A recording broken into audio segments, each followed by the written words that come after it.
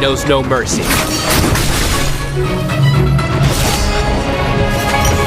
You or many, you will die all the same.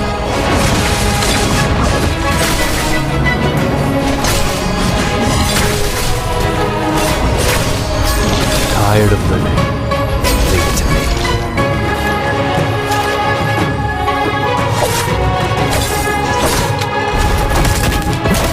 White blade knows no mercy. You shouldn't have come here.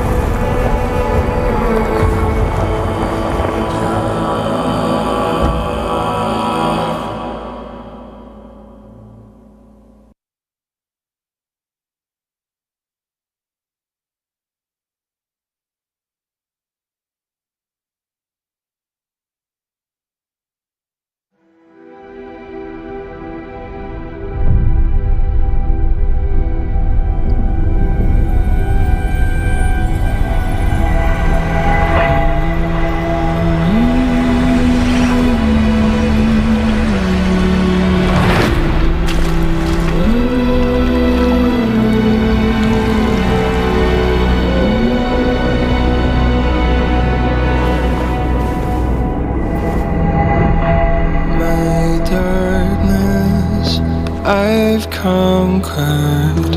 They started, now it's over. My power uncovered. Now I begin. Fates for mortals, only the brave know.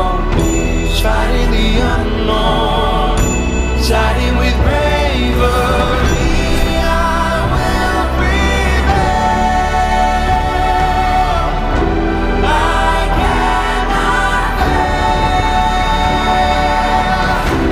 I will prevail.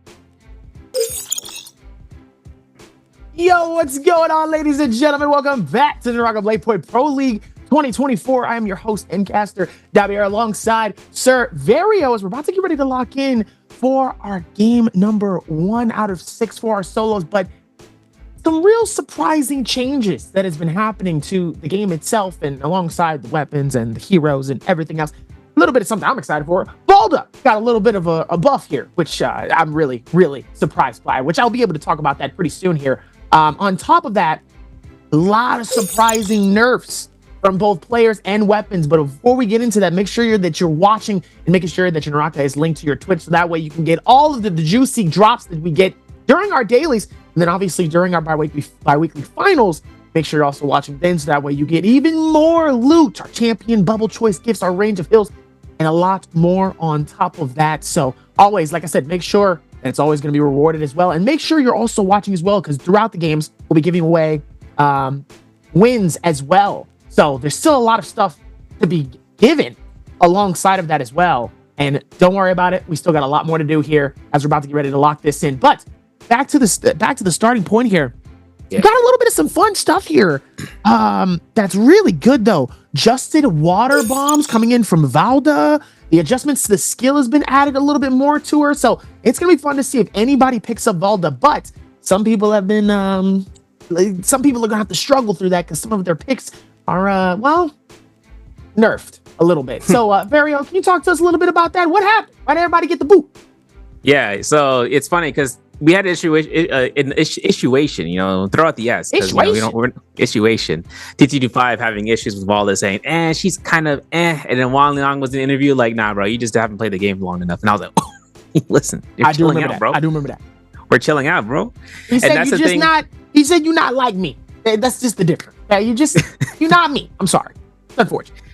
Had himself set up for shop, because what Wang Liang did that day of playing Valda was eliminate 5 players and down to the end game. But I gotta take a look in the scene about what we got in the upcoming week. Schedule is out here, folks. We got the calendar. Mark your calendars, right? We look at the winners. We saw this previously coming through here for solos, where we got to that 8-round bi-weekly 1 finals, and JDT Shisheng won out by score alone. And then Wolves won out with the White Tigers prowess within 4 rounds, and they won it week 2 as well. But when we look into week 3 and looking at what we've seen from what just happened last 2 weeks ago, Spider was able to accrue his first MVP coming through. Pace got the second bi-weekly finals.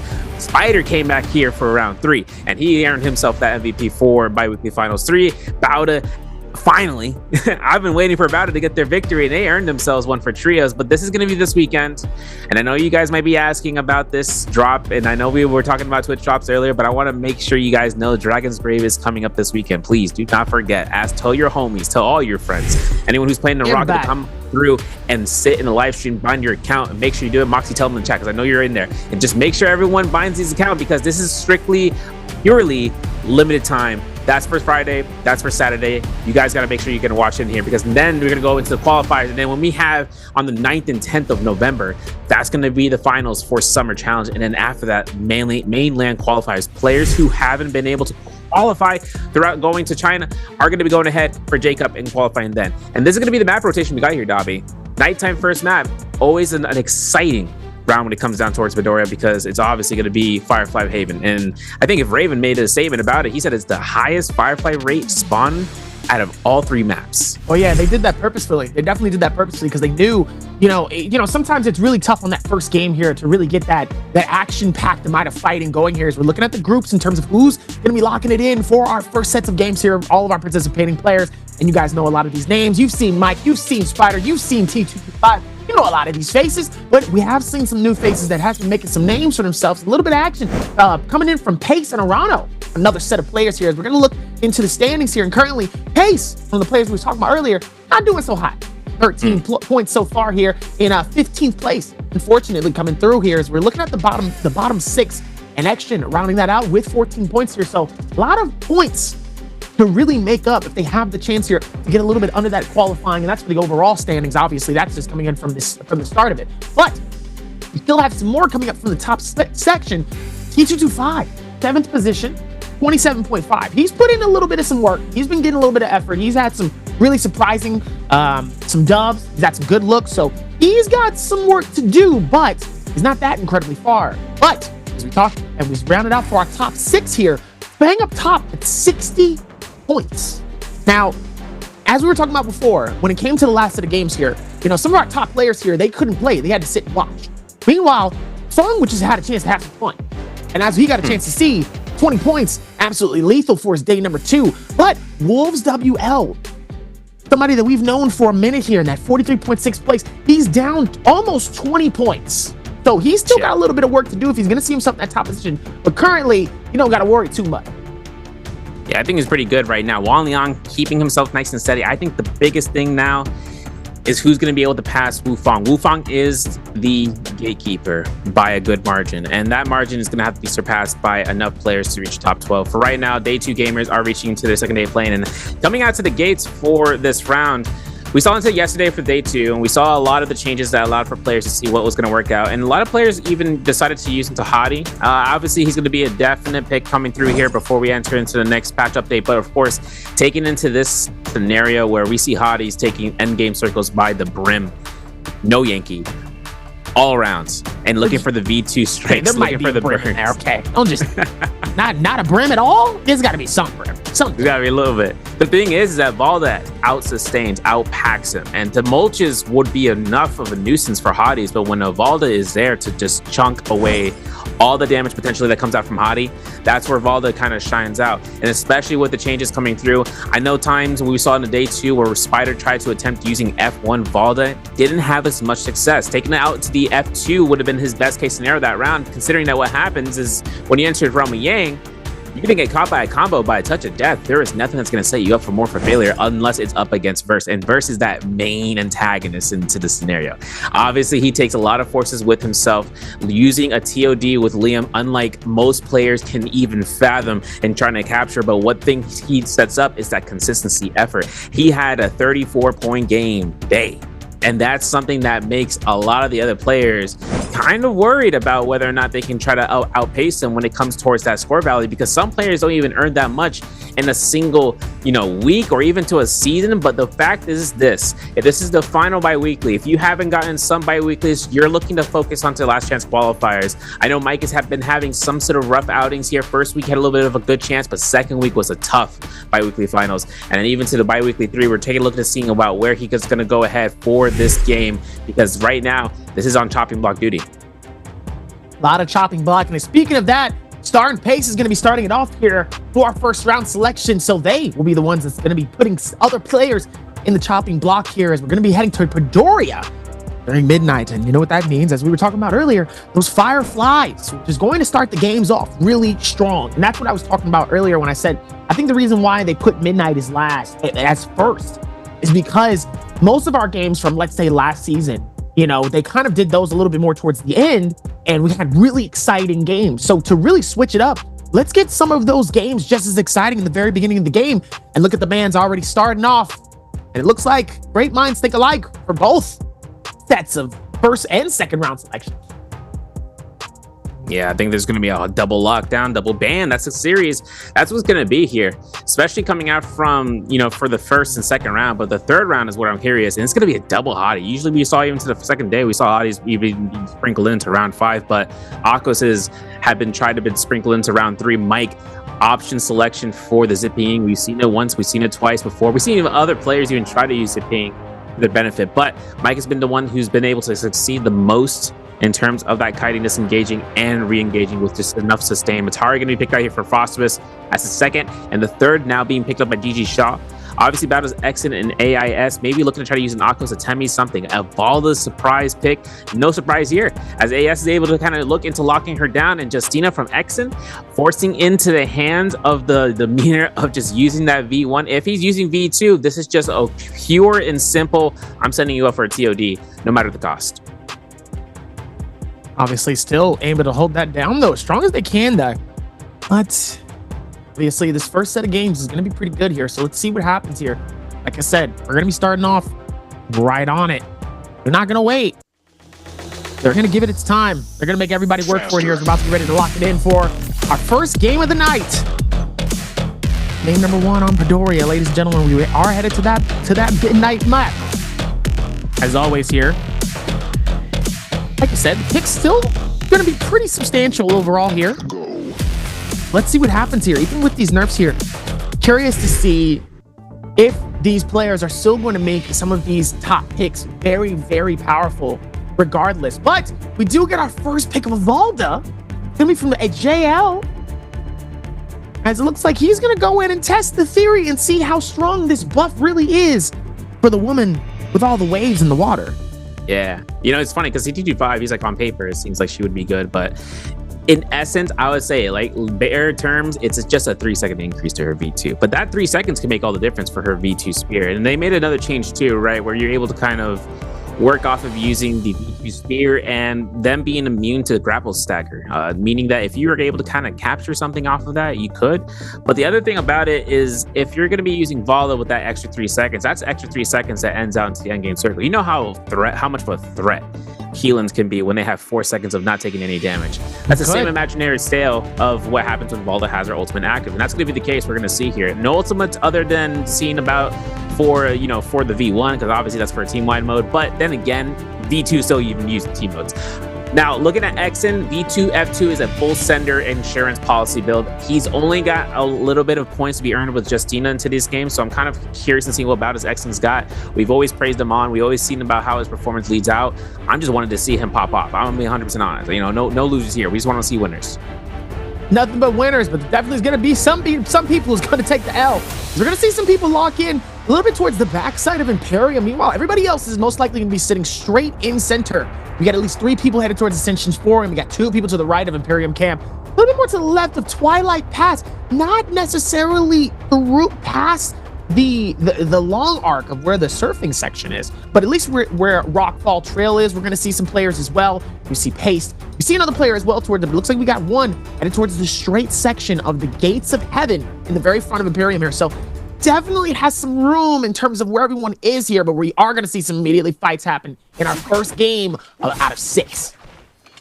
Yeah, now Mike's gonna be going up into the Ascension form, and he's not alone. We got TT25, no armor, no weapon, all bow, all hands, and all on deck, because he's gonna take his F2 into investment. He finds double weapons there, looking to try to swap out here with the dual blades, looking to charge RMB, hoping to see about a parry, but he gets caught by a Dragon Slayer. Unique's first elimination coming through here. Very nicely done, but Mike looks for the grapple bump. He's gonna get successful with it. Hottie has his F2 to be on standby, but as you can probably tell, Mike has himself into the motion, keeping the momentum, keeping the chase, and making sure that he's kind of working himself out here of looking what's the case scenario for when everything moves around, because once he sees Unique and he sees how low he is, he wants to look for that elimination, and he finds it, but the Soul Bloom is going to be picked up for everything that's coming out here. Star has his spear on blue rarity, blue armor on standby, grapple bomb clean, looks for the LMBs, looks for the crouch LMBs, maybe looking for a little bit of action as that blue focus is not going to come out. He saw the zipping a mile away, and if everything comes out for the motions, I think one thing that leaves out to Mike is getting a blue focus towards a horizontal, and then he catches the combo breaker. This is a good investment. Of course, Mike looks for the LMBs of Star, going for a clink left to right, and looking for the blue focus again and again, and of course, Mike just says, it's all right, I'm just going to out-sustain this one, bro, and this is going to be where it comes out the horizontal into the LMBs and looking for the RMBs, but that's the Keelan ultimate active. The Immortality Guard hasn't been procced. Mike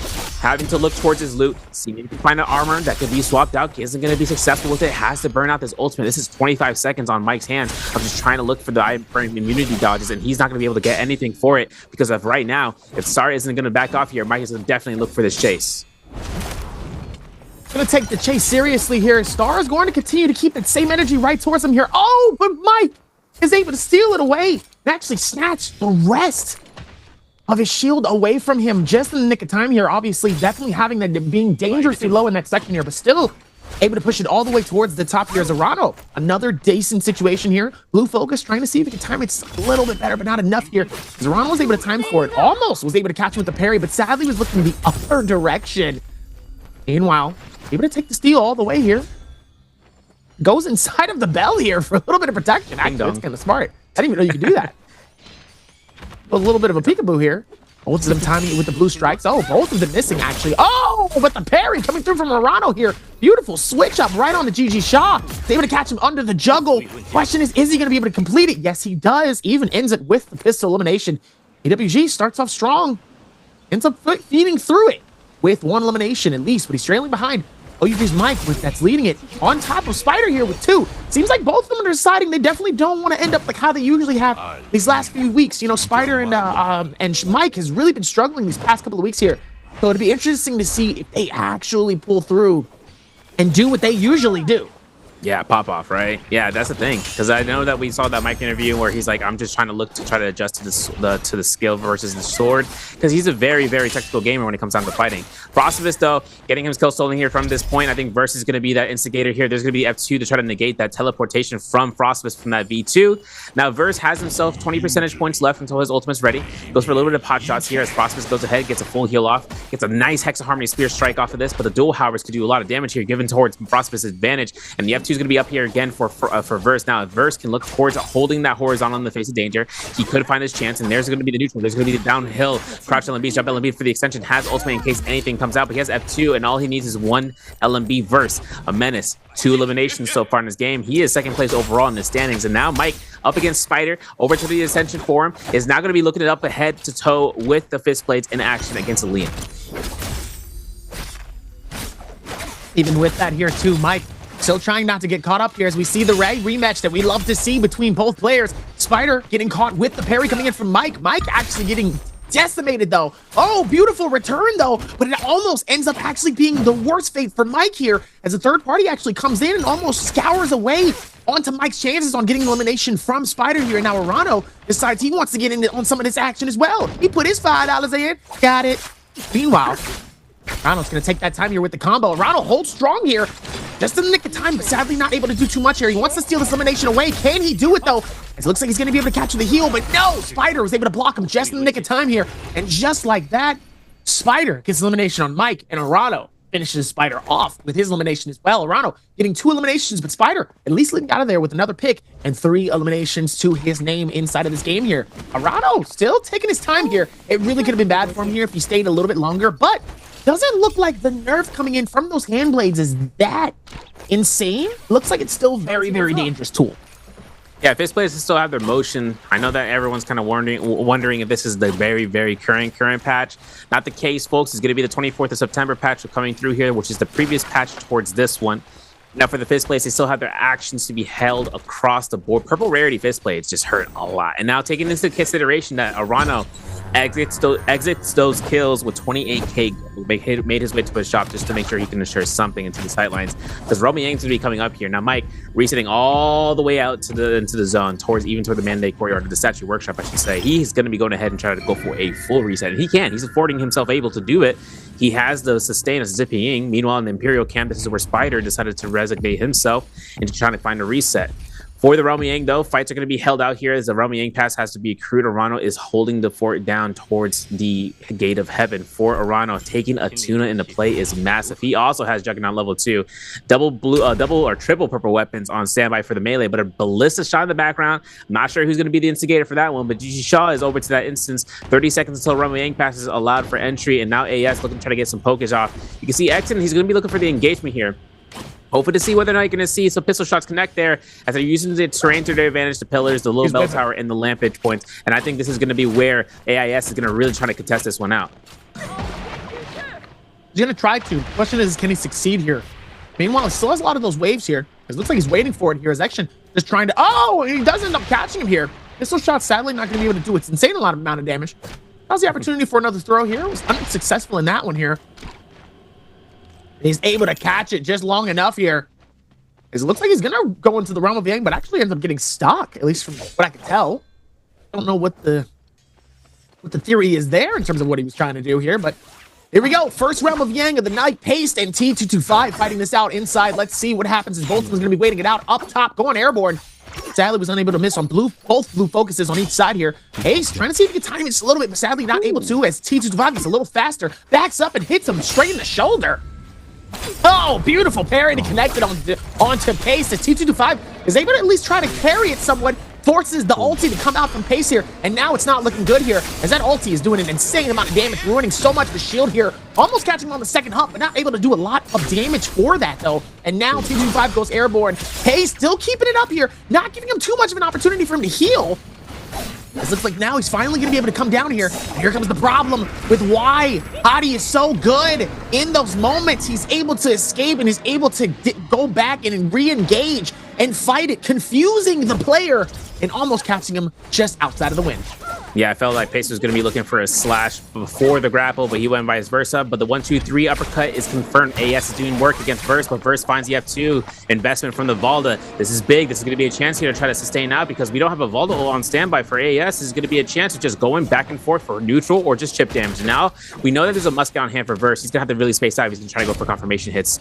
Facing away, there's pistol shots coming in from AS. We saw that earlier from the engagement outside of the Imperium Temple for the Hall of Eternity. Now Verse gets himself a parry. Nicely done. And that confirmation, even through the combo breaker, is confirmed for the attacks. In the meanwhile, we see Spider. He finds himself in a hunt position against Mike, it looks like. And of course, Mike is on common armor, but he is a zipping with 100% ultimate. And you can see Frostfist hiding on the bushes. So seeing about when the time is to strike. You know, Frostfist, he's looking to try to go through this week and just trying to see about what he can try to test out here before he goes into LCQs next weekend. And he's playing Atari this round, right? 0 eliminations. He lost his first life up against. We saw that earlier. But now it's up to him whether or not he wants to chase this down or just wait this one out, because whether or not Spider is still on the hunt for Mike, as T225 winner of the Romy Yang is on the tail as well. On that tail, indeed, here is Mike. Still has the gray shield even after all this time. Definitely would have thought he would at least find a blue shield, at least to his advantage. Sadly, not able to find anything here is Mike. Oh, he actually might have actually... he could have had them keep walking past, but most likely probably would have went inside here. Mike just trying to keep rotating as fast and as much as possible here.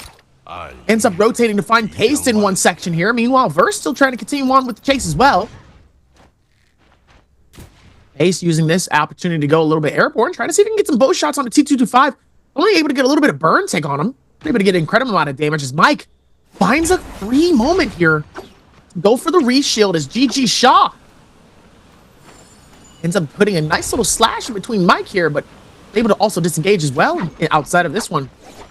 Surrounded by a lot of purple shield players here inside of this moment here. T225 ends up getting caught on the inside here.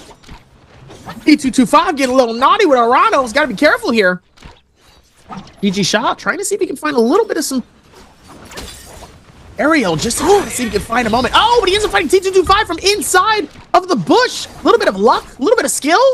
Could be a little bit of everything here. And now it's a chase here. T225 dangerously low here as he's flying airborne. He doesn't want to get caught up, especially with all of these players here, but he looks like he wants to get in on this fight. He actually doesn't want to go for the heal. As now Shaw, dangerously low, not looking good. Oh, Pace comes through. Beautiful strike onto that one. He actually ends up getting two. Beautiful finesse, beautiful finish. Able to get GG Shaw and T225 as one of those players had the Realm of Yang on him. So obviously he was able to keep the game going as he's able to get a free resurrection for himself. Meanwhile, Shaw is out of the game with 0 eliminations. Unfortunate. That is unfortunate. Pace is on himself for that BOGO deal. Taking those kills, taking the wins if he can. Now, Rano wants to greedy face to face. Yeah, a little bit greedy because now it's going to be Pace up against Rano. And Rano has no armor. He's going to be chipping away Pace's armor now at 600, having to really worry about these blue focuses because Fist Blades versus Dagger is a very, very, very, very fun and interesting matchup, considering Clinks could be occurring from the Soul Break or even towards the extension of a double dodge attempt from the Fist Blades. But Pace repositions towards Frostivus as well as Spider, as Spider chases down Frosty, and Frosty's taking a lot of a beating here as the Matari, and taking the Mataris out is kind of the biggest employ for this play, and he cuts that cavern off as Spider gets a hit, and AS finds that Soul Bloom and uses F2 to really pressure away and space off. Now Spider, taking 4 eliminations into this game, is the kill leader so far, to my knowledge, because AS only has 1 elimination and he's healing up into this background. Romy Yang 2 is available. We have the body of Frostfist to take out some Jades as well as some equipment coming through there. Pace making his way into the Romy Yang towards the Twilight Spice. He's going to be just holding this one fort down. He's got 22k gold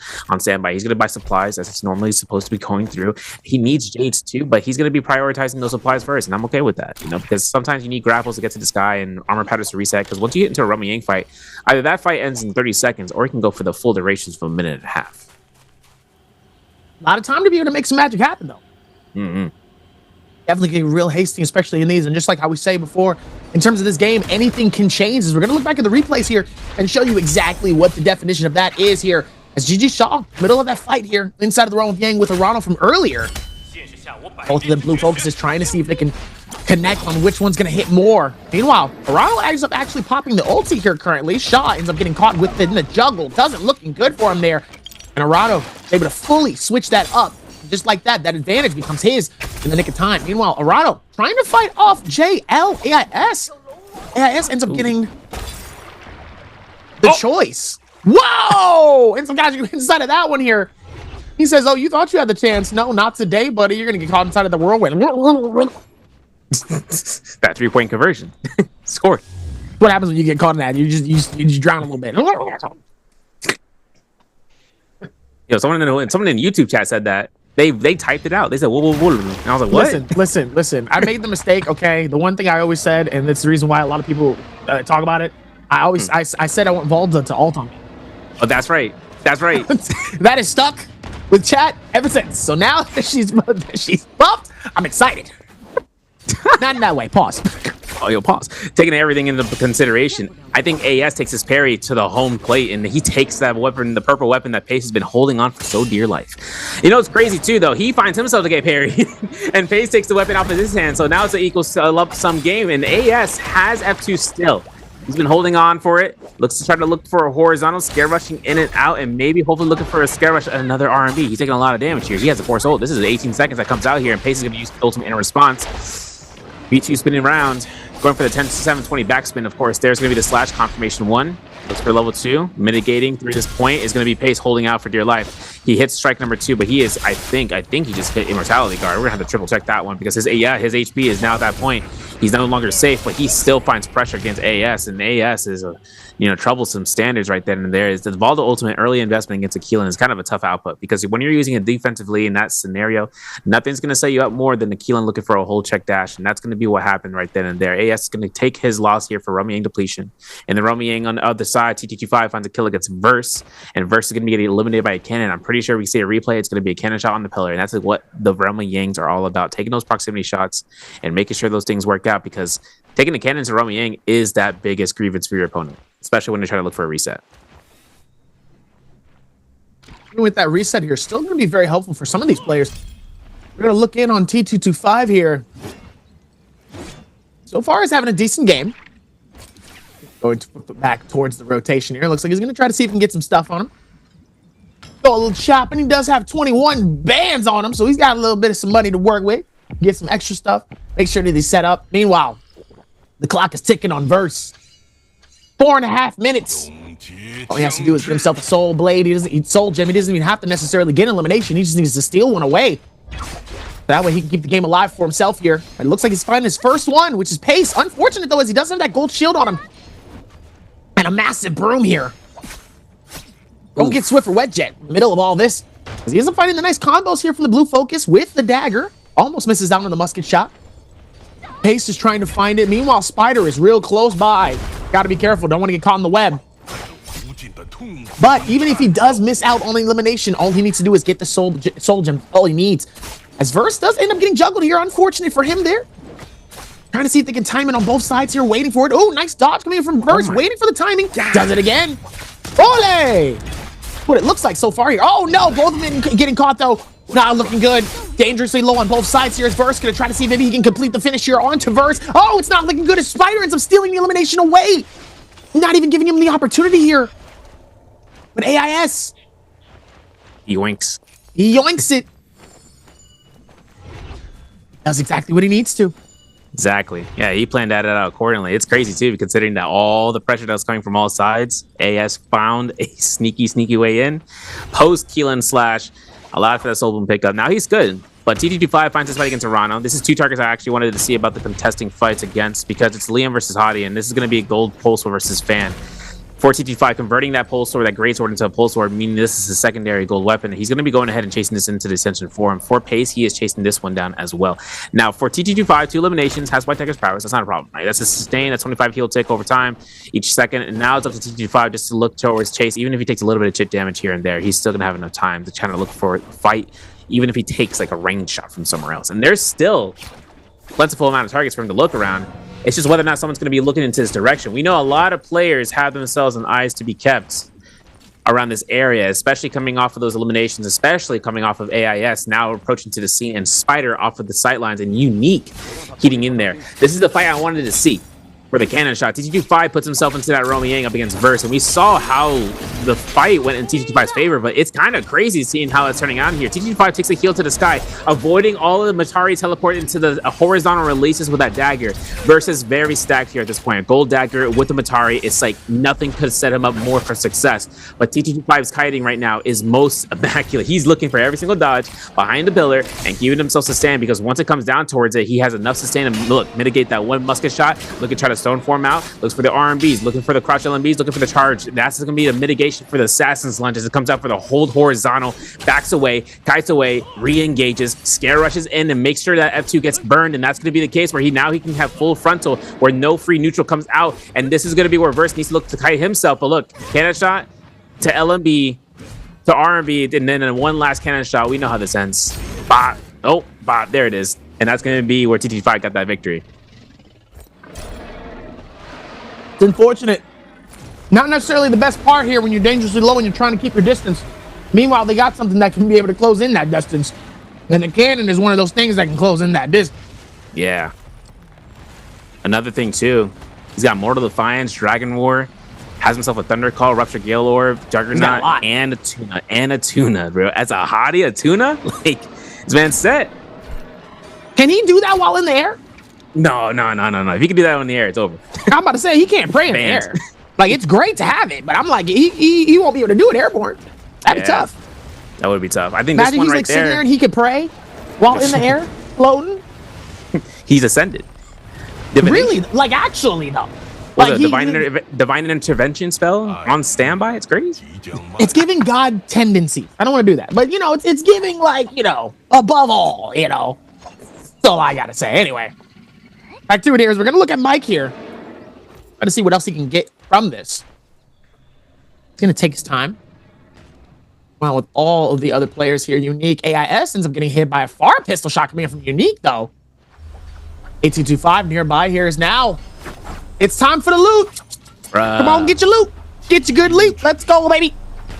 Try to see what can happen here. And 225 is going to sit nice and pretty on the inside here. He said, yes, sir. I'm like that. He does show y'all he's got that thing on him. Be careful. Don't want to get caught up. He ends up not really getting much. Got some gold now. Pretty good for him.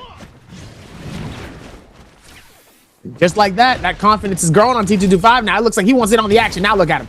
He got that gold switch. Now look at him. He's ready to fight. He want to take on everybody. He said, let's go, Pace. What's up?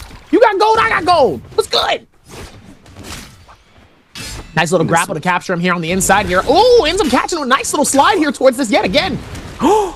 Oh, beautiful slam down here. Ends up getting an alley-oop thrown in as Pace is now forced to pop the ulti here. He wanted to cause some problems, and he did. Yes, sir, yet again. It's now Pace starting to come in on a little bit of some problems on his own with another player here. Forces himself to run away and escape all of the onslaught that was coming in from all different sides here.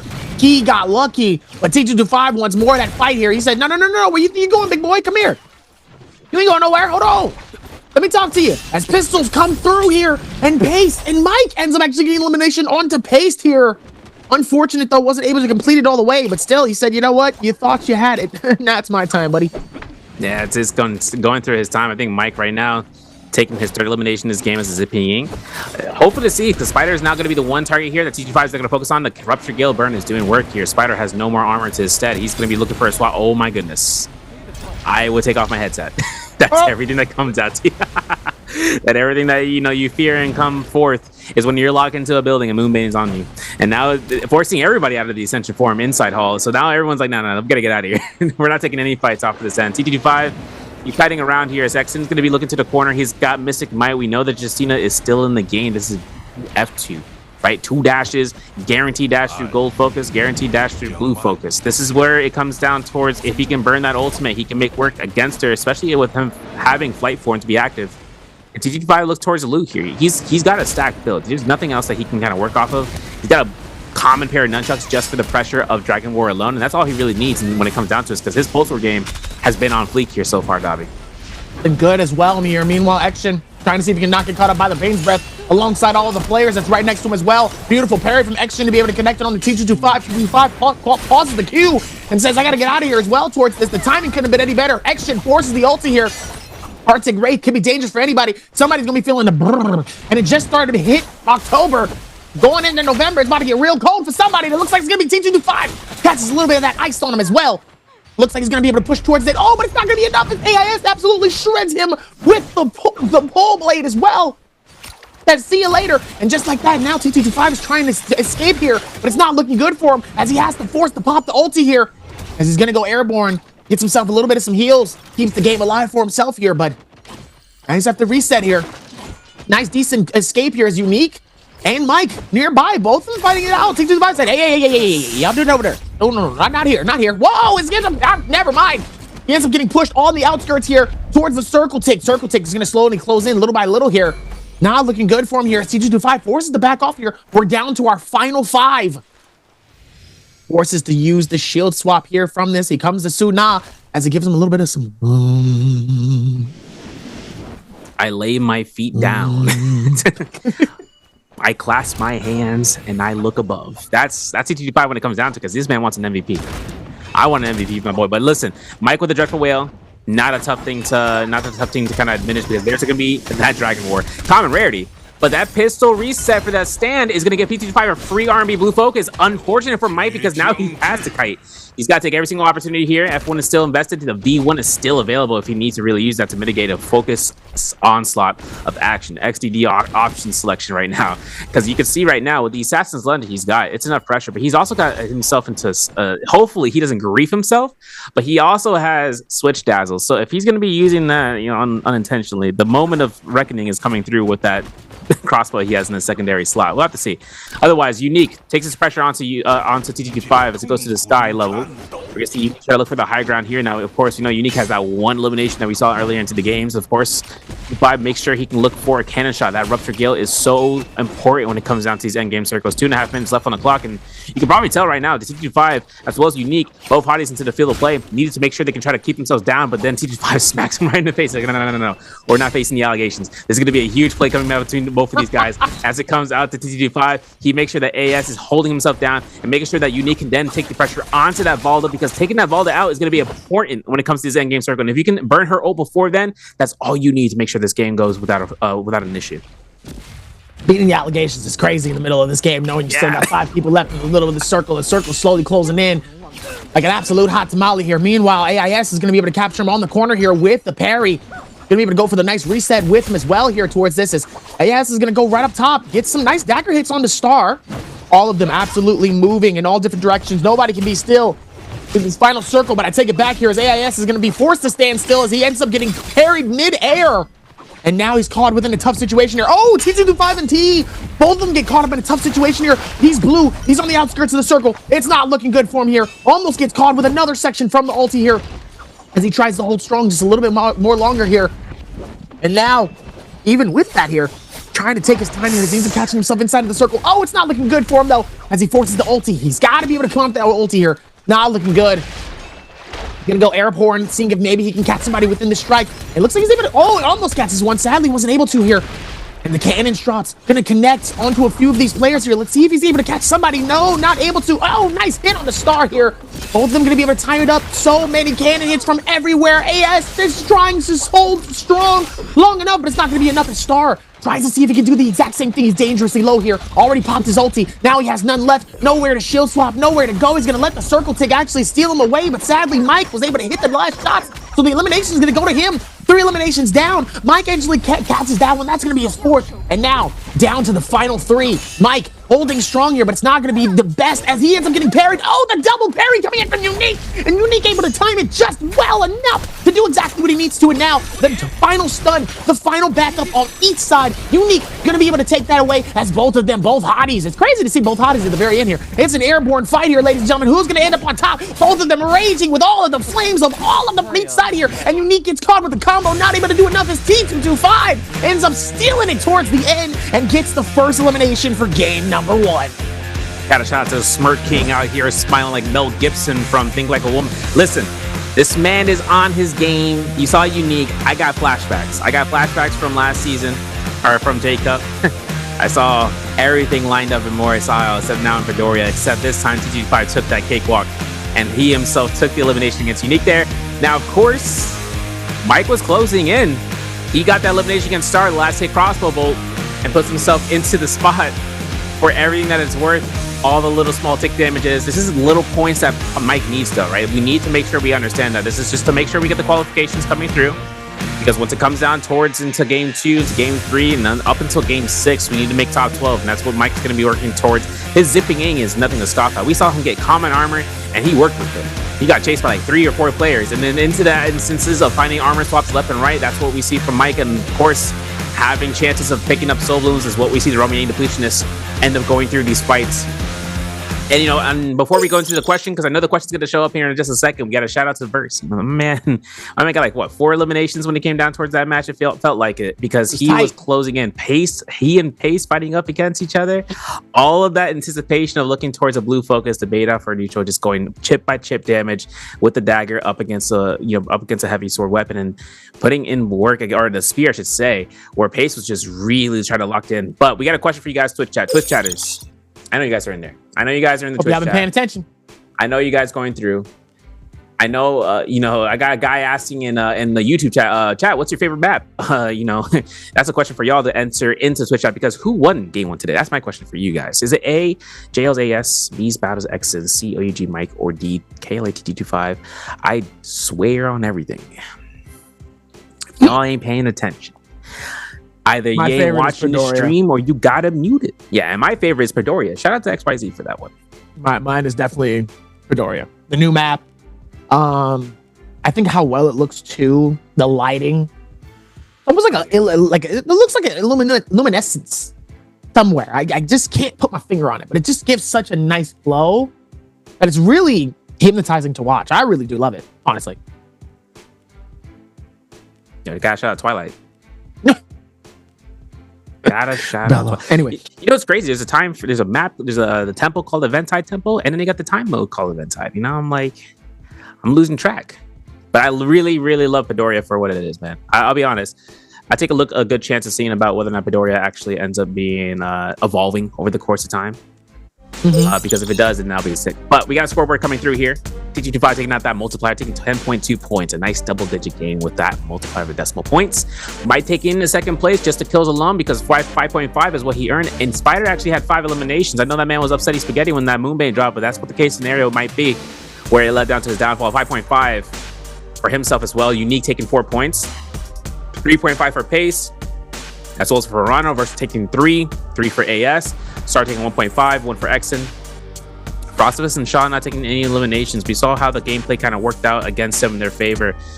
Putting out Frostivus when he was looking to try to look for the reinitiation, but then he got caught out by that wild haymaker Liam to lock himself into that corridor inside of the underwater, cavern. Now, for everything coming out, we saw Liam changes coming into this patch where V2 is no longer accessible. Don't use it. We even saw before this patch went live in the week 3. The players opted away from using V2. Even though we saw how V2 was operated in week 2, V2 Liam just got straight gutted. And that was the reason why players decided to inch away from it. We're going to look at our scoreboard, though, as Unique is going to be here playing, but Frostfist is not getting a point yet today. Unique catching 4 points so far. And that's going to be seeing Exon getting his first point so far as well. Mike on that chopping block forward at 12th place. We know he might get more points over the course of this match. That's what the case is going to be. He gets a Zenkai boost when it comes to the end game points. Fighter right above him at 22 points. TE Star has 23 points, but JL's AS at 23.5, 25.1 for Arano here in 8th place, and Wufang Double Day already has been played. He is that gatekeeper, as I mentioned. Gatekeeper of 33.4 points. That's going to be in 7th place. Our 6th place, our top 6 right now. JD Chishang already played the 2 days, 34.5. IPX's Versus playing right now, and 37.5 is what he's got in 5th place. Overall, TT25 taking in that 10.2 game.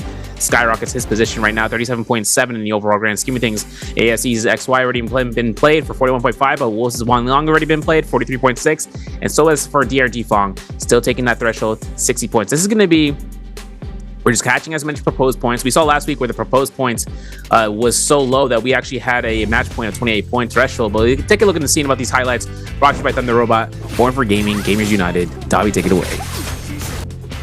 And with that here, those replays are going to be very dynamic for some of these plays here. As we saw Arano, that first feed right into Jinji Shaw here, giving him no opportunity here as he saw both those strikes come through. As we see Arano yet again does the exact same thing, comes through with that same combo, and is able to finish it all. onto Spider. Meanwhile, Verse inside of the realm of Yang with AIS didn't give him much of an opportunity yet again. Here comes Pace. Here goes that double that we was able to see from earlier here. Beautiful time on both sections. Jumps over one of them with that strike, is able to do the exact same thing. Same thing with Spider from the inside of that gate. Now here comes inside of the realm of Yang yet again here. Verse trying to juggle and thug it back here and there. Little by little here, just trying not to give him the free elimination here. But look at this, dangerously low. Is able to capture him with it. And just like that, that cannon able to finish off the rest of it here as he's able to connect it and gets that finish the way that he needed to. Meanwhile, back on that certain hill that we saw towards the end of the game here, Spider ended up catching another as now Arano caught in between the chase here, trying to dub it out so hard, but it's not enough. C225 ends up finding it, but Unique towards the end of that beautiful parry ends up doing exactly what he needs to. And then, like I said, they were both going airborne. Not gonna lie, it was kind of sad. I actually thought they'd be in the air a lot more. I didn't expect for it to be a full-blown ground fight. I actually really thought it would end up like they both were just clashing like in the air the whole time. And then, you know, I just didn't expect like the first two, and then they both were on the ground. I was like, oh, I really wanted y'all to like really get up there, you know? Like, you know, it's the hottie, right? The hottie, you gotta be flying. But in terms of flying, I mean, 27,000 damage, 6 eliminations. I mean, T225 clearly was flying. Then he's got the Dragon Roar, the Mortal Defiance, Ruptured Kill, Orb, and Burn, Quick Charge, and the Thunder Call. Juggernaut and Asuna, Full Sword doing a max amount of damage, 13.9k. I mean, he put in enough time, he put in effort. Clearly, he went airborne. I just wanted you to go just a little higher, T225, just a little bit. That's all I want. Yeah, man was supposed to be going like a jetliner, you know, and instead he went Wright Brothers, you know, just really low to the ground. And for those slashes kind of coming out of here, we know that Mortal Defiance was his insurance policy, especially against Unique. Coming to the endgame circle, we saw the Mortal Defiance save a solos player, and that's the kind of stuff that you have in your back pocket that your opponent may not even recognize. Got to shout out to that cannon though. The moment he got that Rupture Gale Orb, he just went ahead and went for spam tech like it's Zinger's time, you know, in chat. He's going to go ahead and just spam that out as much as it comes down towards the animation just for that Rupture Gale. And for T225, listen, man, he was the first person I saw that really recognized that usage of using the cannon when it came down towards it, and he is that solos gamer when it comes to cannon usage. And if he gets a Jade like that Rupture Gale into the play, you know he's taking that to the end game. He's taking that even to the mid game. If he gets that before first round, he's using it. He's using it regardless. Common cannon. I mean, I would too. I mean, common nunchucks was even used there too. That isn't something where you can use it for damage. You use it for the pressure. And you know, something that players can even see about using. Like you saw Mike get caught by the Dragon War. Common nunchucks against Zipping, not a lot. But then you saw what happened next. Pistol dead rounds showed up out of nowhere. That gives Mike a little bit more issues because what happens is that he falls to the ground. The dead rounds proc, he gets reflopped. And what does T225 do in that instance? He insta swaps to his pole sword and charges that blue focus, and he smacks right into Mike's head. That gives Mike no health, no armor, I should say, and maybe potentially even burning out for his ultimate. Right? Those are the type of things that you would see. We saw AS. I mentioned it, and it was going to be the case. The lobby has to go after that Valda because if that Valda lives and she enters into endgame circle, nothing's going to stop her, especially with that HP threshold, even against all the odds. I know that we saw Unique and T225 both hotties into the game, especially into the endgame circle. They kind of took into their own flight form, you know, no pun intended, putting into the works of staying alive as long as possible. The case is that once we see the opportunity for Zipping Ying being one of the final three there, you gotta take her out. But then we left for ourselves with two hotties, you know, low battery. They got the drones falling to the ground, auto leveling, and they just went out, duked it out, and one blade hit to another. T225 took the MVP for that round. I know someone was asking about that, and that is going to be the MVP for that round. It's unfortunate, you know. Let's hope if we see it again, we really get a chance to see them actually, you know, go airborne. Oh, yeah. Like a commercial flight. And speaking of commercial, never mind. As we're about to get ready to lock in for our game number 2, we're headed back to another very big app, one that we all know of, Holoroth. I think the Holoroth games have truly changed since Padoria has been our first map to start. I think the expectation in terms of how they play is a little differently compared to how it used to be. So it'll be interesting to see how the next ones go. But let's go back to the highlights here. Some of our players here as Mike. You know, Mike has had a real tough last week of games as a solo player here. He's been really struggling. Same thing with Spider as well.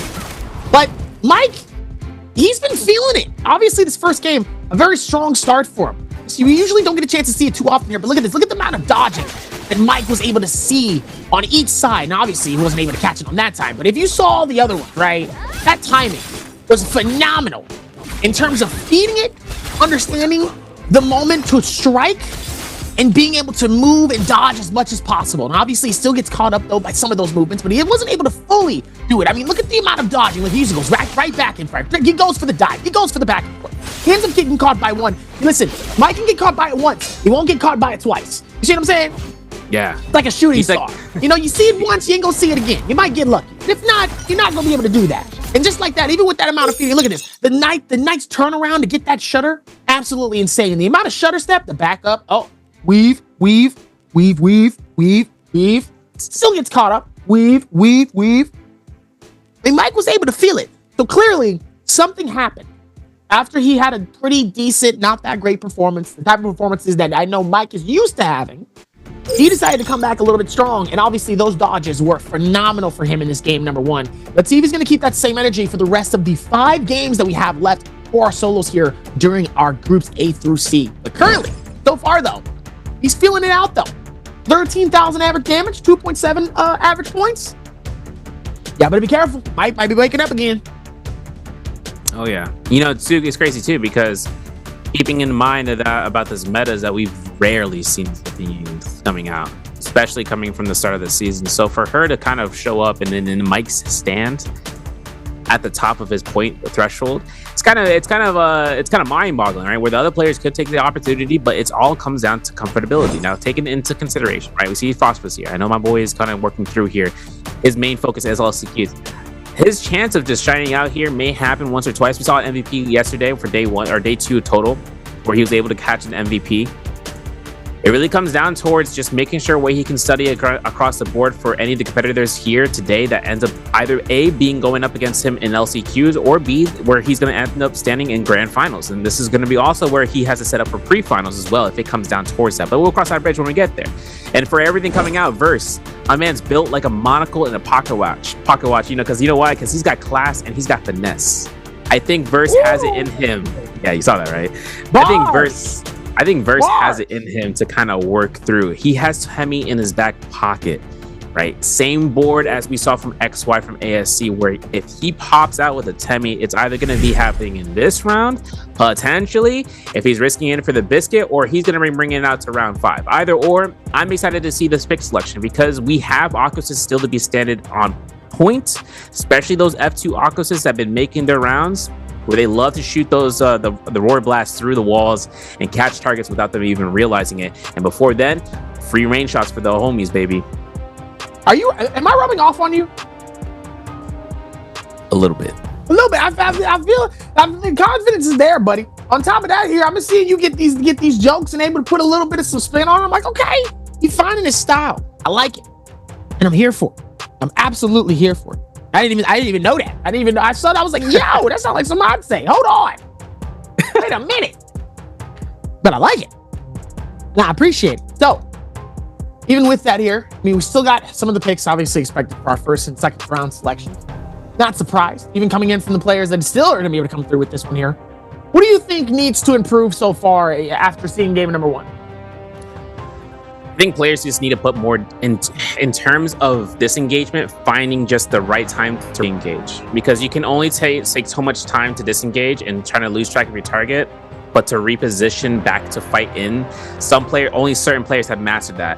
A big example about that 4th round pick though from Unique to pick up Valda. A big example of that is Fong, right? DRG Fong has done it this season phenomenally. I think he's taking this into a whole new level of disengaging and re-engaging, because that man's disengaging is S+ when it comes down to backing off. But once you re-engage, when you take the time of looking back, you're going to end up going ahead and you win kills, and that's going to be where the snag comes into play. The idea of just being able to take the kills back when they least expected you to come right back through. But the only opportunity there is, what is your opponent going to be? The close quarters combat, the spacing, everything that you want to take into that spot. That's just something players need to work through on, because sometimes we've seen these wild haymaker blues. I saw Red Longsword day 2, and XY was playing a Temi against a Valda, and he spammed out a RMB blue focus 1.0, and I'm like, you got to see where your opponent really wants to lie in, because you either throw a wild haymaker blue focus and you end up getting caught where you lose a huge lead in terms of what you could have potentially had done just to back off, just taking a little bit more time, seeing what your reaction to your opponent will do for you to then re-engage, but they at least point it out here for you.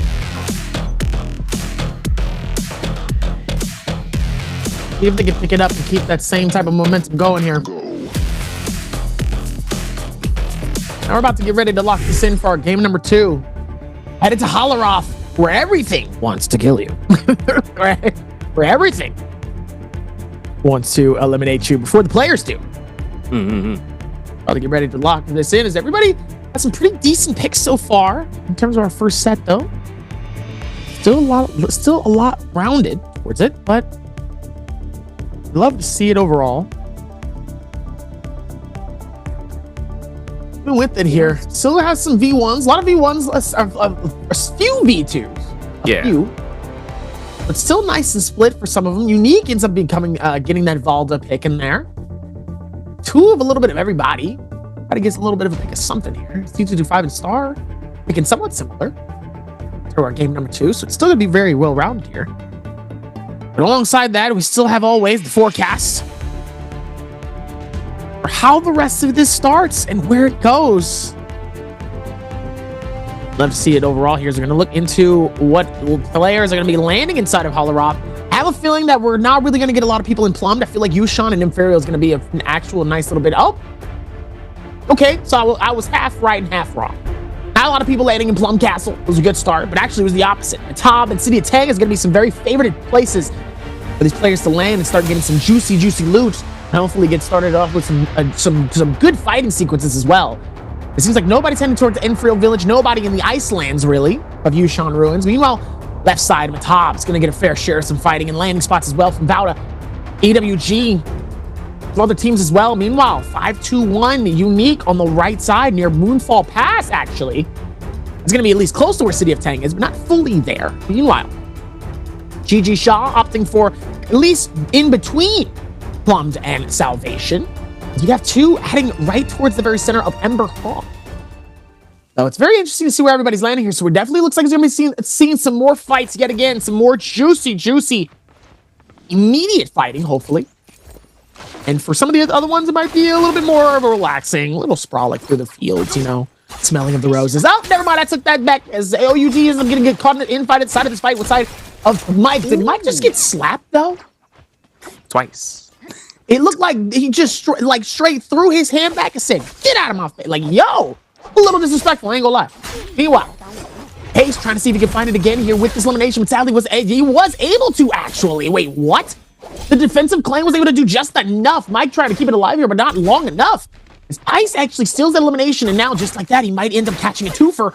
Let's start for Pace here, as he is already playing decently well. Already put himself right under the chopping block for the qualification here, under that red line here. So Pace has a shot. He's got an opportunity here. He has to be able to close in this fight and this elimination. It looks like he does here as he pops the ulti.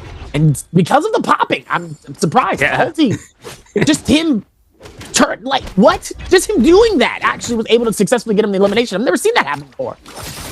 Yeah, the amount of damage on that is minute for it to be that low. But we can see a triple jump LMB, a quadruple, quintuple jump LMB from Frostbite. Can we get that pistol shot to finish off the job? Yes, we can. Yes, we can. And Frostbite takes himself into the heal. Now he loses that soul bloom. That's okay, right? Because you see X in the background. He's going to yoink that one soul bloom. But Frostbite just did some nasty work there, man. He pulled out that quintuple 5 jump LMBs in a row. I know C8's out there yelling it out. Verse, though, takes himself for the R&Bs. Unique puts himself into the spot, burning out his F2 to kind of lock down Verse. Clinka's going to come out here towards the Moonfall Pass, has to avoid the trap line as he could have gotten caught by a blue focus vertical. Unique still playing around for keeps on these traps as Verse kites around towards the Moonfall. One grapple stacker is all he needs, but Verse has enough distance to try to look for an armor if he can. He's finding it to the trove. There's a blue armor swap right there. Verse looking to try to lock it in. He finds it. Frame 1. And Unique now has himself only a combo breaker and an ultimate to work off of. Otherwise, he's got no grapples. He can't escape this fight if he tries to go through with it. You know Verse is going to be looking to try to lock down with those dash R&Bs if he can. Now, of course, the staff gets parried. Verse getting caught with the jump LMB there again, and therefore there's going to be a chance for Unique looking for a cannon shot. Oh my goodness, 1 HP, but another armor swap. Verse just, he's taking the mic energy right now and finding all these armor swaps. I'm just going to let you know that now. And with that here, Unique able to do exactly what he needs to here, but sadly, it still has 0 eliminations on him. And Star and Pace now in the middle of a chase scene currently. Star having a little bit of a lead ahead of him with the heals. Oh, never mind. I take it back, and just like that, one blue focus. Nice little bit of some dodging, and just like that, now the pace is a little bit different here. See what I did there? Yeah. As Pace tries to see if he can close it in. Not able to do too much here. Star pops the shield to keep the game alive for himself here. Almost tries to dodge it. Not enough, as Star ends up becoming the main character of this fight. And Pace ends up actually taking a back seat and a guest starring role. Now he's going to have to go back to the starting point. Goes for the resurrection. As Unique and Verse, same thing here. Trying to see if they can time his strike as well here, but sadly, it's not going to be able to get him a 16th. Oh, Unique! It's going to be able to teach him and show him how unique it really is here. Nice strike to be able to catch him on the outside here. Almost catches him, and he almost gets caught by the tarp. It was enough to be able to cut Verse just a little while longer here, but he only needs is one more strike to successfully capture this elimination here. Oh no, he ends up getting juked actually. Oh, he might have went inside. This might have given him just enough time for him to pop the shield as he's able to here. He ends up finding him, and he has enough time to pop the heal. Beautiful reset.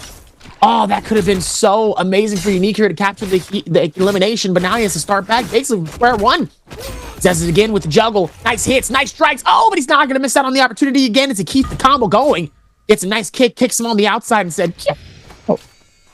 Yo, I'm wondering because Unique could have just went for a 1-2-3 blue there. A little bit. Maybe. I don't know. We got to look at the maths. But the thing is that Unique confirms the kill. That's all he needs to do. Frost got another kill this time against Exon, who was over by Metop. So that's going to be 2 kills for Frost was down over there. I know you guys are trying to keep track of the boy. DG5 putting himself here in a little bit of spot. Purple Fan, around 700 health. Needs to look for an armor swap because GG Shaw is looking to hunt this around. And we are kiting throughout Plume Castle as it intends for it to be. Because with all these throws as well, TG5 finds one railing, spacing enough for Shaw not to be able to catch any staggers as he's throwing out these blue focuses. F2 investment to get into the high ground, spacing away, reinitiating maybe potentially with the drop down blue. We'll have to see because GG Shaw goes straight down towards the temple and just make sure he can get inside into the underground, a blue armor swap that he had previously swapped down towards. Now from Metop into the Jin armor, we see Mike putting his way over here. Blue weapon, blue armor, blue everything. Even his outfit's blue. Now he's going to be looking to try to go for this, right? If we have into the Realm of Yang, it's going to be spawning in here. Gold staff on the standby for Star. So this man is going to be the protagonist if he keeps this rolling going. And he is playing that Zipping Ying, as we mentioned before, right? Very rare do we see it. But if a player sees it, it's going to be an echo chamber for other players to try to see about her potential. And especially considering that when we saw how much you can kind of partition and spacing around, nothing's going to stop us by. And she is a classic into Holoroth, as we've seen before when the Fairy of Shens and Zippy Yings ruled the lands. Meanwhile, looks like it's going to be a nice little call. The inskirts here. Spider is able to get the pick and choose me for the Realm of Yang here. So we're going to go back to where we was here before here. I'm sorry. Did he just stand in the middle of the air? Hello? I didn't notice that one here. Is Rano going to see if he can not get caught up here. It's not looking good for him here. Definitely was on the real tough side of that. Little bit of a whoopsie coming in from the parry. Action. Trying to see if maybe he can find him here, but decides not to. Oh. Looks like GG Shaw fighting this out with Star. Star having a fantastic combo. Be able to really conjugate this moment here. Looks like Star is going to go for the chase here. Doesn't necessarily focus inside of it. Oh, but it looks like he's able to get captured all the way to the end here. It looks like he's going to head right back towards it. Might be able to get himself still back inside of the Realm of Yang here just in the nick of time. 3 seconds left on the clock. He's able to get himself free elimination and a shot at some good prizes in the Realm of Yang. Yeah, he also has the Overlord for his Jade, so nothing too crazy. He does have a lot of mitigation working through 2 HP Jades. We are going to see a chance here for the fire arrow target lock, but we're not going to have any weapon for Unique as the stance. But he is a Balda. Up against a Zipping Ying, it's a little bit tough because that's a gold, that's a purple armor, Zipping Ying. Sustain is their name. Nbpl, we're going to go for a triple. We're going to go for a quadruple, and we're going to be missing out. But that's okay because we got ourselves a pillar. We get caught by the bubble, so we're going to be soaked for a little bit of a while for a little bit of attack deduction. I know Star is not going to really matter about that much, but if he gets caught into a lot of points of damage here, this is going to be where he might be looking to try to force out space. There is going to be the Balda ultimate pretty preemptive. I'm going to be 100% honest. Unique's going to be throwing that first spear and looking to try to go for the LMVs if he can, but the parry coming out for the attempt. Star finds it, hits it, confirms it for grapple extensions. Oh my goodness, we almost dropped that, but that's okay. We did drop it, But we avoided the second spear. Now we're going to try it for it again. A 2-1-1. There's going to be swap. The F2 is still available. Now it's going to be the RMBs. And this is where Star is going to beat this one out because it's the staying alone. You know, the 2-1-1 is going to be successful there. Star gets his victory. It's going to be his 5th elimination into the game. Playing out for the fingers on his hand. He is going to be looking for another gold weapon. Gold fan. And finds himself a Vajra's grip and has a purple musket on that box as well. So for right now, Star's going to be in this fast track lane, right? To just hunt. And he's going to be hunting real quickly as it comes down towards the Fortress of Karyani. See what happened towards this here is, oh, Verse ends up getting absolutely destroyed. Able to continue to keep the upgrade going just in the nick of time here. Really was not looking great for him here. Oh no, and Verse ends up getting hit though by the Bane's Breath, but not too much. Able to keep himself alive, nothing too crazy. He lost a little bit of shield, nothing too wild. He still is able to fight. This is Arano's trying to see if he can clutch in just a little bit more longer. Same with AIS. AIS wants some of that action here. But Verse is not letting him work hard for it. Said you gotta dive in. Oh, and it looks like he is though. It looks like he's able to capture the connection here onto it. KLA C225 trying to see if they can come in for the third party. Same with the other players here. Verse trying to do exactly what he can. Is able to find a blue shield swap. Middle of all of that craziness here. Able to find a purple. Oh no, inside. Oh, he actually would have missed it if he didn't move. C225 able to time it a little bit. Went through with the blue focus here. Might try to repeat it possibly here. So look on the inside from a different area. Spider fighting inside with Mike. Mike, definitely the play that we want to be seeing more often here. You don't get a chance to see it too often. Nice strike to be able to come through with that from the blue focus. It looks like he's gonna pop the ulti here. And Mike, like, see ya. Wouldn't want to be ya. You know what's crazy about Spider? He's been very tactile with his Batari. He uses V2 with F2. Like, he uses his teleport with this F skill combined forces to just lock down somebody in close quarters and just make their way in distancing a knockback. Now, there's going to be Spider with his RMBs post-ultimate. So for right now, nothing to give him any sort of stealth abilities. Finds a nice parry. This is huge. This is going to be knocking back into the Mike and towards Falcon's perch. Tries to extend it off the stairwell, but Mike has that combo breaker. He's back inside Falcon's building, and now it's going to be where the perch is going to be. Mike's best refuge point. Parry bait, number 1. Gonna go for the F2. Doesn't hit the confirmation that. Going for the blue focus, horizontal block extreme. Spider attempts to go for a meter dump. He has a little bit of the Binding Fury meter right now. Oh, look for a neutral LMB. Oh my goodness gracious. There he goes. Gets caught. I was gonna count it out, but the Vermilions is still available for Spider. He's still alive into this game. Mike finding his elimination here for number 1 into the game. We see Star actually picking up his 6th elimination. And like I said, Star made his way towards Fortress of Kamiani. He's making sure that he can try to force out pressure, but he is getting caught with every single one of the lobby hits. He still has Vermilions for another 30 seconds. So if he's going to be investing a lot of this time staying alive, this could burn out before then. But a lot of pressure coming in is exactly what he might be looking for just to burn this out, because he has now another chance of resetting back before the next Romy Yang begins. What happens though with this one here? Mike, it's very surprising to see him on the chopping block. I think something you don't get a chance to see too often here. Is Verse trying to see if maybe he can get a nice little hit on the pistol, but not able to though. He was able to go for the reload. Now AIS wants some of this fight though, as he's gonna be able to capture Verse on the grapple here. Waiting for the top strike from the blue focus. Was able to connect him, but not fully here. Both of them trying to take the dive out a little bit more. Like the pistol. Nice little backup pistol to be able to connect it. And now here comes the third party coming in with T225. Captures him with the juggle. Here comes Star coming through with the third party. Wants to try to see if he can cause some problems yet again. Beautiful parry on the Verse here. Oh, ends up getting pulled, yanked, and says, "Come here, boy." The Star is able to take that elimination away just as bad as a stepfather trying to yank their son and be like, "Come over here. What you think you're going, huh?" I just wanted some candy. No, you won't. You can get candy. Can't afford it. You got candy at home. And what is it? The little strawberry things from the church? It's crazy.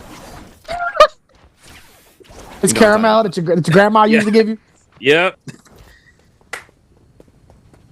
Got a bejito who gave me out the cherry candy, and I was like, "Word?" Sure. And then I got old real quick when he handed that to 3 times, just because he said it was like it's a new thing, a new candy, and I'm like, okay, no problem. Star putting out Frostmas. You know, we get a little bit sidetracked here. We got a little bit of chance here for the Romy Yang pass, as Frostmas kind of holding on to his own. He got himself a nice pair of kills early on. I'm kind of scared for him right now because he is going full send against Star, and Star is at 7 right now. That's a lot of money. So that's the first thing you got to understand. 82k Dark Tide coins on a standby. Star's cool as a cucumber, you know? putting himself into a spot against a Liam, though. A little bit of a danger zone, especially if Liam can catch a lot of points here. And there's a parry. That binding sword gets used. Okay, Frostbus is good here, but the first R&B gets parried. A second chance. Star is actually going to get caught out by a horizontal. I don't think it's going to connect. Yeah, it won't, because that's going to be a tough fight now. The V1 is up. This is another set of sustain that Frostbus instant enters in the Romiang because he does not want to take that fight. That's okay. He's up against Verse. Verse going to be in the opposite ends. Windy Trinity here for Frostbus, so nothing really too special for a specialty J. Verse, on the other hand, he's got a purple staff, purple armor, playing Hottie, up against Liam. This is going to be the fight where it begins. See if they're able to keep it to go there for both sakes here. As Frostbus, definitely a player that really needs to be able to pipe up a little bit more here, because he hasn't been really making noise as much as we have seen him do yet again. It looks like he's going to push in here with a little bit of some power. Is able to get some connectivity, not too much here. His Verse with staff, able to put a little bit of some power together, trying to see if he can complete a combo, but not able to really. Looks like the blue focus trying to see if they're going to be able to strike it on each side here, waiting for somebody to strike here, but it looks like one's going to jump the gun a little bit too early. Frostbus trying to see if he can follow shoot and be able to connect it as well here. Both of them dodging it very well here, especially for Frostbus' sake. Frostbus gets caught up in the parry. Now looking good for him as he forces the secondary weapon. Now secondary weapon comes through, not able to do too much here. Frostbus trying to see if he can find the timing here as Verse is able to complete most of it here, just like that. Now he's going to pop the ulti. Goes for the runtime, not able to do too much. No time to really heal and repeat in terms of what's going on. And just like that, Verse is able to capture that elimination. And just like that, look at this, look at the feed. Spider gets elimination on Mike. Yep, saw that. I was going to make mention. I was like, oh, we're going to see that in the replay. Can't wait to see what happened there. Yeah, buddy. Verse also picks up a Cloud Weaver, so that's going to be a Jade that he has on standby. Whether or not he's going to be able to find, Fist Blades of Worthiness, like a Mjolnir, the Mighty Hammer. It's going to be a good chance of seeing if he is going to be able to find a pair of those. Spider, though, Romiang winnings against Mike. Mike finding himself at Romiang depletion. Now, Star finds a bounty on Mike. TT5 just gets killed off right now, and just then and there from Exon. And Verse takes out the Soul Altar here, for the Spirit Wheel, I should say. Now, this is Pinnacle Town, and there's a lot of kiting around for these buildings. The building, the walls, second floors, first floors, stairwells. There's a lot of spots here where players can just go ahead and disengage from any fights. The only problem is if one clink comes out with a jump LMB, jump horizontal, anything. A player can clink, and your disengagement is done. You can't escape no longer. You are locked in, and people can throw an R&B laser right now. Like, look, Star's looking towards Mike. Hold check, first parry bait. Looking for a clink number one. Over the double R&Bs, that Stormstride doing work here. That's going to be a zippy ying with the Stormstride. You got to remember, Star has a lot of money on standby for this, so this is going to be a chance for what he's got in his pocket. We're going to get a good reveal of this before his opponent's eyes and seeing what comes out here as an ace up his sleeve. See if they can work towards and still keep that same energy going through here. Still a little bit of some hesitation for some of these play styles here as Mike absolutely dodging it here, but Spider getting a little bit more faster here. Able to capture some nice little picks here. Beautiful carry onto the juggle, but sadly was not able to complete it. Oh, nice strike though with the blue. He's able to finish it off here, and Spider was able to read whatever Mike was planning to do. He was able to read it all. Just like that, Mike is out of this game here. Very shocking coming from his first game. Really able to read so much into so many of these moments, especially in these middle league fights. Okay, don't get caught up by the thorny roller now. Hold on. Let's not do that. Not just run ourselves into it. It's Bauda. We try to see if he can clutch up here, but it's not looking good for him here. As he doesn't end up getting caught, though. Almost getting caught, though, should I say. Ooh, almost catches him off the first corner. Can he catch it off the second? Not able to. Trying to time the strike just a little bit here. As he's able to just keep his distance a little bit while longer here. It's almost ending here, as it looks like it does fully. Surprised that he doesn't take the full advantage of maybe being able to get a free strike, potentially. But not able to do it not. This is not looking good for him. His Verse is now just going to be able to come through. He's breathing down his neck. He's going to try to see if catch him in the air as he does. And X-Gen gets eliminated by Verse in the air. Can you imagine you're running away and you just see this hottie and he's just just right there on your neck the whole time? Have you seen this movie? It's like, huh? Just catches him. It's like, yo! It's got great reviews. I'm like, yo, you good? It's got the DVD with the special scene pack. I'm like, yo, give me 2 of Big Mama's house right quick. All right, we're done. We're gonna switch over here. Frosted is going to go ahead. Has himself to spot out Spider, and Spider's a menace with the katana right now. Remember that thing I was mentioning about the katana before before we started? Katana been used a lot more often, especially after those changes. And now he probably even more so, considering that it actually buffs out more damage in a Hong Sword vertical focus. That's right. So for right now, you can see Spider gets his grapple bump. He goes for that vertical. There it is. Goes for a clink. Looking for it again. And Swift Edge is going to be revealed here. It's going to be the horizontal release. Frostfist can bind with a stagger, but not going to be the case. Nice knockback, denying that charge. He gets hit by the F2. That's a wide angle there. Teleportation may not come out here. He's going to find it though, knockback, and there's going to be Verse. Now, of course, Verse puts himself into trying to look for the engagement to flank out in Bob Weep. Well, we got 75 seconds on the clock here, and Frostfist is stuck between a rock and a hard place. It's going to be Verse and a fan, and that's going to be T-Star looking to try to go through and try to get that kill steal. There's going to be Atari teleport towards Verse, saving Frostfist for a couple seconds, but another vertical blue focus comes out here, avoiding the parry by double jumping, and goes ahead and extends past Verse Star, and this is going to be the F1 of the knockback, but of course, you know, one pistol shot is all that's needed, and that pellet shot coming from Star, that's 8 eliminations. That's Ocho Loco right there, folks. Absolutely Jaloco. He's for fun. I do say so myself here. Star ends up getting bullied inside of this corner here as they would pop a little bit of shield, trying to see if maybe he could separate himself just further and further away. Not able to do too much connectivity, but able to keep the shields away. Oh, Star, beautiful parry to be able to connect. It causes a little bit of problems for Verse. His Verse now is going to be able to pop some pistol shots. Not able to connect anything really here. Ends up finding it, both waiting for the folds here. Oh, beautiful parry on the Verse to connect it as well. It captures the fold and not able to do the full finish here. Looks like he's able to get his shield, but also, oh, some of the hits back though, but the combo is not able to do a whole lot. Verse trying to find it, gets the finish just a little bit while longer. Verse was able to keep that going all the way, but Star was not able to get out of that insane clutch. And also with the finish, he's trying so hard just to try to maybe go for the scale rush, or even just try to be able to capture a grapple, but sadly just was not able to find it. As he's scrambling, trying to see if he can find it, but not able to do it all the way. Unfortunate for that one. Let's go back. Yeah, it's gonna be tough. You know, it's crazy too. The Jade selection he's got too. Man, got himself a jabbing with a gold staff. How much damage that does? Goodbye health bar. Nothing's gonna stop it. It's a lot though. It's a lot. It's a lot of extra heals. Oh. Ooh. Looks like Spider trying to see if he can keep that same momentum. He wants to be able to do exactly what Mike just did earlier here. Beautiful combo to be able to find it. Oh, juggles him all the way here. Goodness gracious. Okay, calm down. All right. Whoa, whoa, whoa. I didn't even realize that was the last guy. Hold on. Wow, that was just disrespectful. I thought we were going to get like maybe some epic fight down, maybe a moment here where there was really some push through. That was just disrespectful. He had to do that. Okay. No, I didn't see that coming. Star's going to be our winner for our game number 2. I can't believe the game ended like that. I can't believe that's how the game ended. I just watched Spider open a can of just destroyed this man. Didn't even give him a moment. Like, we just saw combo after combo after combo after combo. Blue focus. Didn't even give him a chance. And then the game's over. What just happened? Man released a parry.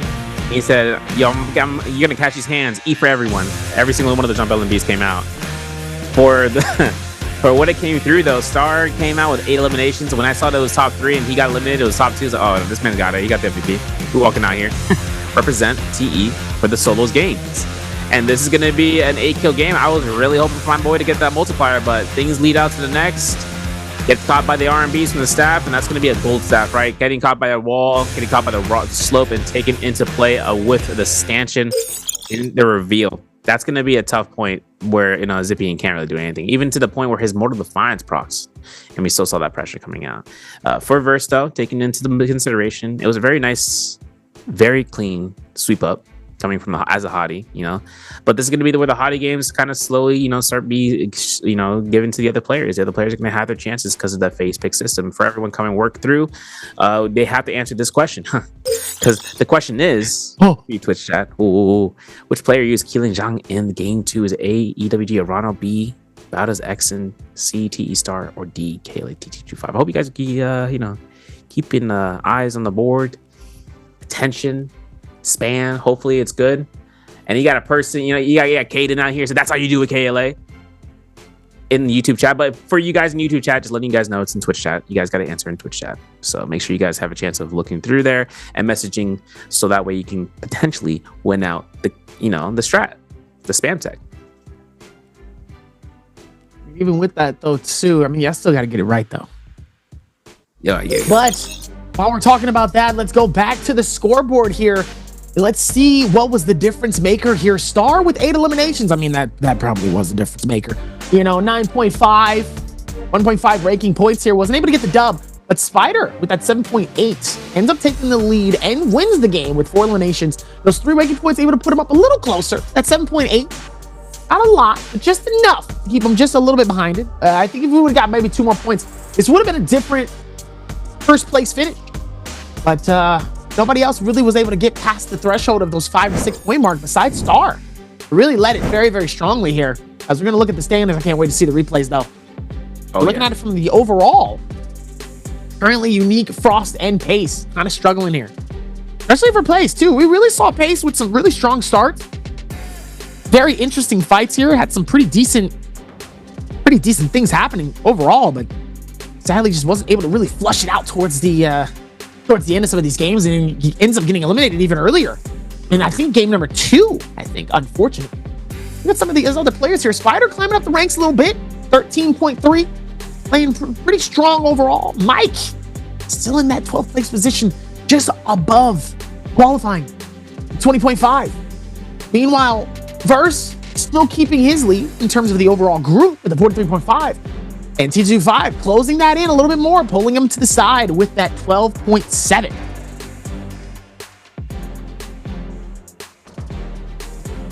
Yeah, 40.2 points stacked up. And it's very scary seeing about the top 12. It's crazy thinking that your gatekeeper is Mike. Taking in that is kind of an interesting point to make for the players. They're gonna have to really catch up through there, and they have a good chance for the bottom 6 to catch middle 6. But we're gonna get some clips and highlights brought to you by Thunder Robot, War for Gaming, Frostbus with the 1, the 2, the 3, the 4, the 5, Jump LMB, the classic. And looking for pistol shots, catches it off Verana as Exon picks up that solo, but TDRs finds space in his 3rd elimination there. Frostbus found Exon. We saw this in the kill feed. Turn around for the blue focus as we saw Unique in that same moment was able to find out Verse with this uppercut, 1, 2, and a jump LMB twice fold into that case. For Star, this is another Tuesday. This is going to be 4th elimination, and Mike gets himself the elimination against Spider when the Romy Yang depletion was still in effect. AIS finding out Star here for his Vermilions, and the Star came out for the run back. Catch that RB fan, gold rarity. And that's it, my friend. Very, very spicy, my friend, for the kills. Even with that here, that timing couldn't have been any better for some of these moments here. And Spider is able to capture some of those combos here. I mean, look at this one. This is what I was talking about earlier here. Burr's able to find so many moments as Star just trying to get away here, but sadly just was unable to with the amount of pressure that Verse was really giving him here into this. And meanwhile, look at this. This right here was insane. Watch this. Ends up catching the first try. Catches him with a juggle. 3, 4, 5, 6, 7, 8, 9, 10, 11, 12. At this point, we just gonna be singing Jingle Bells all day because goodness gracious, it was 12 days. He could have been giving him a whole 24 if he really wanted to. Look at the lead person and the star of the show. Star himself, 23,000 damage, 8 eliminations, 9 counter strikes, over 8,000 healing for the staff. Meanwhile, the guy was holding some really good stuff. Quick charge and thunder call, warrior pace and inferior slash, 2 damage reductions, an overlord and a storm stride. 2 damage reductions, pretty good, very, very helpful. Yeah, he had a Mortal Defiance that proc once. I'm not sure if he had 2 Mortal Defiances. That would have been crazy, but he had a lot of money, right? We saw his entire gold gain been earned before the second Romy Yang at about 80k gold, and taking his way to his shop right afterwards, and then to the Spirit Well was his objective. I mean, it's the outside appearance of where he stood. I mean, he got gold weapon staff from that, salvation podium that put him out to the damaged output. And as a zipping in, your minuscule efforts to fight within Romy Yang, as long as you can catch a first Romy Yang victory, right? Then taking Romy Yang 2, you still have a potential just looking around of just trying to fight in the overworld. Only if you're at a super seed elite, right? Star had that. He had a lot of gold to work with just to make sure the shop is in his stead. Not to buy random jades, but to buy selective jades. And that's where the Mortal War shop comes into play, where if you have enough gold to make it count, make it saved up, and you save and deposit into the bank, bada bing, bada boom, that's interest. We're talking about compounded 7.2 percentage points. And he looked towards that and making sure that he can earn himself as upkeep. That's where it came down, the equity. I mean, even towards that though, the equity was definitely a lot more helpful towards that, especially with how well that ended. Because like I said before, that was a real disrespectful ending. Not gonna lie. I'm still thinking about that. Spider just gave him the 1s, 2s, 3s, all the way to the 12s because it was, man, that was disrespectful. Like, wow. And even with that here, let's get back to the highlights here because I told you before, I was excited to see this. Look at this. This is the fight that we saw earlier with Mike getting the elimination from Spider. I wanted to see that again. And look at this. Here we go. Right back towards it, right? Ends up catching him, makes him go back for the shield. She said, you can go do that. Beautiful parry to capture the first one, right? Watch this. It goes back for the just to try to see if he can get away from it. Nice strike to catch him. Captures the second one. Captures the third. Goes through for the grapple. Gets the finish. He goes for another finish. He keeps gliding all the way and doesn't even give him a moment for the reset at all. Yeah, what's crazy too is the crazy thing too is that like he still had ult. It wasn't an ult. Like he still had ult. The man got that Mystic Might. He refreshed. And if he needed to take that full send, he'll have a chance of going through. But we're going to take a short break because y'all need some water, need to go to the bathroom, get some snacks. I saw y'all talking about some coffee at this time. Get some time to get prepared. We're getting into round 3 after this short break and get set up.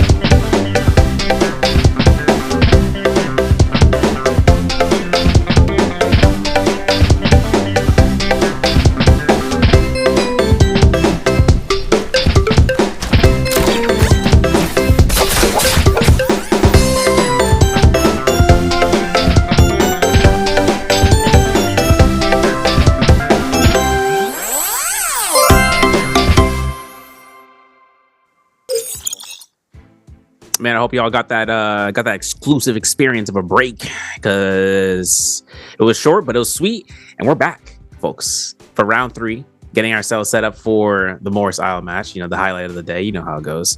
My name is Severio, coming out here, casting alongside with Senor Dabier, as well as being known on Twitch, Ambush King. Make sure you guys give him a follow. I know you guys are in the Twitch chat. If you guys don't know, my man's in there. And we got to make sure you guys get prepared because this is going to be some spicy action. I know you saw that reaction from Mike when he got killed by Spider. That reaction alone, I felt the vendetta. I felt it. It's like a little, little heartbeat that just rose out from his engine. He's like the anime moment, when it comes down, he's like, no, this can't be my final thing. And you're like, what's going on over there? And then all of a sudden, the best animation of your life just happens, flashes before your eyes. Type of moments. Yeah, this is just a lot of big boy moments. A lot of absolute moments of popping off where you least expected, where it's just not really expected for certain things. And I think like once you really get down to a lot of the P's and Q's, I think when things really become hectic, in those moments, that's when things really start to like come out a lot more, when the pressure is on you way more. And we've said it before, Spider and Mike is really good when it comes to having pressure on them, especially when their mindset is doing well, they're playing good. When that pressure is on them, they're able to shine and they're able to flourish. Now, for some of these other players, they're still figuring it out for at least some of them. Other ones also flourish as well. And we've seen it through some players, and the others need, well, a little bit more time and a little bit more adjusting, Pace being one of them. Who's already outside of the chopping block. Meanwhile, Mike is just above the chopping block, just above it. Yeah. So not, it's just it's a lot happening here. But game 3 is going to be really good, though. Going back to a very, very, very OG map, a very loving OG map. Morris Isle, ladies and gentlemen. We're heading back to a very, very well-known map, as Morris Isle will be expected to be stupendous and splendid for as much of your viewing pleasure and desire. Now, as we are able to put this rambunctious feud of qualified players together here for our next turn of events, for our game number 3, there seems to be a little bit of some rambunctiousness happening with some of our other players. As we speak too much to a player like Spider, Spider is starting to regain that confidence that we've seen yet again, as now it could be very dangerous for some of the other players and could be coming into this game with a more expected amount of trust and absolute deplorable energy coming through onto a very, very hungry Spider. It already is in a good place so far. He's still well over into the qualifying standings, so he doesn't have to worry that much. But the other players like Mike, he is on the chopping block. Shah, same thing. 1.8 average kills and a 10,000 average damage here. I mean, there's still well to do for a player like GG Shah. Meanwhile, some of these other players still has some work to do if they're going to see themselves inside of the solo grand finals. Meanwhile, in North America, oh, they crazy, eh? Got themselves a... Yo, shout out to my Canadians out there, eh? Got themselves, Tim Robbins on standby for the double-double. Because it's a little bit of a spicy match coming through here. You got mooses on trees. To that. If you're gonna do it, you gotta commit. I had it. I have the whole accent. I ain't gonna do it. I gotta respect them. I gotta respect the peeps out into the northern side, or the tundras, because it comes down icy cold soon. We're nearing into the winter season. I don't want to, put them in the spot where they think I'm gonna be singing about maple syrup. It ain't gonna happen. Can't happen. Okay, maybe it might happen. Listen, I'm all about pancakes and everything right now, but we're locked in. Look at Mike. He's locked in. He's choosing Keelan as a first round pick. He ain't even going for the Liam. He's going straight for violence. Man's gonna be opting in to choose that out, gives out a triple Keelan to the lobby. So this is gonna be target selection plus for a lot of these players. This also gives Liam a quadruple or a triple pick too. Hottie's gonna be double picked. That's a ban straight there. Now up to Pace and Star, seeing whether or not they're gonna be wanting to choose Liam here. It's up to their notion. I mean, Pace could be using Akos here. Oh, they're going to triple pick. Okay, they're triple picking Liam. This is going to be a tough output right now for the 5th and 6th ban, because right then and there, yeah, Matari is going to be insta-lock, but I'm curious in seeing if we're going to see an Alkos or a Temi here to counteract. Justina from Shaw. Frostvis to side. Remember, he's testing things out, so this is what I want to see. I want to see what he's going to test out. Valda. He said he's going to play Valda last week, or for day 2, I should say. And I'm curious to seeing how he's going to perform here, because being the only Valda in the lobby is not hot. Sometimes you get singled out. We saw that from AIS in the first round. And if they can recognize that there's only one person that's playing Valda, if they don't get you out the lobby, the other player is going to make sure you get out. And it's going to be a rebound effect overall. But let's say he gets a case scenario. We got to remember, there's 3 Liams. There's 3 Keelans in the game. Each and every one of those guys can go up against each other. They lock themselves out into Roman Yangs. He knows that. If Frostvis knows that, he can take it to the outside circle and take those fights. Because when it comes down to fighting Keelan, when it comes down to fighting, taking out Hotties, he's got to burn that combo breaker. Because if he doesn't burn that combo breaker, he can't set up a TOD. And Frostvis did some crazy work with the F2. The combo breaker, he used it offensively when setting up a combo. And that's just a very high risk, high reward maneuver. So for right now, looking at the skills, everyone's kind of running the standard picks here. I mean, all the hotties are using V2, depleting themselves and just making sure they can utilize that ultimate. Keelan's in the same boat for the V2. Matari's in the same boat for the V2. Both for that, especially for the ball for Prosperous. And it's going to be a chance for him to actually showcase where he's got with this character because, like I said, she just recently came back into the swing of things for the week 4s for Summer Challenge for 2024. And so for herself to make an appearance this late into the game, it could be a make or break for the Rising Stars to make the chances of showcasing what she's got, especially into the season before we enter into LCQs and definitely before we enter into Grand Finals. If they can work towards this here, still it's going to be very, very good for a lot of different moments here. Love to see how that is going to be very important. We're seeing another Valda come through as Frostivus decide they want to get a little wet as well. They want to try to see if they can get that going. See if they can push towards this one. Here's where we're see two of everyone else yet again for another set of games here. Gonna be pretty good. Very open for a lot of different things. Let's see if they can lock in here for our next set of games. Gonna try to get a shutdown here for NARAKA BLADEPOINT inside of the very classic map here. We're called Mortis Isle, as looks like everybody is going to be heading towards at least near desert area. Shadow Jade Mine, Gamma Mine, Jane Pond, Mohesive Haven, Sigma Mine is going to see a fair share of players all fighting this out, duking it out as much as possible. Meanwhile, we see some people somewhere near Celestra, but where the tower is going to see a fair share of fighting, or at least past it, towards that Mountain Gate area. Meanwhile, on the left side here, not a lot of players. It's like we see Frostivus and EWG as well, heading towards, it looks like that's Trifid Junction. No, actually, sorry, that's Zest Winery. As we see WBG all the way near Artesian Grove. So it seems like everybody else seems to kind of have very similar attributes, very similar ideas. And absolutely wants to dive in deep and starts to get some fights going, though, all throughout the split. And now let's try to see if they can time it well. But look at it at the bottom here. Mike on that chopping block yet again. Pace is right below that with only 2 points. Really a 2.5 point difference here between qualifying and not. As we see AIS dangerously low here, full of shield, but not full of heals. Not looking good as he ends up getting caught with the juggle here. Versus is able to capture him here with the dagger. Nice complete hit towards this here as AIS trying to see if he can maneuver through this, waiting for the blue. Focus, trying to connect it. Could have been able to do it, wait for the parry, but decides not to. Doesn't want to fully engage onto that and really just wants to be able to create a little bit of distance here. Goes through the canyon just a little bit more here, making it just a little bit harder for Verse to maybe try to connect towards it, just to try to see if maybe he has enough time for the heals, but not enough. As Verse continues to create that pressure, closing in little by little. And see if he can close in this gap here, waiting for the fight. Oh, nice hit towards that with the pullback from the fan. Says, come here. Now he's able to give a little bit of a forced read towards the pick. AIS missing out on being able to pop the heal, though. What are you doing, buddy? Can't do anything about that. Mike with a parry. Exen might be extinguished here. There it is. No anticipation for that blue focus, but Mike gets it. Purple armor excluded for the body against Exen, and now it's going to be unique up against Pace. This is Crow's Nest territory. All the way out to the northeast of the circle. Right now, Unique looking to try to use his Keelan ultimate. Hasn't burned the ultimate guard just yet. It's going to go for slash number 1 blue bar. Slash number 2 blue bar is still available for him to look against CG5, who's trying to expend the stamina bar.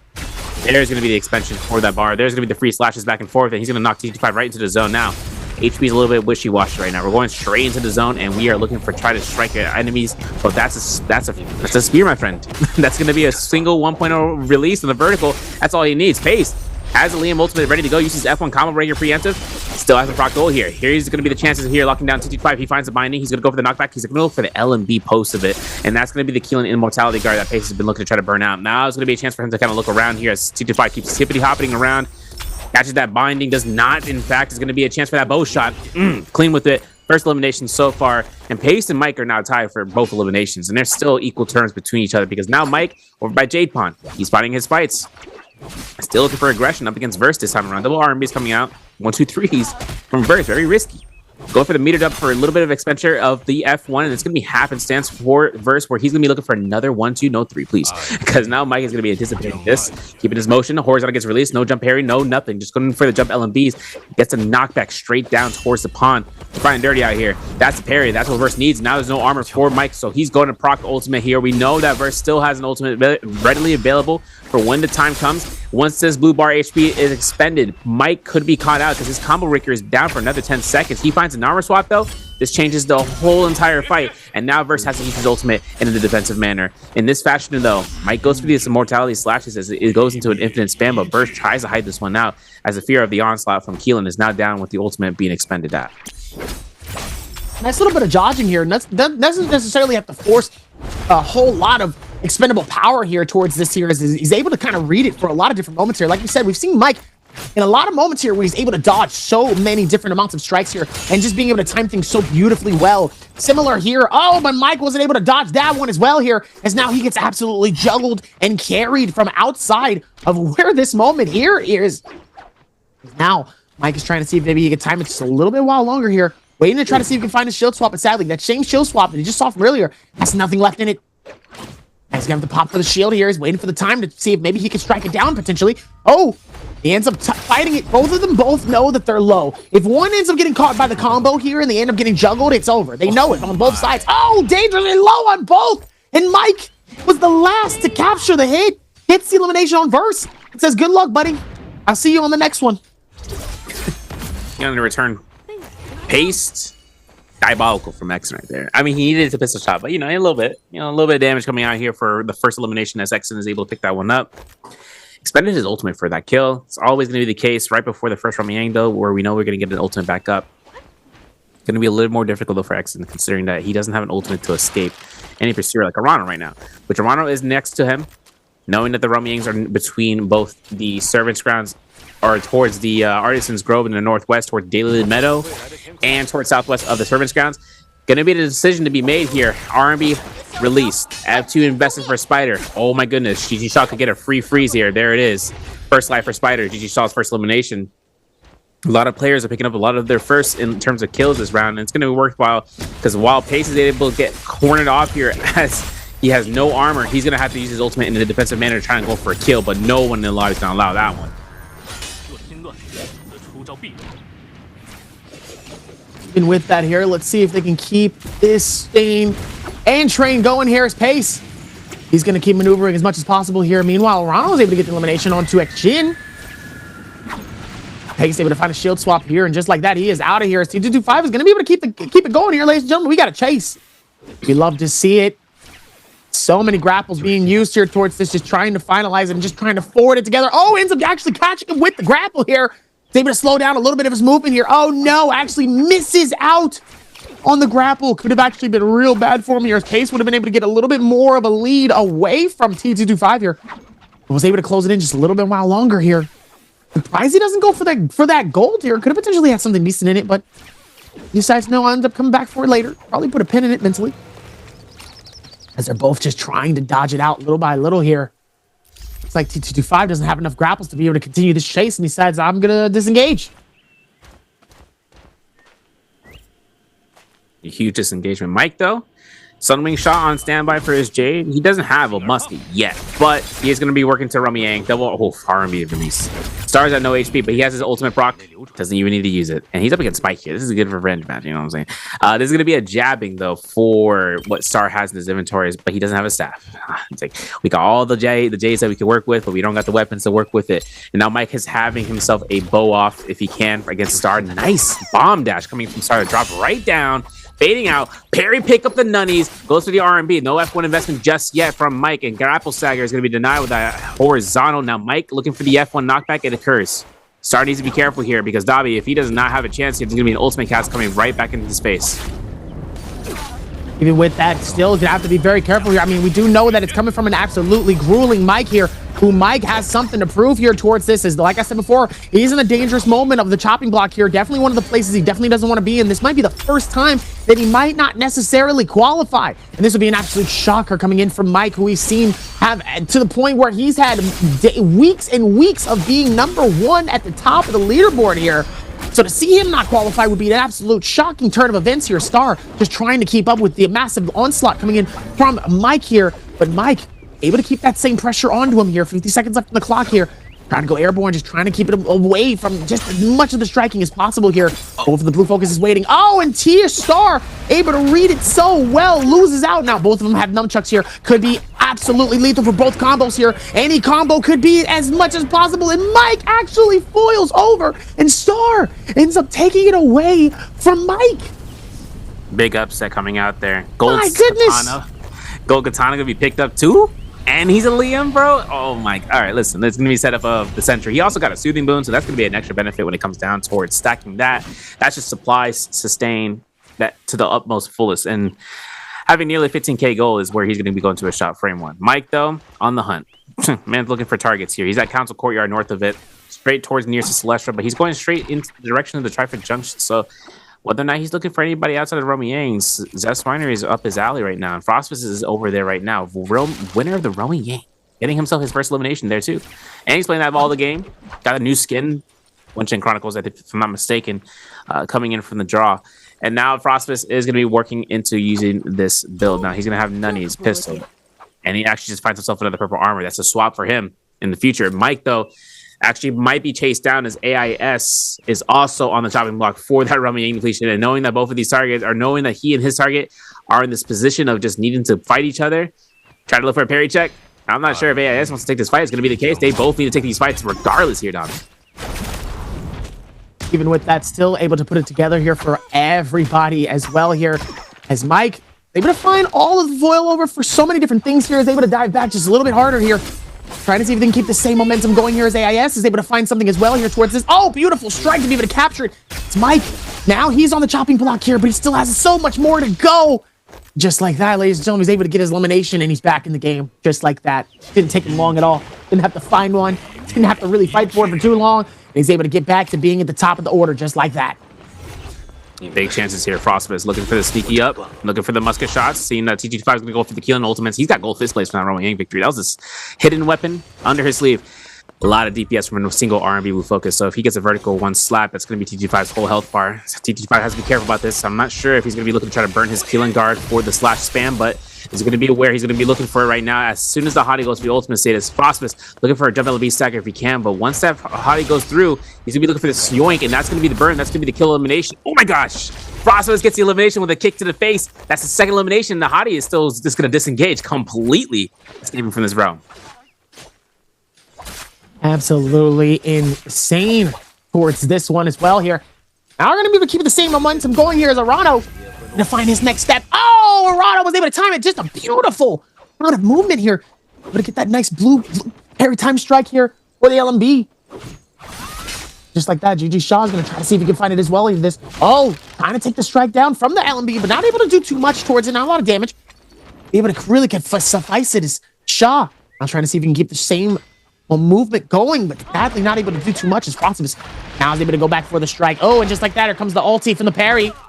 Trying to see if he can find it. He's able to. Beautiful strike towards this to be able to capture it just like that. He's able to go back for the runaround, but not able to do too much here, as now the parry is able to do so much damage towards that.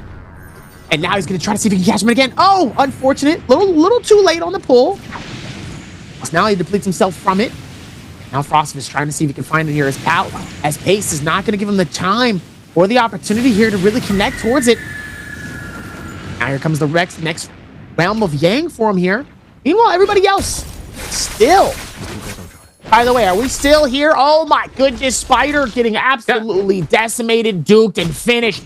I do different people, but Unique was actually the last one able to get the strike, so he's able to get the finish here towards this. But man, oh man, he is not letting that slide anytime soon. Huge chances here for GG Shaw, though. Gold Halbert's on the playstyle. Of course, Verse is going to be backing off to this corner. If anything comes out for that heal off, it might be a chance for Verse, maybe for a chance to escape. I'm not too sure if Arano's going to be able to look for this lockdown, but considering that Verse is at 60% and he has that ultimate to be active, one Auric Sword could be setting up for just burning his F2, but that's it. After that, Arano can go straight back into it. For Arano right now in his S Winery, backing off towards that Romy might be an option, but he's still going to be looking for a commitment against the kill against a low health target. Mike, on the other hand, up against Star, looking for Star is going to be his primary target selection as he swapped over that katana into a Hong sword and making sure he can go for that quick 1-2 damage. And if Mike can, towards this as well here is now looks like we're going to go right back towards the realm of Yang. In the middle of this is OUG's Mike and Star. Looks like they're going to be duking it out inside here. It's going to take his time.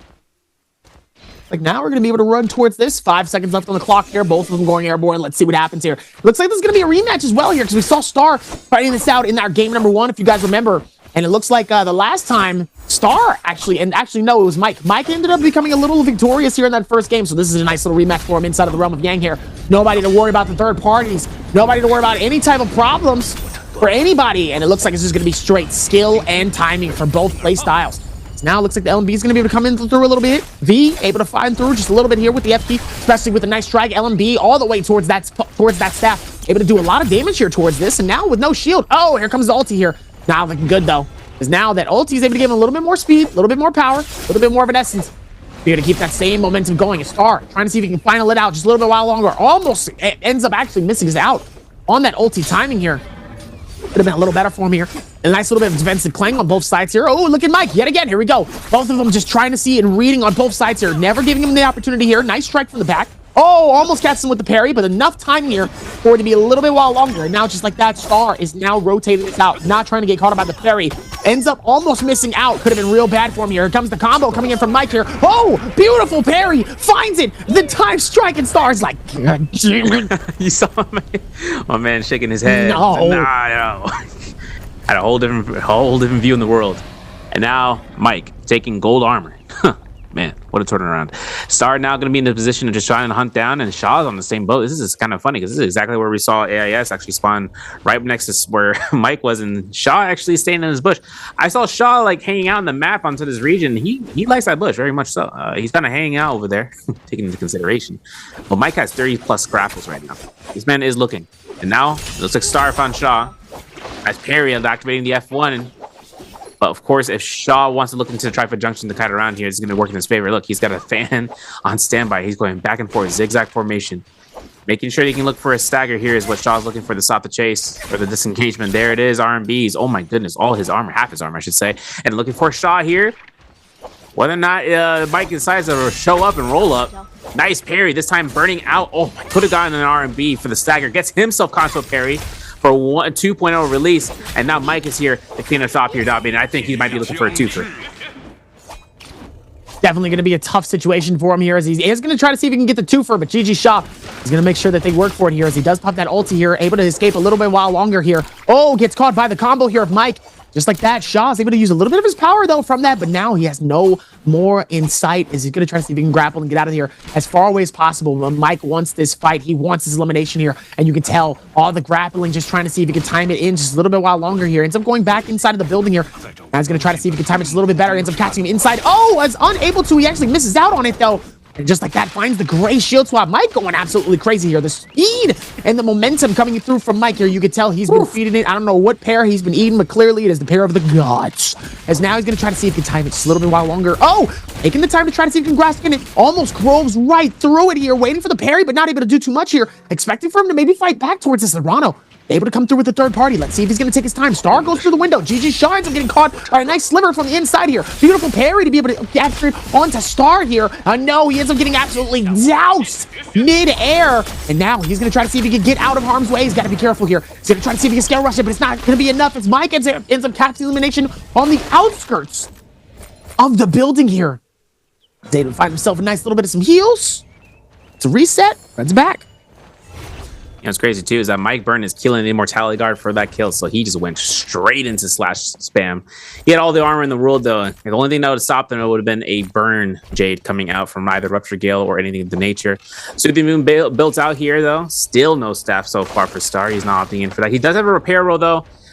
Not looking for that range gaming motion as he finds Mike. It's going to be 2.5 minutes left for Star's Realm of Yang depletion. Now, for Realm of Yang depletion right now, if you guys don't know, Realm of Yang depletion, after you lose a Realm of Yang, you actually end up going ahead and be on a time stamp before the deado. You know, you can't come back from it essentially, and that's going to be what happens. We're going to see Mike though having a Thunder Call and that purple pistol. It's going to be a good set up for him, especially for those the heavy hitters, right? Quick charge and the Thunder Call combined.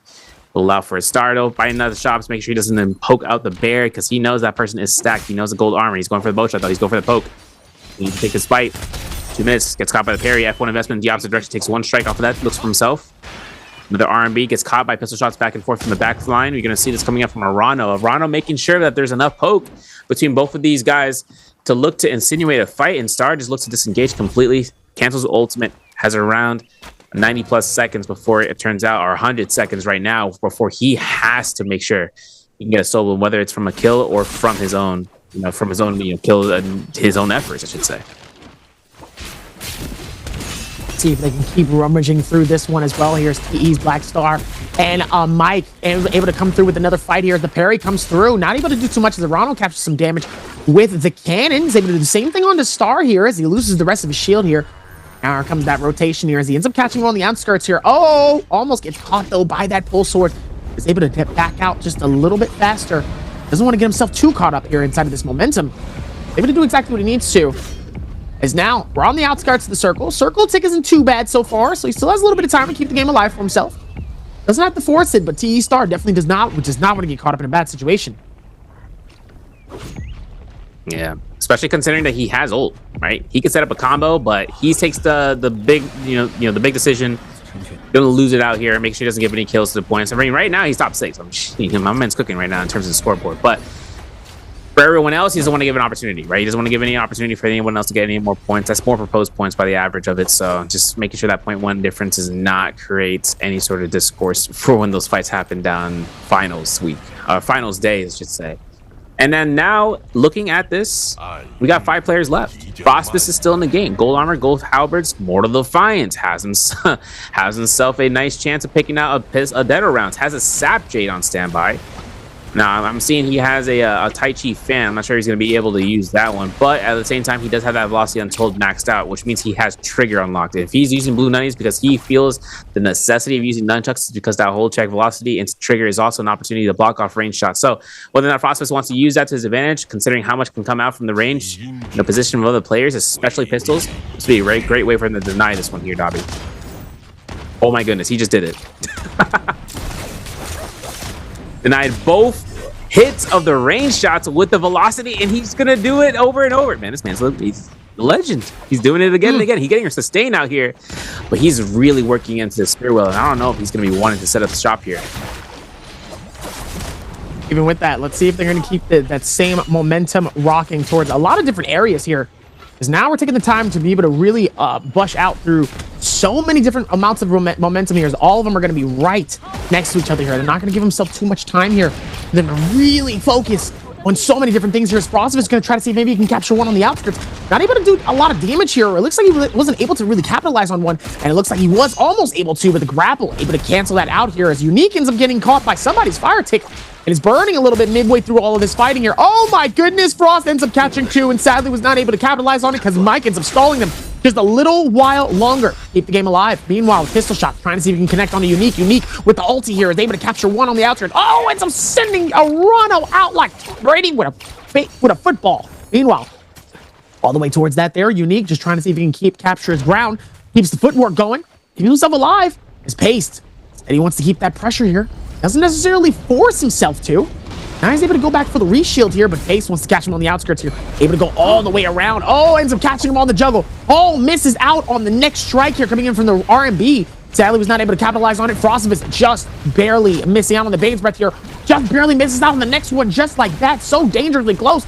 Same thing with Unique here. They're both just dodging little by little, just trying not to get themselves caught inside of what is the baddest of them all. Dude, you saw how many Venn diagrams are burned out there. And he also has Smolder, Assault Smolder. He gets to kill the White Tiger's prowess. He runs back for that solo and gets hit by another Moonbane. Okay, listen, we got a lot of heal-offs here, potentially.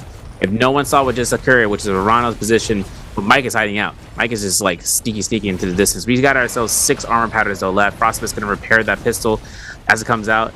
And it's a really great synergy I was mentioning. Assault Smolder with him, having him as Valda with a soak status, allowing for him to instantly implode the burn ticks in one shot. This works tremendously with his ultimate because he can throw those water spears 3 times. If he procs Assault Smolder, if he really wants to burn someone out, he can just go ahead and reproc those over and over. It doesn't even matter if they have immunity guard or not for the Valda coil. He can just go ahead and pop him off. That's 18-second duration ultimate for him just to deal out DPS, and that Jade just signifies that he has that extra capitalization for that. And if he has Rupture Kill, same thing. Just having a set burn and be able to connect it with Valda just does a lot of big implosion damage between the health bar. Now it's going to be the chase 4 players left in the game. Frost was at 4 eliminations, 5 eliminations for Mike as a Keelan, 2 eliminations for Arano, and 1 for Pace as a Liam. This is all individual units in the game. Now, my take is that we're going to probably see them lobby against the Valda, but if it doesn't lead out towards that way, we are going to potentially see whether or not Keelan's going to be burned out here. He doesn't have a Sunwing shot, but he's definitely going to be using that pistol as he does have that Thunderclaw still and the gold armor. All that matters, though, is whether or not he's going to have to burn those armor powders that he's got, which is only 2 in his pocket. Meanwhile, with this, Mike just trying to see if he can capture a little bit of distance here and is able to do just that here as Frostivus is absolutely on the chase here. Oh, even with that little bit of timing here, Frostivus was able to capture a nice bit of damage, though, from his dagger. Looks like he's going to try to see if he can take his time little by little here. Actually has the dual blades here as the fire tick is going to cause so much damage here coming in from Mike, as Mike has to force the ulti here, and he says, all right, buddy, if you want some problems, I got you on some problems. You know me, I am the problem maker, and I am the trouble seeker. Because now let's see what he can do here with that amount of problems here. And he says, oh, I got you, Frostivus. Let's see what you can do now. Sadly, wasn't able to capture the second strike, though, unfortunately. Have we really seen anybody get caught on the second one? I feel like the second one is a lot harder to really capitalize on. In terms of the Keelan slashes, you can get it. The terrain is your griefage. If it ends up going an upward slope, they can roll out. That's why you see these players looking for the holdout. They're looking to start to see whether or not you can extend your stamina beforehand. But Mike, 1 hit left, 1 pistol shot. That's going to be Pace's elimination. That's 2 on the board for Pace. Now Frostvis. 3 players still alive here, Dobby. I don't know. Frostvis is looking a little bit spicy here as he gets caught by that parry. Even with that here, Frostivus trying to see if he can capture the combo here. Able to do just that, just to keep the game alive for himself a little while longer. Pops the ulti just so he can work towards it. Both of them parrying right in front of him, just waiting to see if any of them was going to strike. Almost tries to throw one. Sadly, was not able to connect onto it. He's got to be careful. Those cannon strikes are going to do a decent amount of damage as well towards him. Meanwhile, Pace doesn't realize it, looks right on the back and ends up getting absolutely yammered by all of that here. Not looking good as he does end up finding it. A little bit more shield towards the end of that there. Beautiful parry onto Arano here. Captures a beautiful mix of damage. Almost captures the combo. Was able to follow it up with a nice little bit of damage here towards this. Sadly, was not able to capitalize on getting some of that shield here as he's going to force pop open the ulti here. It looks like he has just a little bit more time to do what he needs to here. Just realize both of them are all the way towards the end of this fight here. And it looks like it's going to be Frostivus here for the win. 5 eliminations to his name, is able to keep the game alive. Oh no, but the circle tick goes on the outskirts, able to hold strong a little while longer, but sadly was unable to do it here. I think the leader of this game is most likely going to come from, yeah, we were just talking about here, Frosty. He gets a little bit of a chill, a winter slope, and a burn as Frosty is able to capture our game number 3's dub and our halfway mark for our solo games of today. Yeah, I was calculating in my head. I'm like looking at the multiplier for Arano, and then looking at whether or not the placement points could be enough. And I was like, yeah, I think he's up by 4 points. So taking out for an MVP, second MVP for this season, if I'm not mistaken, or in terms of this week. But he's going to be taking that one. Mike as a Keelan, I gotta listen. He had a lot of supplies up until that endgame circle, and then he ran out, and then that was kind of what led down towards chasing it out. If someone can smell the lack of supplies due to your pressure that you're trying to deal out, they'll try to see about you trying to kite away. They'll see about you trying to find a way of like spacing out. And if they notice that into the endgame circle, they'll be like, there's no way you're not sustaining this out. It's probably gonna be a probability that you don't have a lot of supplies working through. We just saw you fight earlier, like crazy, like Mad Lad energy. We saw that Keelan in the distance. Obviously the skins, if you guys don't know, are defaulted, right? So no one knows who is what and when and where and why. But when they look towards these fights, they make sure they can try to look and see about who is making the most, I want to say irregular option selections, but they're making them more, calculated of, yeah, this is what it is, dependent on what their actions, showcase. Because actions speak louder than words, especially once you see the elimination happen on the spread. And taking out the MVP, Frostivus will come back through here. This is his Valda game that he's been looking to try to practice out and seeing and testing out, and it worked out. I mean, I was kind of hoping to see how stacked he got on into the early game. We're probably going to look at the highlights because of that. But taking up gold fist blades into his Romeo number 1 was definitely a good sense of the direction that he was leading out towards. Went towards the shipwreck expanse, made his way into the Tripod Junction, and led out towards the east of the council courtyard. And that's where we ended up into that final circle. Moonbane was a nasty beast, especially when Unique was trying to kite around there. And we saw how that Moonbane really going to close, and the RNG factor there is alone enough stress for a player that ended up going into that Moonbane. So taking that cool as a cucumber energy, he was clean with it. He was clean with the Valda. I'm gonna be 100% honest. He got the burn jade. He made sure he made work with that trigger lock breaker. That man worked with that trigger in the Velocity Untold. I mean, still a lot with that, especially with how hectic that game was towards the end here. I feel like we're going to see a little bit more of Mike being able to really dodge and dance. I mean, he was doing that so well, especially inside of that second realm of Yang that we got a chance to see. That back and forth was pretty phenomenal, that we was able to win this overtime here. I think we're getting a chance to see maybe the defensive version of Mike here, as we see Frosted all the way up top with that 7 points. But look at this. Mike and Arano, 6.6, a 0.1 point deficit between second and third place. Look how close that was. Man, I'd be upset. I'd be upset. I'd be pissed if it was that close. Like, that's incredible. Like, wow. I don't know if that really would have been anything different, but that is really astounding to be able to win. As we're able to look through towards this from it, see if they can keep that same momentum here. But looking at the overall standings, 11.5, still very helpful for him, but he's still in the chopping block just below. Very unfortunate. Very, very, very unfortunate. Yeah, taking in 13th place is tough, especially that's like you're outside the gate, you're like waiting to get in the club, like, no, hold on, let me look at you real quick. You know, the bouncer got to hold you out. You have to, outpace the bouncer, and that's where AS is. He is the bouncer. He is the gatekeeper. 25 points. 27 points here from Mike in 11th place. So that's a 2-point difference. This is really close. This is the second half. We're entering into round 4 and through 6.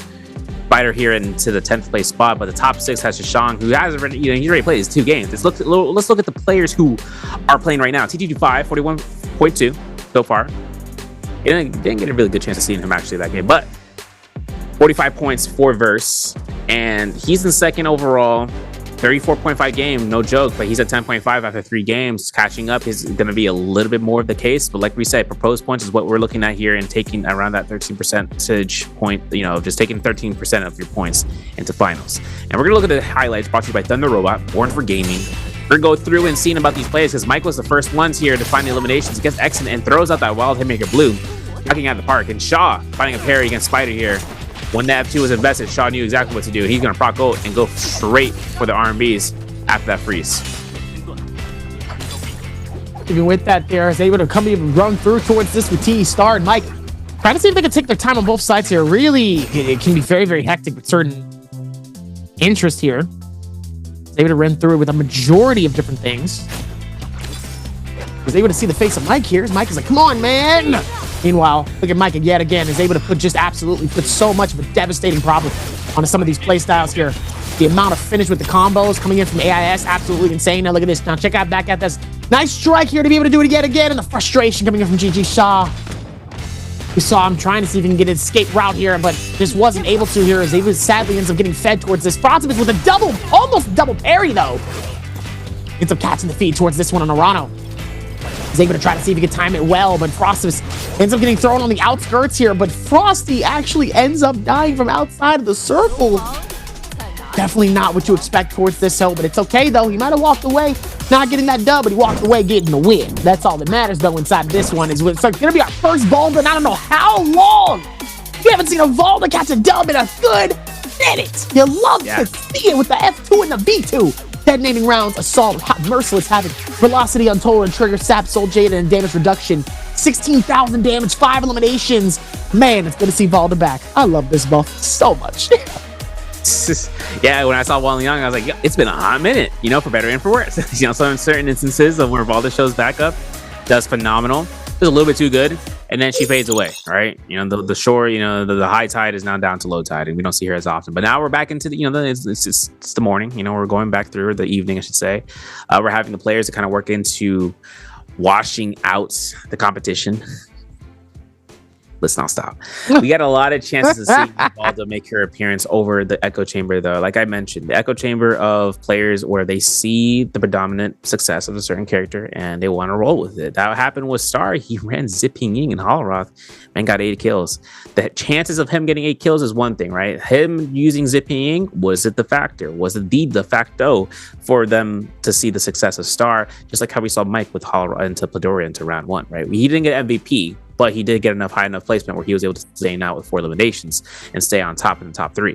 But for everything coming out for Valda, situation is kind of comes down to this. Are we going to be using Valda for the aspect just because she exists and just using her whenever, or are we just going to focus her whether or not she's a daytime, nighttime player, that nighttime character that works best? Because once you see these Fireflies get spawned out here inside of Morrisal and Holoroth, the players are more recognized in terms of groupings of the Fireflies. Their spawns change, their positionings want to go through, and just looking for early game loop, more importantly, looking for our early game advantage. We're going to go straight to an interview, though, having a chance between that, and we're going to be right back after this break. Ladies and gentlemen, welcome to the post-game interview. This is Yeager, and I'm standing here with Pace, and let him say hello to our audience. 来吧，老 P 先和观众朋友们打招呼吧。大家好，我是 AC 之湾的 Pace 的。欢迎 Pace 来到我们的赛后采访。Okay, so for the latest game, it's really like a pity because I thought that you maybe got the MVP in the latest game. So what happened at last? Could you please like share with us? 那先问一下，刚才这把其实很可惜，其实我是觉得佩斯特自己这把是有机会可以拿下这个天选的，但是最后那一波帮吃处决是怎么回事？给我们讲讲当时是什么情况？刚刚那一波是看到被震刀了，然后点错了，往前闯步了一下，结果刚好就没精力了，就只能原地站着不动。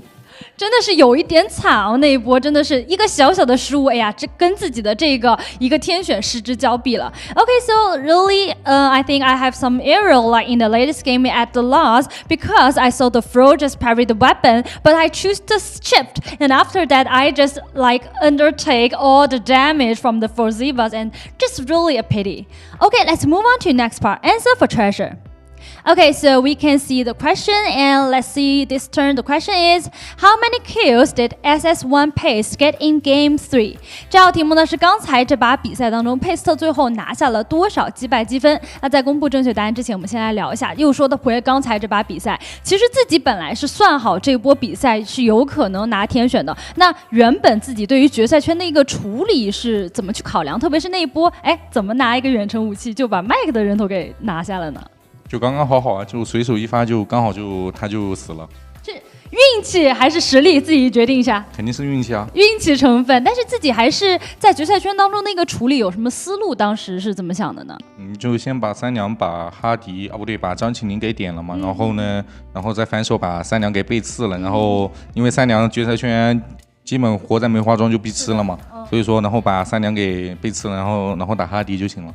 其实原本自己是有套非常完整的作战计划，哎呀，一个闯步给自己毁了，是不是 ？Okay, I just talk about like the latest game, so how he think about like the play in the final circle, and he told me like he used the ranged weapon, just shut down the mic, and he think he's really lucky. And after that, he think about because in the like final circle, Velda Cui will really strong, so he want to shut down the Velda Cui before the killing Zhang, and Yes, before the killing jump, and then it's the Hardy, and he think to attack the Hardy in the final circle will be like more easier. And like for the latest game, just really a pity like the first question and just missed the MVP.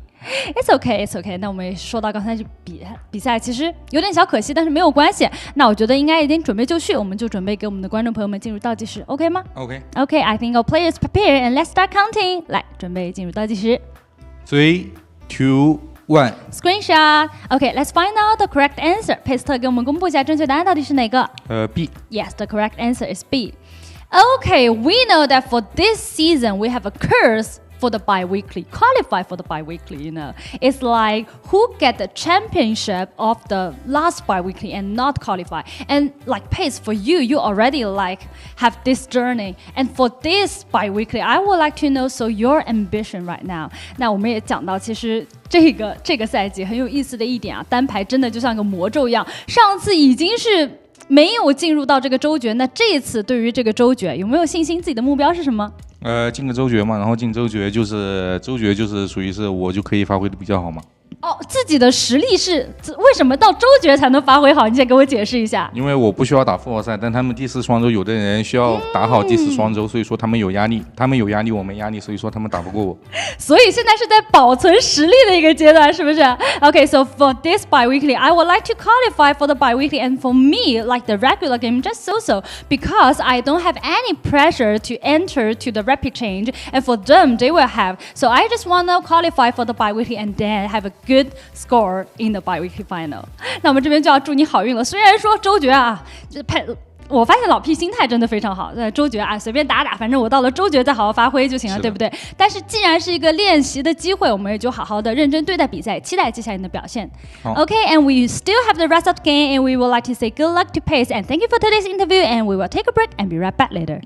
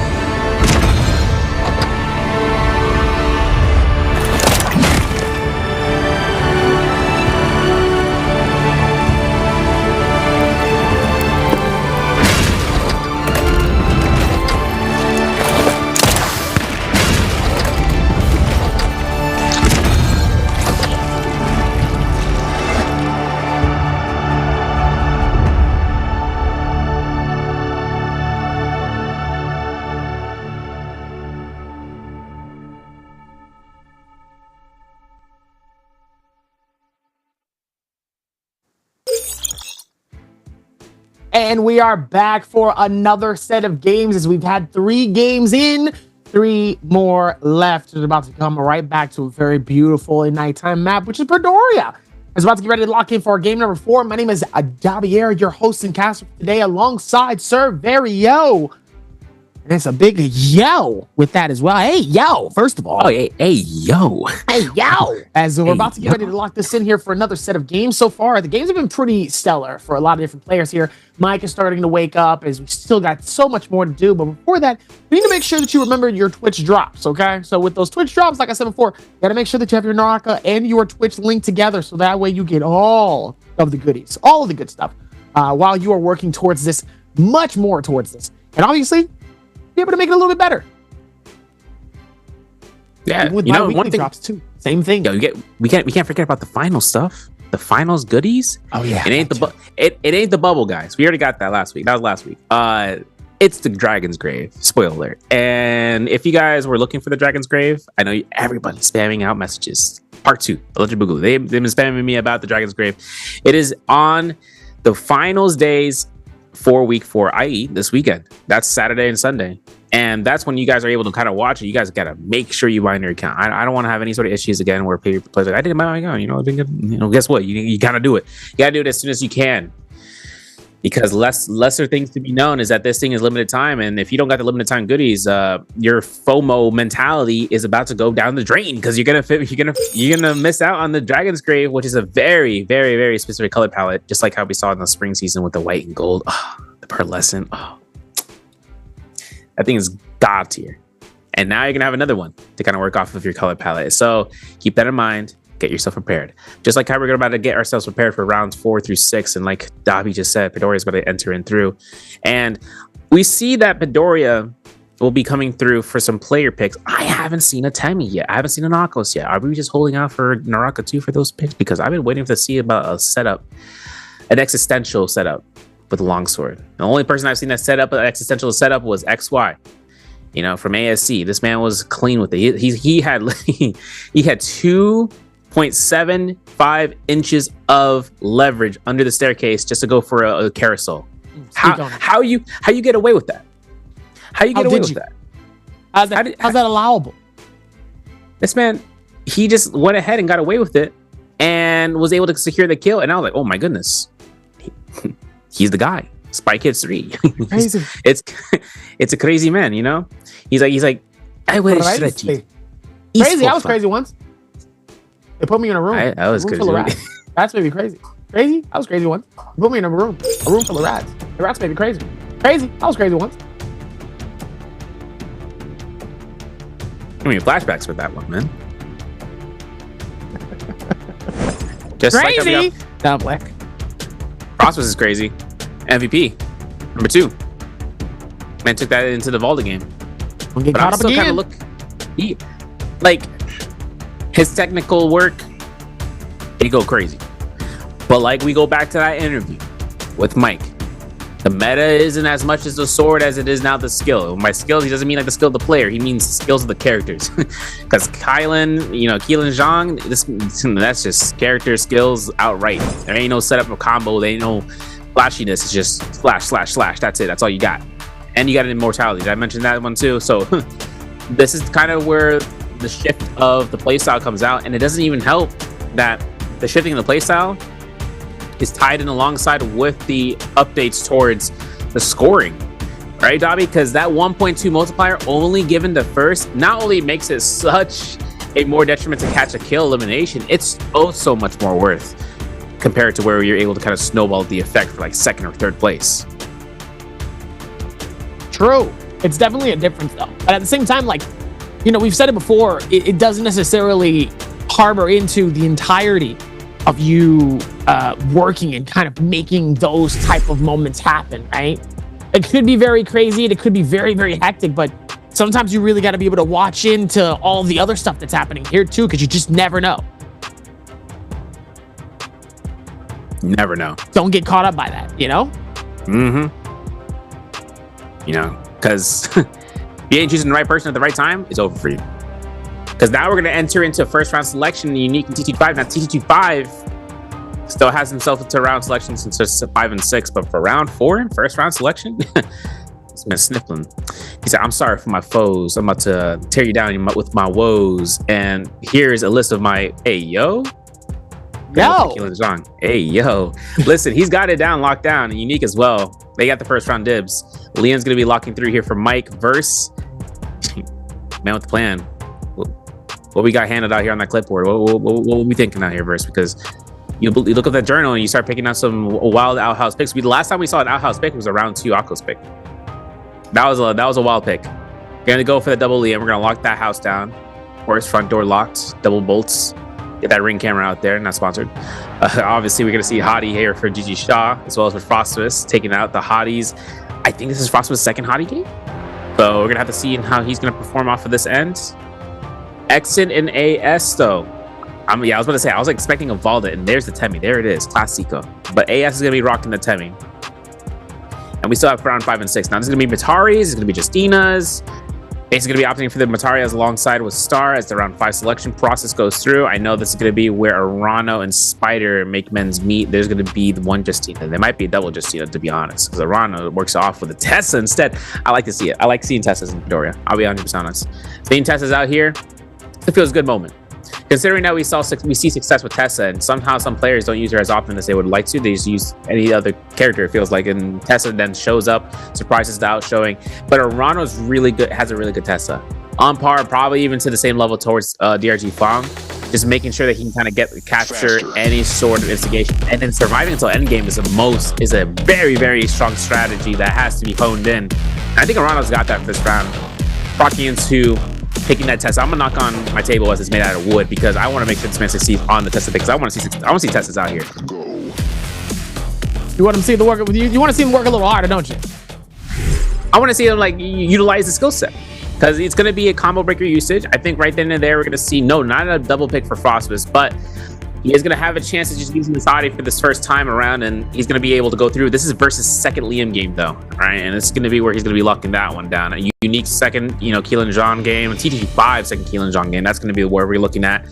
Skill selections though, having nothing to be out of the ordinary. I don't think so. I'm not seeing any sort of shenanigans off of the abilities, except for, from the V1 versus V2 for Justina. The Spider's gonna opt in for the V2, guaranteed. But just for the freeze, just to ensure that if Keelan is gonna be charging up, he can go for a quick freeze, guaranteeing maybe for a setup. Maybe you look for a TOD off of that with the carousel, maybe with the longsword, maybe even just looking to go ahead for a 2-on-1. If he can, right? Because Keelan's gonna be looking to try to burn out, and they have the immortality guard. Because after that, the immortality guard procs in, you got 4 seconds of just walking around, twiddling your fingers, and then hoping to goodness gracious that no third party comes in after a slash comes out from the background, and a boom, headshot, bow, headshot, and another one. And guess what? Who it is? Mike. Frame 1. I ain't gonna doubt it. Dobby, take us away on the map, though. And coming back to it yet again, still a lot of hecticness coming. We're going to be heading towards Midoriya. And Midoriya is going to be an absolute madness for some of these areas here. So, looks like so far we're going to see some people definitely in the Az's Peak. We usually don't see a lot of people towards this section here, and I don't really know why, but it definitely is one of those really impressive places that could have a lot of different things as we're going to see TE and EWG land there first and really try to see if they can get some action going here. Looks like both of them might be end up coming in for a clutch 1v1. Meanwhile, Arcadia sees KLA, we see JL, we see WBG inside of Arcadia here, and it looks like they're going to be finding out how crazy that space can be as we see Heaven's Rise and Fairy's Pavilion. Right in between that is going to see at least 3 to 4 different players here. Definitely not expected for so far for some of these here, as we have seen Verdance chase them, which is in between Arcadium and Skygaze get a little bit of some love, but never the other side. So this is the first time we're really getting a chance to see some of the map that we haven't got a chance to see so far in these games for Nbpl. Yeah, crazy thing about the Heaven's Rise, it is money town for Midoriya, but when there's 3 people dropping in there, it's a bloodbath. And Mike likes to take this spot somewhat, making sure that he can try to look for either A, kills, if it's one person, or if he's looking for himself to get the loot. Meanwhile, over towards the Ancient Stockade, we're going to see Vert taking up against Pace here. Pace, 1 HP, gets caught by the R&B. That's versus elimination. Pace, struggling with that defeat, going to be going ahead, going to reset, going to look for another set of gear. Verse, he's still able to loot this out here, and he also has the underground of this room.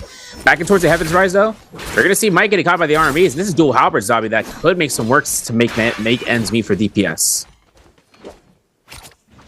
Even they can work towards it. Here's Mike. Still trying to see if he can scramble through it as much as possible. Does not want to get caught up here in between this. Mike trying to see if they can funnel it over just a little bit more. Mike's gonna try to see if he can find some stuff here. What is that massive plant? Oh, don't get swallowed by that. I don't think it's gonna eat him, but you know, I wouldn't want to get eaten by the plant either.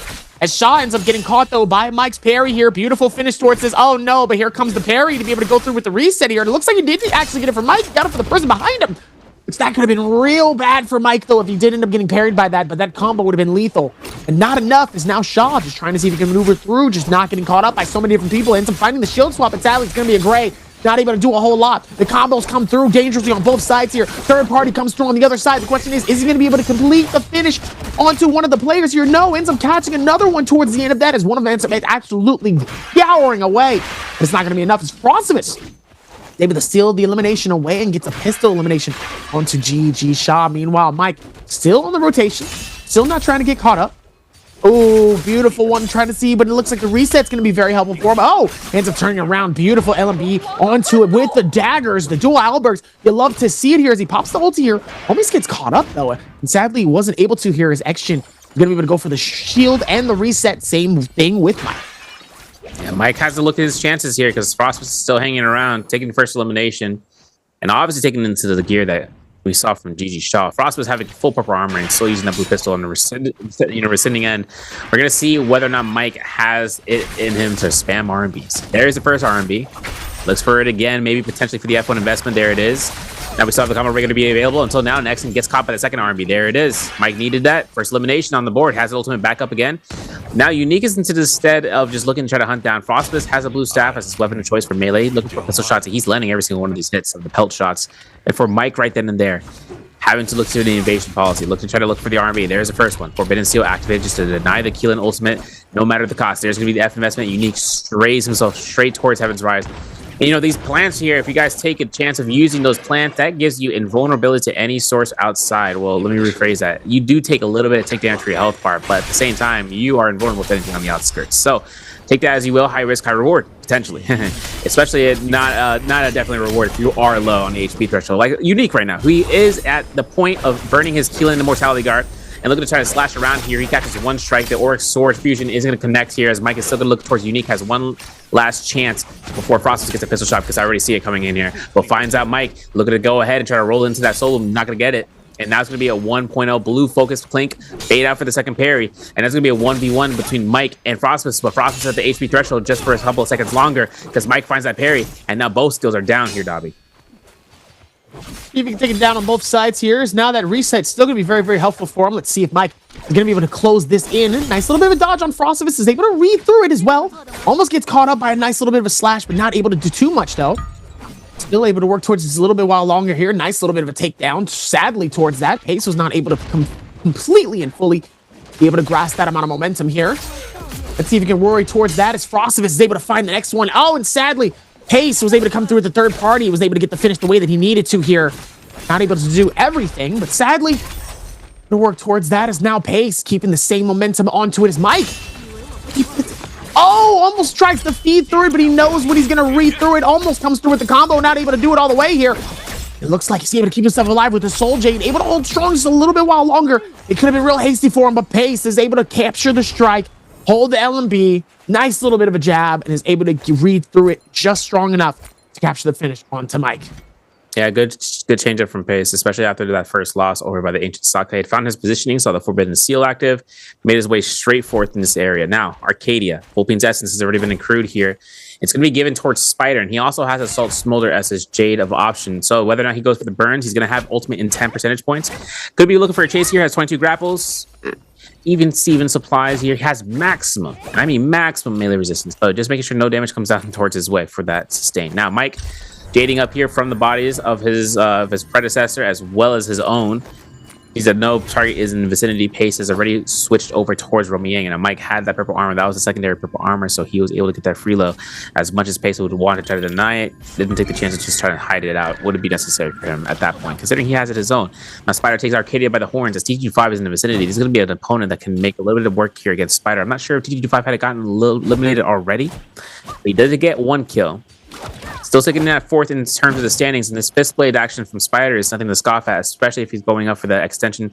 But regardless, We're gonna have to see whether or not Pace is gonna be able to hold his set here, because if he's gonna go into Rum Yang, his first target is gonna be Spider frame 1. He's got Starfall, he's got Roger's Grip, he's got 2 purple weapons in case things get a little bit more hectic on getting catch on the parries. But it's gonna be up to the Case right now. Pace has ultimate the moment he enters in. It doesn't matter if he needs to invest it out. And Mike, this man's still breaking pots like he's in the, you know, the title of a game that can kill here. You know what I'm saying? Looking for rupees, you know, looking for a round for some cash. Looking for some extras. Trying to see if something's gonna work. Trying to give him the benefit of the doubt. Make something work a little bit more. Get him ahead of the game, you know? He's well versed in what's going on here. Spider. So he's gonna be able to go inside here. Makes it a very, very well versed towards a multitude of different things here. Let's see if he's gonna be able to keep it going here towards it off the way. Now we're gonna go inside of the Realm of Yang here. Pace and Verse. Gonna duke it out inside of the Realm of Yang here. Let's see if there's gonna be any more of a conquest for certain players here as Verse. Just trying to feel it out here. Maybe see if he can get ahead of it. Certain different instances is now. Gonna try to see if they can work. Oh, nice hit towards that. Pace is gonna be able to keep the same momentum. Almost captures him with the combo here. Almost comes through with a nice little bit of a surprise attack. Not able to do a whole lot here. Pace is able to keep some of the heal away. Oh, almost gets caught by that. Oh, nice little bit of reset. He's able to catch him right up top. Beautiful combo with LMB. Able to do a lot. Oh, the parry. He's able to do too much with the combo. The question is, can he finish? No! And yes, he still was able to recover just long enough to capture the finish and says, see you later. Sayonara. Bye-bye. Crazy how the F1 kill, though. That thing is no damage. Bad, though. Good scary motions. GG shot. Gotcha. Let me see the R&Bs. Looking for the 1-2s. There's the R&B. There's the F2 investment, though. You know, Spider creates distance. He could be safe from the scare for the pulse sword. That's an upset. Looking for the V2 proc. Looking for the bow shot. Preemptive Hottie ultimate. Looking for the dashes as Shaw spaces away. Oh, Spider looking for the anticipation for the dodge up for the skybound. He catches this one. Double .0s. Not going to hit the second one. Unfortunately, that's flight form again. And now Spider was with no dashes. Looks for the bow shot. Wild Haymaker arrows in the sky is not going to force GG Shot to go for a reset, but he's at high enough range where that Salt Smolder could be just enough for the burn damage. That's where Spider's looking for. He's looking for a Salt Smolder. He realizes this. Oh, F2 investment. Look, watch this. Double dodge. Reinitiate. And that's going to be 1 point to the next. We just need one more. We just need one more smolder. And this is where Sean realizes the opportunity for Spider to catch this. Jump LMB to jump LMB, and jump LMB to finish off the job. And even though that poison splash is ticking, Spider's talking. Talking that schmack. He's talking. He's feeling it. He's able to know what's going on. He knows the timing. He's able to read it. He knows what's going on. That shift coming through. And so good for that specific play style, though. I'm gonna feel it just a little bit more. I mean, I'm saying, I will say this though, them new blades though has been very lethal to watch. Oh yeah, very fun. And you got two new Jades. Added a dispatch with it too. You read it. That's the only thing I'm trying to figure out. You know Japanese? Or Chinese? Do I know China? What do you mean? What do you mean by that? How do you know? Because I could tell. In terms of how good it is, but to know specifically, I'm like, I can't read that. I can't. Right, impressive, really. Appreciate it. It's time. Coming through from Shaw here, trying to see if he can take the time here. He's going to be able to pop the ulti here. Decides, definitely does not want to engage onto the... Oh my goodness, ends up popping. That's so petty. That's so petty. Yeah. I love it though. I love it. I love how petty that was. He could have actually fully chased that and decided, no, I'm going to let you fall to your graces. I'm gonna cause you some problems, sir. You know it's crazy too. He got the White Tiger's prowess and Spider locked in. Look, he got the bow shot. He's looking for another one. Oh, don't you dare! Oh man, I'm gonna say I was like, you're gonna get that kill like that. John's not gonna let this one slide. Stylish this is too. Yeah, seriously, he was sliding on the ground, looking like a character off of Transformers. You know, trying to shooting at the Decepticons with a grenade launch. Listen, he's making that motion go through. Big R&Bs. Catches him though on the inskirt. This might be it. Still hasn't successfully gotten that final hit, though. He's still trying. He wants to close that in. Everybody else is nearby, though. This could be real bad for him. Oh, there you go. There you go. That's how you do it. Nice little bit of a freeze. Says see you later. Good try. Better luck next time. You know, I just realized Spider picked up White Tiger's prowess instead of Vermilion's first round Yang. So he is looking for the offensive pressure. He knows there's more targets around. Maybe just looking to try to go ahead and stack up that buff, that mitigation buff against his targets. strictly looking from a macro perspective, just trying to stack that up as fast as possible. He's at 2 already so far.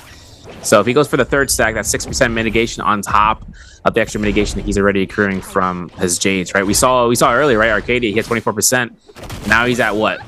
Around like 2% each stack, which is up to 4%. He's at 28. He gets another one. He's at 30%. He's taking at least 3/10 of damage less than what you might expect from other opponents, and they might not even realize that. Work for it a little bit. Oh yeah. Got to be able to get a little bit hasty. Got to work a little harder for it, you know, if you really want to see that opportunity happen. That's kind of how that works sometimes here. Now, got a little bit amount of timing here. Let's see if they can rotate towards this a little bit more. It's paced. Maybe able to go for a little bit of a repair. I'll make sure stuff is working. You know, Arano dangerously low, not looking good. His Star trying to keep that same momentum. He's going to try to see if he can force the push out here. Nice combo. The question is, can he finish it? Yes, he can. He's able to get a nice little bit of a finish here. Star, look at that smile on his face. Star is feeling it. Star's having fun. Having a blast out there. See that face? Man's excited. He's like, I'm winning, ma. Man, it's geeked out right now. I was about to think about a Gucci Mane song. Let me stop myself before I continue on further. Spider puts himself, though. He's going to be looking to try to go ahead for the repair. Gold staff on standby. This is big. This is actually kind of a dependency on his J. He's going to go for 2-on-1, frame 1. There's no questions about it. I think 2-on-1 is going to be his first objective when he catches one horizontal neutral, and then all of a sudden it turns out it's going to be Mike. But Mike is kiting around here just for the buff. I mean, just for the spear wheel alone. Now, Spider finds Verse. Verse also has a gold staff.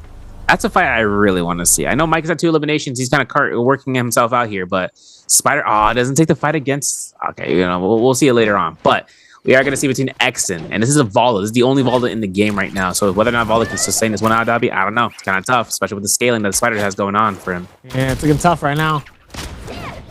See if they can continue to keep that same push going here. Now, this fight with Spider still looking good for him, though, as Exon is going to be able to keep that same pressure. Oh, just smacks him in the face. See, I'm telling you, that move is so disrespectful. Like, that's so just raw. You know what I'm saying? They would absolutely duke him out, just absolutely disgustingly rude. And now, just like that Spider, I mean, he felt that. He felt the smack in the face. He said, did you just hit me? Did you? And here come the combos. Now he just starts breaking combos on him. Man essentially got the umbrella, put it inside, and started shaking the water off of it indoors. You're like, oh, my bad. Was that your alpaca? You know, just on the front of the lawn of it. Harry midair versus looking to TT5. Might be looking for the ultimate cast to push back. Healing the ultimate guard is not going to be procced out here. TT5 is going to be looking just to create that pressure. Oh my goodness, the bind is made. Up, he gets double dash out. Oryx sword comes out. Yeah, don't do that. Mitigated. Little oof, little weave, little chances to opt in for a Oryx sword bind. Oh my goodness, now's the time. F1 invested. This is going to be a close one, Dobby, between both of these. It's going to be very close. Let's see if maybe they can find strikes towards it. There is Burst trying to see if maybe he can hold strong, but not enough here because he has so much more heals, so much more time, so much more of everything to be able to get away from it. I can get ahead of it. Definitely did not want to give him that chance, though. Ooh. That could have been real tough towards the ending of that, but you know, you just never know. Just like that, T225 is back outside. He's got so many forces ahead of him. It's not making him look good towards it. He's gonna have to go back for the reshoot. He's got some bread though. 13K, still got a lot. Got a lot of bread to spin. It's got Skyforce, got Vadra's grip, just got Tuna, got Sap as well. He's actually set. He's better. He's doing all right now. He's doing pretty good. Doing pretty swell. Spider, he's chasing. He has to chase. He's got White Tiger's powers again. He went for the 3 for 2 for 2. And now he's going to be able to go ahead, have another gold weapon on standby. Only problem is 5 eliminations. This is where target locked in. Moments happen before you realize the kill leader gets eliminated before they can even shine for a multiplier. But 5 eliminations for Justina, specifically it being the Justina, gives the lobby a little bit more prowess once they start seeing how much she smacks, especially with the 1.0 blue focuses that we've seen. Spider's been smacking those RMBs left and right. Versto, he's arriving to the scene. Arcadia might be our last final zone here. And this is going to be where, how long can we stay for endgame? Because a lot of players can just stay sustained out. The exception are the Realm Eating Depletionists, right? Verse being the only, one of them, as well as with Exon. So, Balda and a Liam both being on Realm Eating Depletion, you would see the aggression coming in a matter of moments. How many moments? 2. A matter? Counting. Does it matter? I'm sorry. I mean, It's all theoretical. yeah, true. It's all theoretical. But even with that, though, still going to be able to bounce back on both sides here. Still has to be a little bit more careful as Mike just trying to see if he can find through it. Doesn't want to get caught up too well towards this. He does have to be able to watch towards defeats here. Really could get ahead of him. Obviously not too much, but still going to be able to rummage through it. Doesn't want to get himself too caught up. Now that timing is just trying to see if he can rummage through it. And Mike just trying to just keep maneuvering through it. So far, it's not looking the best for him here, as he's just absolutely getting chased. He's able to at least distance himself a little bit here. Keeps the game alive for himself. Still does what he needs to, but the question is it enough? Mike. I don't know. I mean, Mike, disengage ultimate. He's at 35% wins right now. So, or 30%, I should say. Still getting an escape format. These walls are just really nicely done, nicely tightened it. So that way he can just go for quick scale rushes, but Versus still on him. 12 grapples now down to 11. For 1 stagger, that's all he needed to force the pressure here. Of course, you see X trying to look for his own sake, to try to get rid of his own remaining depletion. This is where that aggression needs to be made. There's the F1 investment. Mike is now at a point with no combo breaker. Now everyone can take their eyes onto that Liam as he's trying to kite back and forth. Spider with the clean scare rushes gets a nice lead in terms of the chase. Mike still getting... I know we're going to see a Mike cam very soon here, as long as it comes down towards the timer, because the moment he gets caught out, you're going to see him go ahead in that moment. The moment of truth. Blue armor swap. That's the moment of truth. That secondary moment of truth that happens. You know, that's a classic for Mike every single time.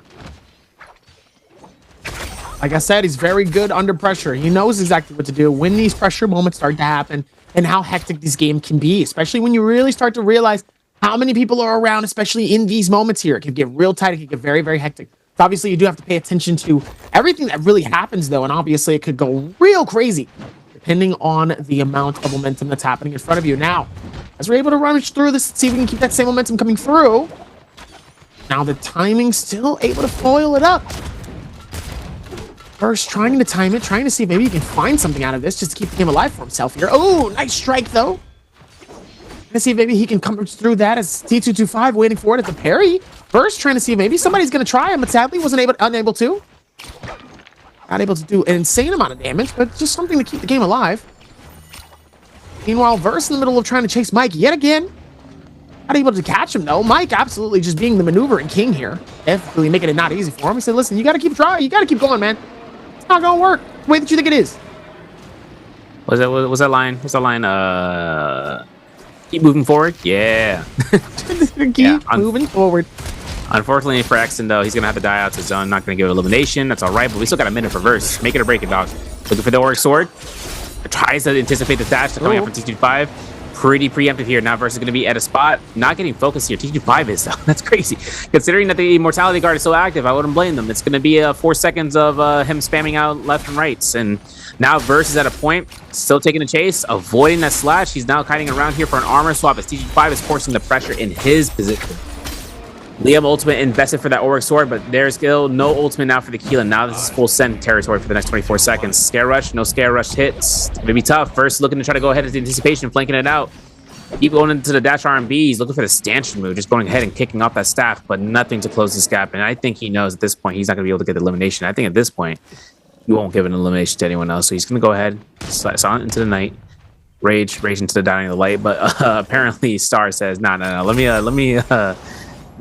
snag that real quick. He said, let me chill out. I'm doing too much.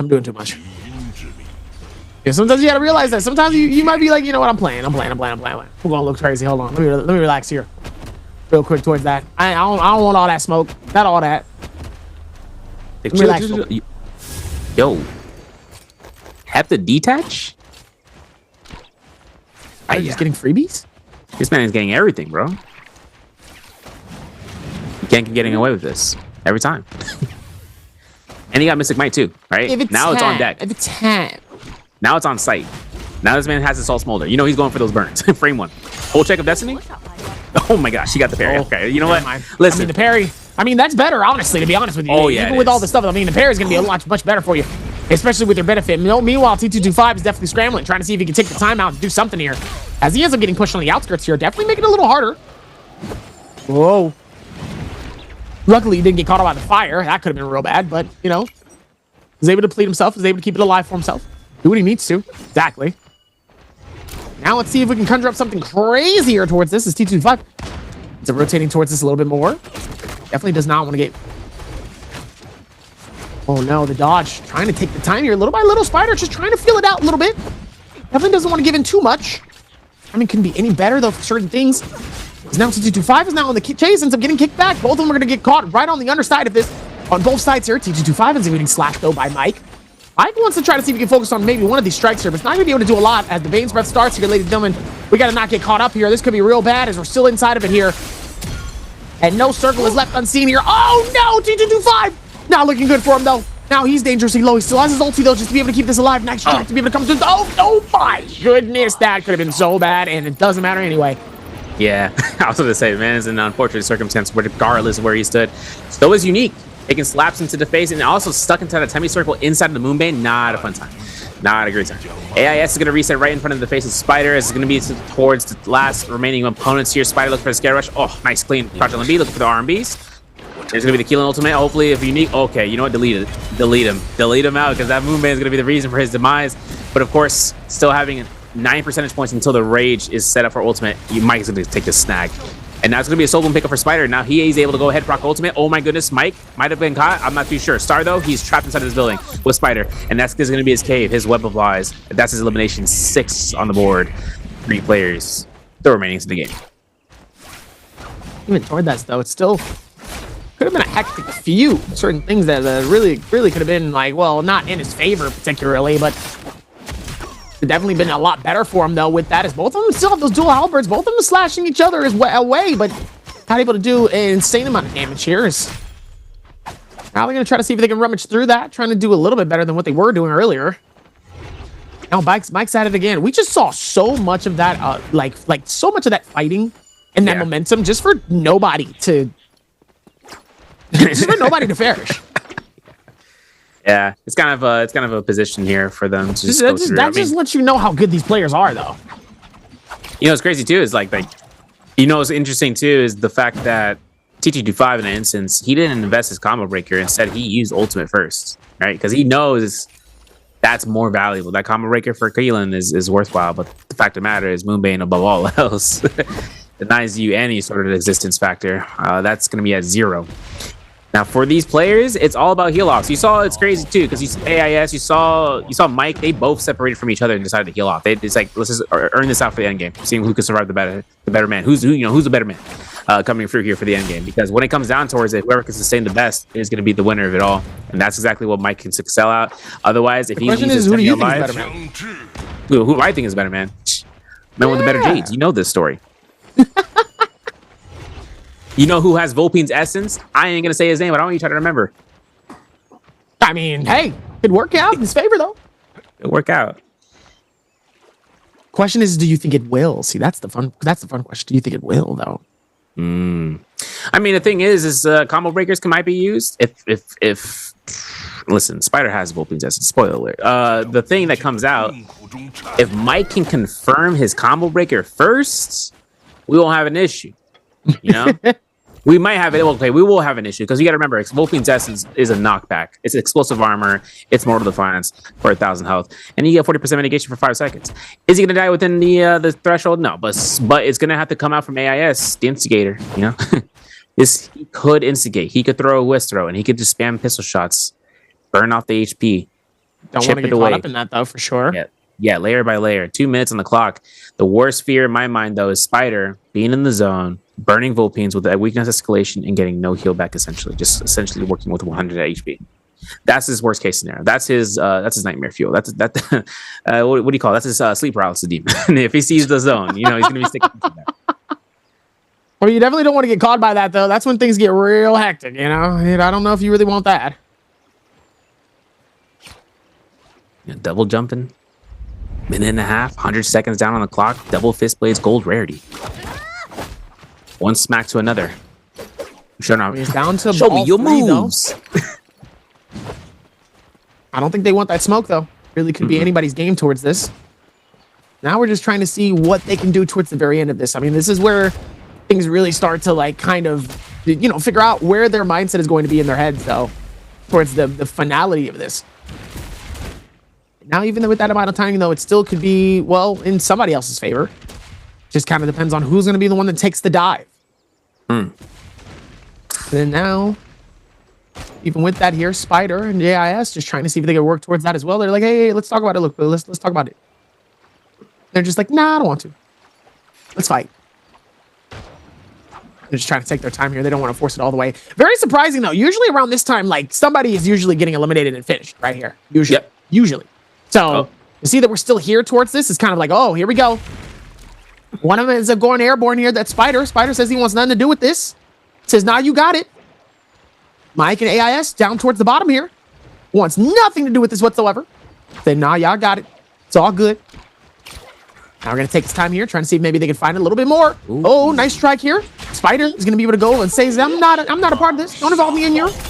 Wow. And Spider pops in the ulti here. Beautiful timing for the ulti here. Makes Spider stuck in a tough situation. Not looking good as the tornado is going to keep him uninvolved here. And it looks like the ult's going to be able to pop through towards this as well. Nice strike to be able to send him on the outskirts here. Both of them dangerously low. Spider takes down two in such a beautiful fashion here. I mean, could you have wanted anything better? He might have wanted a massage from his coach beforehand, but, you know, anything other than that, it's all good. Yeah, I don't know. He did pretty well toward that. Yeah, 7 kill eliminations. First place takes a multiplier, allowing for himself to get... I was like, yo, AIS really big brain this move right now, because he ulted with the anticipation, knowing that Justina Freeze was going to come through, burn Spider into this wall. But everything denied it once Mike is on his Bond villain arc. He had to work for it. Bond villain arc. Had to work for it. That was only reserved for Wufong. Now it's Mike's turn. No He time said, to die. No. You come back here. No. Come right back here. No, you come here. Yes, you. I'm talking to you. Yep. Come right back here, big boy. Nope. Come here. Come. Let's stop. I'm gonna say, your shoelace untied this, you know, and then boom, got your nose. Like, what the? Said, no.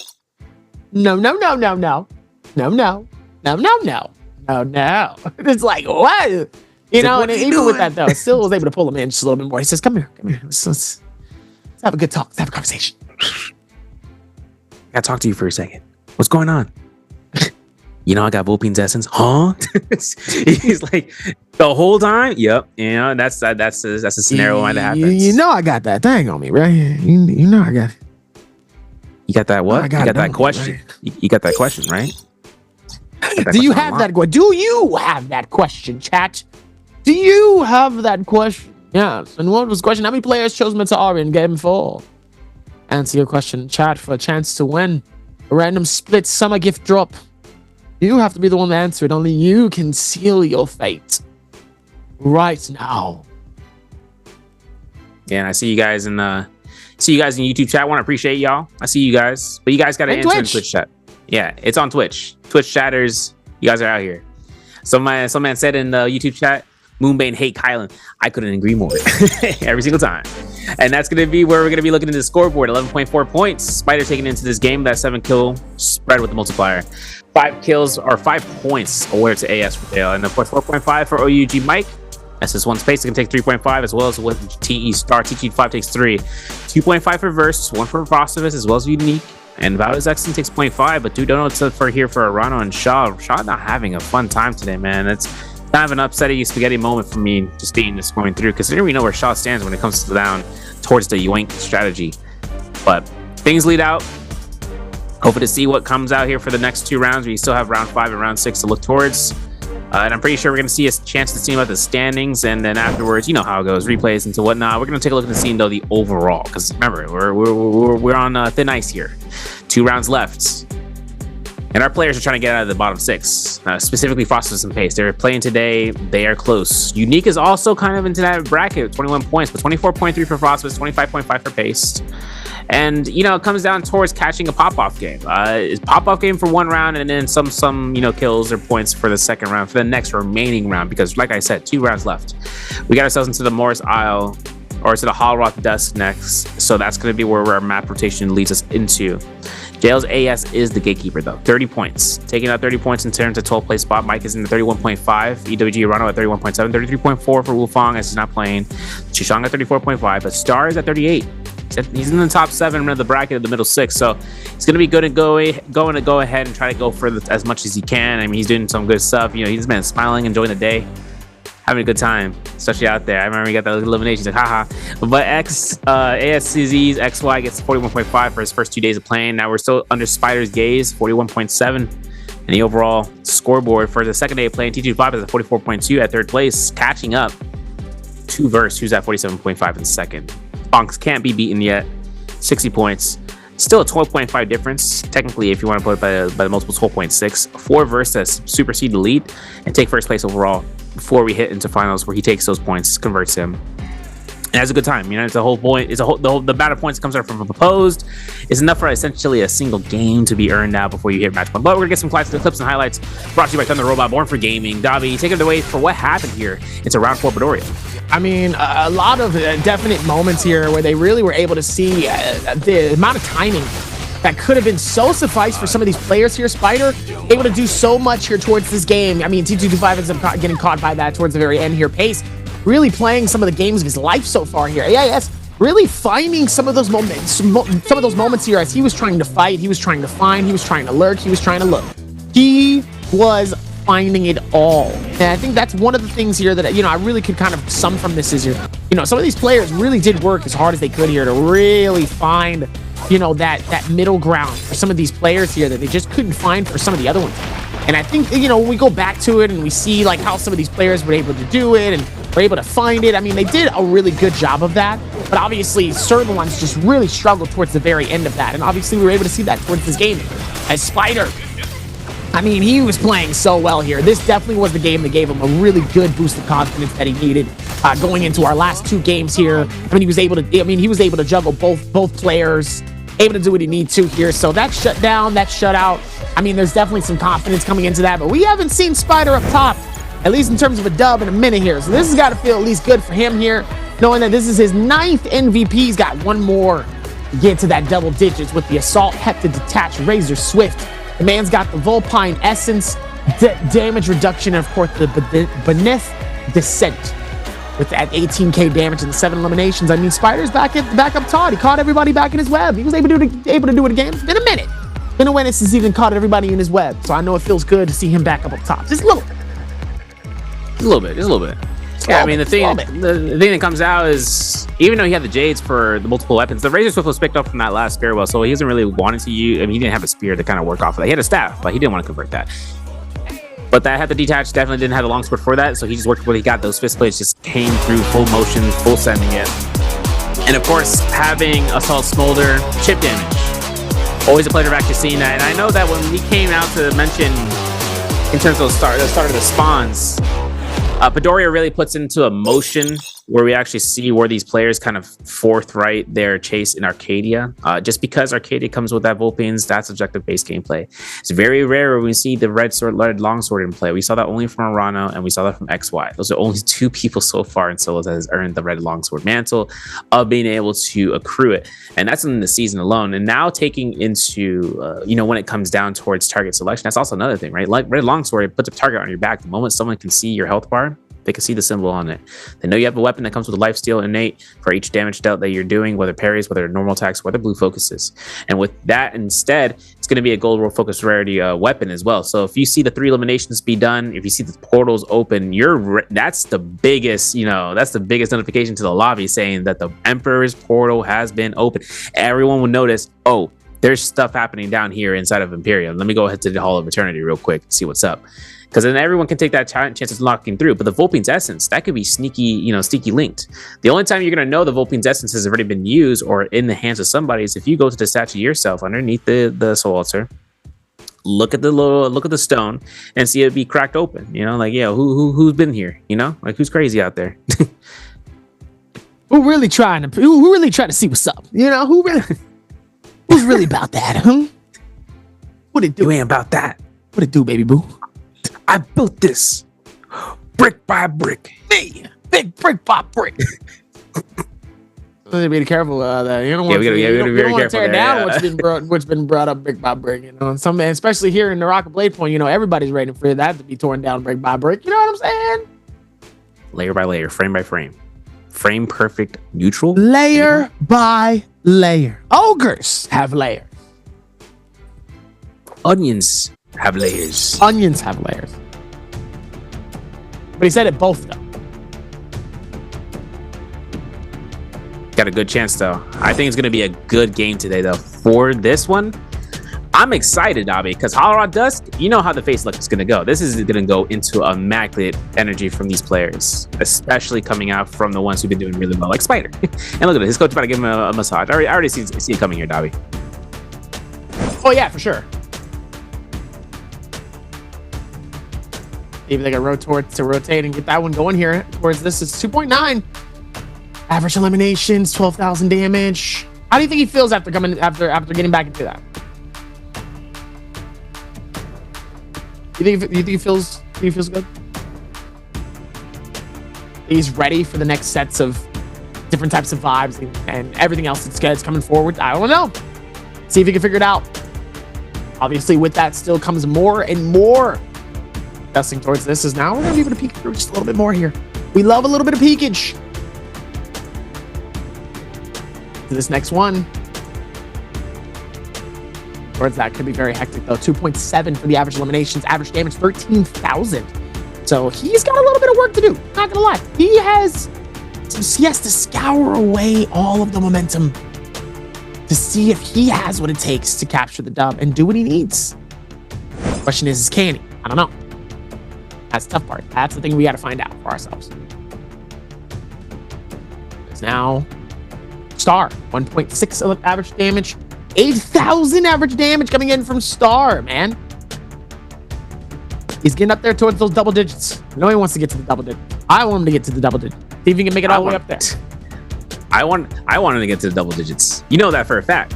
I mean, like I said, we don't look for anyone's demise. We look for the success. No demise. No demise. Absolutely no demise here. And we bring it out to verse and man of the hour. Can't pray on it. I can't pray on people's downfall. What are you taking me for? I can't. You take me for a fiend? I'll run these hands. Fiend. Yep. Pulling on the calculator and everything. You know, I'm gonna write it out here. Listen, I think one thing we have to keep in mind though is those close quarter, those fights that happen only at certain moments that create this sense of obligation. Let me rephrase that. You know, like you see these guys are, you know, in the pre-game lobby, just sitting in the lobby and just like, you know, what's going on? You know, we're homies and everything.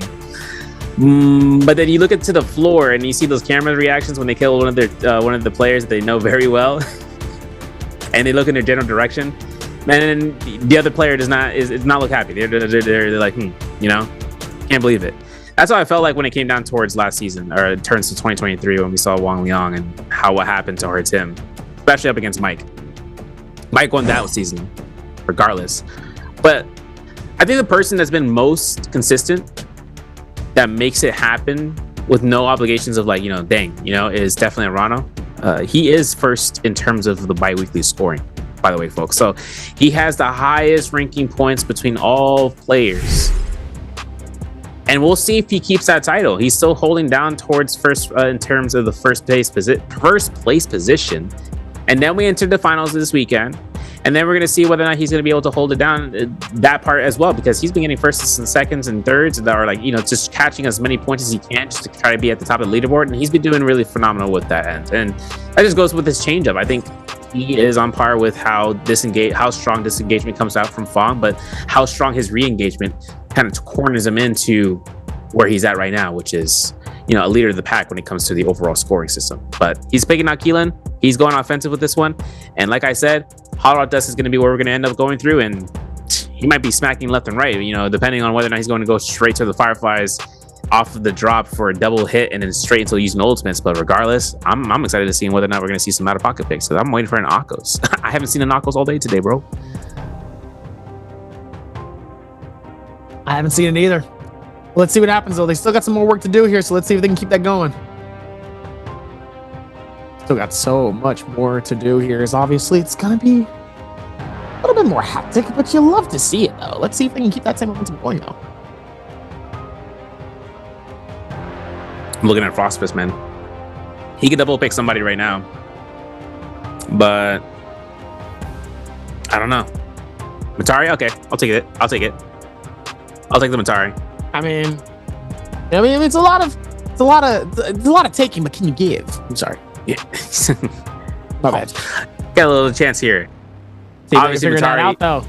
Matari has to go up against Tumultuous though. Definitely. I can't believe it. I mean, Can't believe they it. can figure that out though. I'm excited to see how they land in terms of this map though. I think there's going to be some dynamic that might be a little bit changed depending on the vibe, but I feel like it still could be some newer things that happened after that too as well.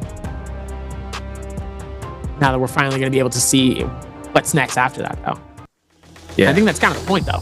Still going to be some extra stuff here. Obviously, so what are your thoughts though? So far, I haven't seen too many changes. Definitely seeing a lot more of that hecticness kind of going into some of these games and how they've been really able to push through. You know, I really thought I'd see kind of some insanity here, but honestly, they've been duking it out really well. Yeah, I think their scrap offs have been even Steven, and when it came down to it, they're really concentrated where they're on spot spawns. I said for Frostbite, that's his double pick for Matari. That's the double pick I was kind of seeing about, and it's gonna be her. But the thing is that their on-drop spawns could be Quarry. It could be just straight into those double Firefly spawns there. If they want to go straight to the Fortress of Kaviani, they can. If they want to go into the Yushan Ruins, that's always an option. But there's also those outlier Fireflies into the Feather Lake that can be used. Now, obviously, it depends on the character, right? If you have a Keelan, they're going to be looking for on-drop 2 Fireflies at most, just to go straight into using their ultimates. If they can fight out somebody to contest it, they will. And especially near to the Salvation Podium.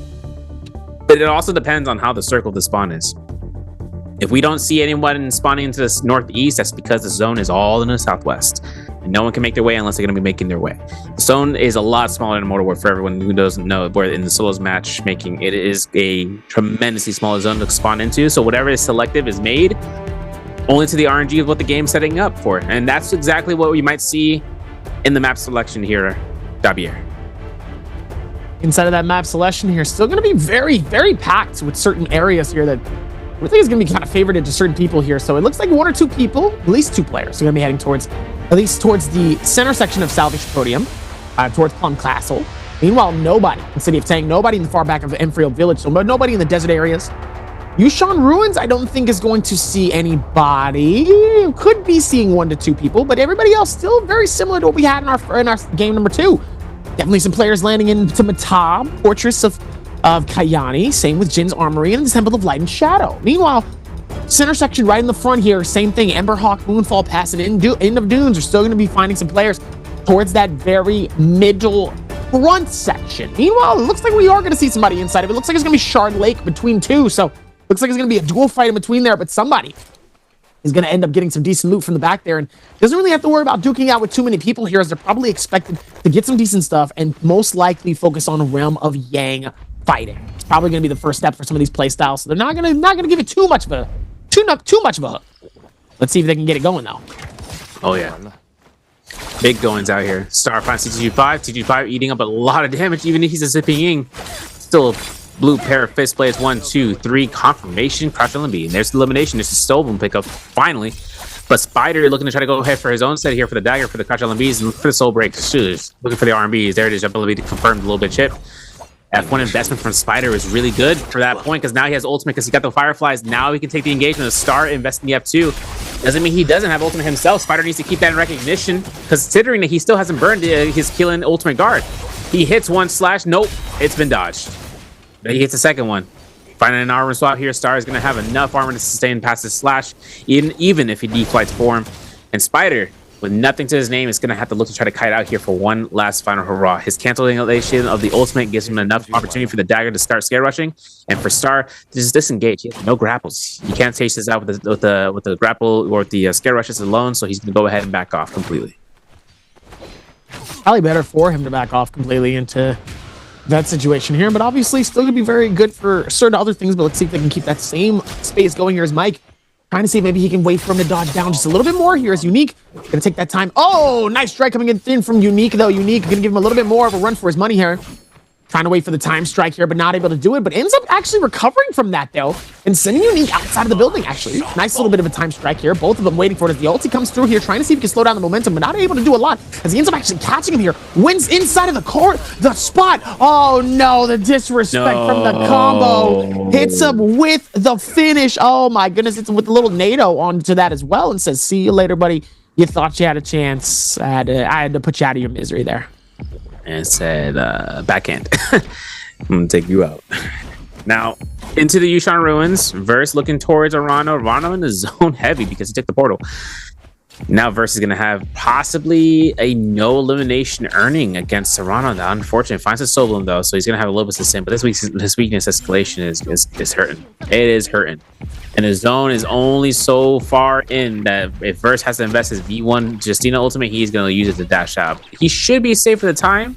A little bit close, too close for comfort, and he gets a vantage on him. He just insults to injury. This man says, I'm about to go ahead and sustain myself out. AS, though, Salvation Podium Guardian on site. Look, Spider and Mike are just tasseling over there, wrestling, swapping.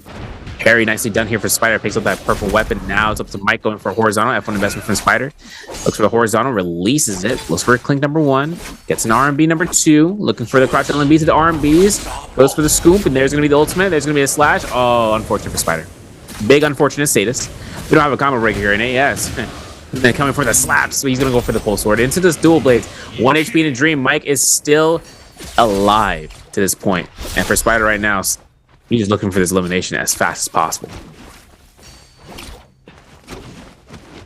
And towards that here, it looks like Spider is going to try to see if he can keep it going all the way towards him, though. But sadly, it looks like Spider is going to decide to get away from that. Same thing as Mike decides he doesn't want to get caught in that as well. Probably the smartest thing that he could do inside of that moment, inside of that area here.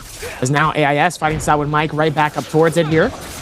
Gonna drop all the way down, waiting for him to maybe try to strike this. Sadly, it wasn't unable to. Almost catches him inside of the full NATO into that. Not able to do exactly what he needed to towards that. Oh, takes the time to get the finish to exactly the way that he needed to here. Oh, nice finish towards that.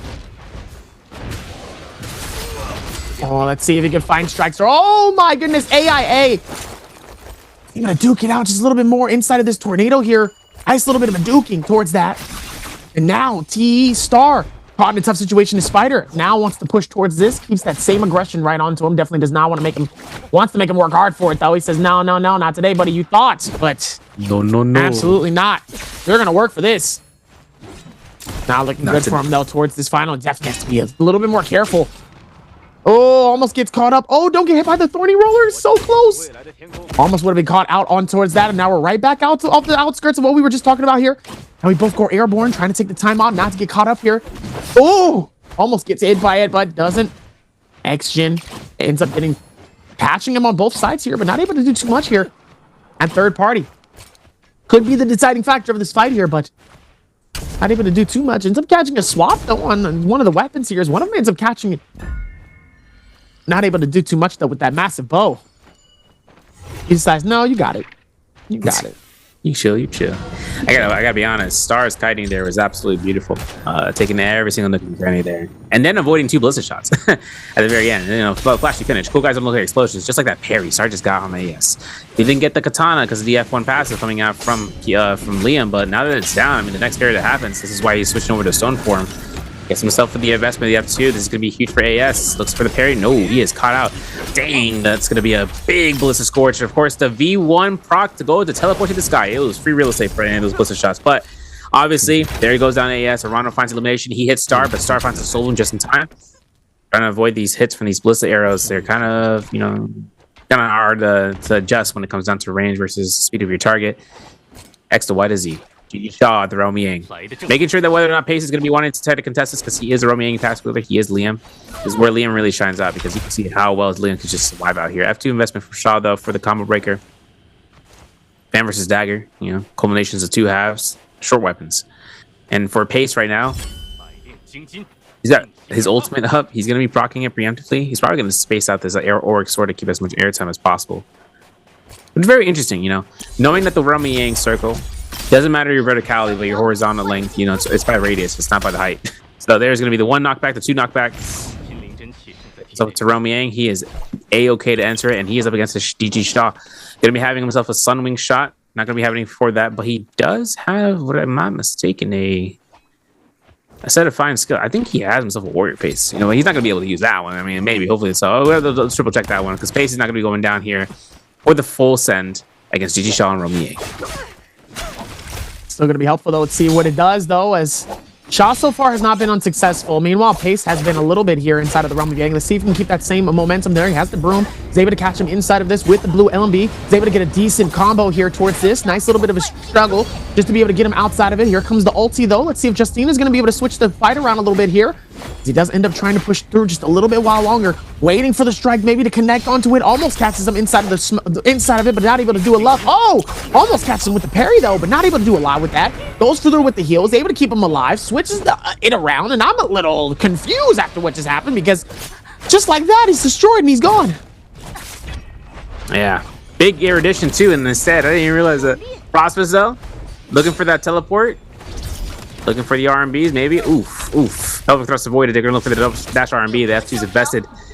Big chance for the Justina ult to counteract this Matari ultimate. The F2 dash is going to be invested for the first one. Prosper still has another one. There it is. Neutral. Boom. Oh, but nice avoidance of versus second dash. Now the thing is, that teleport necessary, but it's going to be his downfall as he's locked into position.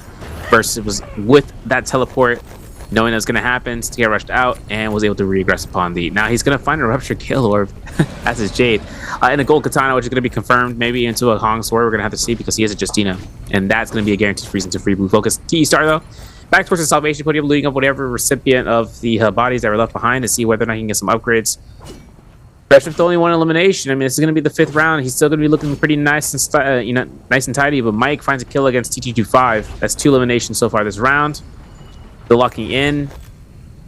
Gonna be tough for this gatekeeper spot here, Dabi. I mean, this is 31 points right now for AIS. He is the gatekeeper at that point. He's still alive. He's still in the game. But we still have a chance of seeing Pace. We still have a chance of seeing Frostfist just trying to come out here alive. Yeah, because he's always hungry for that top 12 placement spot. Yeah, if it comes especially AIS as well. AIS definitely still has an opportunity, but it's definitely starting to whisk away little by little here. AIS has been kind of struggling to successfully get an elimination here, or at least anything that really can keep him kind of going with that amount of confidence. But he's been able to get some decent fights in, but just he's not been able to really complete some of those finishes the way that he is. And it's definitely looking like if Pace keeps that same momentum that he has been doing, he might most likely take over that top spot here. In terms of at least qualifying, and that could be real bad. That can get tough for him, though, depending on it. As GG, Shaw and Frostmas still fighting this out here. Let's see if Frostmas can keep that same energy. Shaw, let's see if he can go through with the freeze. Is not able to, though. Both of them missing out on both sides here. Trying to see if they can get some connecting onto it on both sides. Not able to really clutch too much here, but it looks like Frostmas, with that amount of power, pops open the ulti here, and it looks like he's going to be favorited into that dub. He's for getting that elimination here. 2 eliminations to his name. Meanwhile, Mike is getting absolutely juggled here by T225 here. T225 trying to keep the lead so far here. He's all the way up top here, so he's playing it super well here. But that combo, sadly, was not able to keep the same combo going entirely here. He goes right back into the NATO and lets him go, hey, you better come here. You got to come here for all that madness. Oh, nice swipe, though, from the katana. Looks like he's going to be trying to see if he can connect it on both sides here. Longsword, trying to see if maybe he can keep that going as the blue LMBs, both sides, both misses. Nice defensive clings as well towards this. Oh, trying to see if maybe he can get out of this, but sadly not able to, though. Almost was able to just in the nick of time, but sadly was not able to, and that might have cost him. That might have just cost him. My God. That was crazy. I didn't think that Slide Africa was going to connect, and then the fact that he got LMB neutral again, immaculate. First elimination, though. Taking out Mike for millions. So that's going to be the worthwhile. CT5 showing up what he's got. Now, interestingly enough, Fortune's copy on it. This is kind of a skirmish that's going to be bound to happen. There's a Forbidden Seal here. I'm not sure. I don't see the stone on the map. So I don't think there's going to be any, no ult zone. But the amount of aggression happening right here, folks, is going to be different. It's going to be a little bit more sketchy, especially considering that cave is open for anyone to go below and then make their way above. 4 Pasto, gold spear, purple armor. There's a good amount of supplies. Had himself 19 grapples, 4-6 ratio for the powders into armor powders. Having the Erudition Jade as his weapon or as his Jade, he also has a Blistering Edge as it comes out to be available for. That's for his DPS, and a gold spear is just like creme de la creme for him right now, and that's the scaling that comes out of it. The Romiang pass accrued, going to be excellent to be able to build up that one, but he might just stay outside of the Romyang pass just so he can, ease off the pressure that's being dealt to him right now, Dobby. With that amount of pressure, though, still is able to do so much more of that, though. But let's see if that actually does continue to be his benefit towards this strike here. Now he's noticing everything else in terms of how that's going to be for him. And he's going to take the time to be able to rotate this around. Able to find a nice little strike towards this here. Let's see if they can keep that same momentum going here. Oh no, it's not going to be enough as Frostivus ends up catching the elimination onto Action, who's flying away. Frostivus catching 3 eliminations toward this. Oh, this is looking real good. Hold on. I'm knock on wood before you do that. Trying to take advantage of it, trying to get away from it. It's very close. He's catching up the pace right now. 2.2 points difference. Pace gets caught by the infamous T225-LMB. I don't know what to say. Okay, but he gets inside the portal, so T225 gets in there. Frame 1. Erudition still in the play here for himself when he gets into that Romyang. Gonna be a good chance of seeing whether that pace goes ahead, rushes it down. TE star, JevLMB, looking for it. JevLMB again, maybe look for the crash LMB again and again. There's a clink. There's gonna be the RMBs. There's gonna be the crash LMBs to the RMBs. Of course, pace looking for the 1-2s, and there's gonna be the pace that we know and love. Goes for the extensions. 1-2s, 1-2s, 1-2 and 3s. Maybe an Erudition to connect for the purple focus comes out of the works. But the Hottie ultimate comes back out. Of course, we know that Hottie is going to go ahead and just go for the reset. This is where Stark can work out with doing the healing. But we have another fight happening in Romyang. We're not going to be able to see it. But hopefully soon we get a good chance. I think it was Verse that was inside the Romyang, so that's going to be a one fight I really need to see where he succeeds or if he falls. I gotta be 100% honest. Verse is going to take that Romyang. He's going to go up against Mike, and he wins that fight. TT25 on the other hand, up against Arano, goes ahead and bursts out the F1. Arano looking to try to go for the ultimate cast as it comes out. TT5 still has V1 active, Nate, and he's still able to kind of work into using the activation. This is high risk. Super risk. F1 is available in 1 second. Oh my god, he dodges the rendering, he dodges the Wraith Slash, he gets caught by a secondary one. The spam is out here to play, but he is mitigating every single one of these slashes. This last one. It's too much pressure. And this is why we see Keelan in the October 17th patch get nerfed. Listen, it's gonna happen. It's gonna happen soon. But he gets himself, oh my goodness, he gets himself Cloud Weaver and gold fist blades off and a phantom set, bro. Again, we see the god tier setup. Arano has been set up shop. He is a merchant, and he's a merchant of death. Absolutely insane, but also cleverly timed as well. Now we're looking back into this fight here with Arano, Pace, AIS. Looks like it's gonna be a mad stack inside of this building here. As Pace decides he wants to get out of here. Definitely does not want to be a part of that as the bell is rung, showing where everyone is on side of the map here, at least close within a nice little bit of a range here. Looks like Spider wants to try to see if we can fight this out here as well towards this. Let's see if we can keep that same momentum here as it looks like Pace is going to decide to maybe get some hits in towards this. Try to see if maybe he can get away, but sadly it's not going to be able to. His Verse ends up getting some nice damage onto Pace, and now Pace on the chase. He decides to back off. This definitely does not want to get caught up, knowing that he's absolutely has no shield here, and knowing that so many different parties are trying to fight this out here. Meanwhile, Verse decides to turn on one of the other players here, giving him a chance to get out of this. Absolutely impressive here. He's got to be able to take his time, though, to be able to do exactly what he needs to here. Timing couldn't be any better here as Mike ends up getting absolutely shuttered all the way up top here. Looking good for him here towards this is Mike. Able to fine-tune it. Goes for the rotation. And now he's just maneuvering as best he can here. Sadly does get caught by one of them. Forces the ulti to slow everybody's movement down. Does give him a chance for him to maybe be able to escape. Goes around towards this. Let's see if he has a little bit more momentum. Goes through the window. Spider's going to be able to follow suit with this. Finds him. Beautiful parry. And decides he doesn't want to be able to commit to the fight. He just wants to back off as much as possible. Absolutely getting shuttered by so many different people here. It's not looking good for Mike here, as everybody has been waiting for the opportunity for all of them to get a nice little bit of a taste of Mike. Pause. Meanwhile, all of this to say it's going to get tough here. It's Mike just trying to see if he can get away, but it's not going to be enough. And it looks like Pace is going to be the one who takes the elimination away. Cake. Yeah, Pace is he's been spamming that Erudition a little bit too much, but it's working. It's purple focus after a certain amount of time, so he's gonna be able to work off of it. You can fight up against Arano. We know what Arano got. Danger zone, man. Listen, he's gonna be going ahead, rocking out here. You're gonna see those cannon shots. Gonna see that rupture gale. This is absolutely what Zippy Ings do not like, and they're getting pressured out. For it, the V1 force procs. F1's in 5 seconds. He gets caught, and that's going to be one hit left. And that's AIS with that bow shot. He's looking for another bow shot. Listen, this man on the Sniper Elite 4. Gaming, of course. He's looking to try to pick up the loot. We got the top 3 players in the bottom left to make it through qualifying of top 12. Between AIS in the first camera, SS1's Pace in the second, Frostfist from Team Alliance in the third. Very close between all 3. They're still within the margins of passing one of each other. Frostfist at the the lower end here at 27.8, needing approximately around 4.7 points to pass out AIS. Now, Pace a little bit closer, 3.5, and 3.5 is only 3 eliminations and losing out your opponents to get eliminated for replacement points. And this really comes down towards the wires: the Matara versus double Liams. And these are the only Liams in the lobby. These are the only Liams in the lobby that can really create some stress here. Spider, though, and Narano still being the only Keelans in the lobby are up against a Justina and a Hadi and a Temi. The Temi circle could be the make or break, since we saw Unique just hanging around. So he's somewhere in the world. Let's put it that way. Unique somewhere in the world. We're gonna look at the replay though. Verse. This is the second round Yang fight. I wanted to see Verse up against Mike. Verse took the victory here. Slide uppercut not going to come out here. Versus going to keep that sliding motion with the scare rushes. Catches it again and again. Going for the TOD. This is how we lose it, huh? And now Mike's going to get caught by another neutral horizontal into the R&B release just like that. No way to escape. Once that combo breaker, once that whisk is up, it's gone. There's no way of saving himself.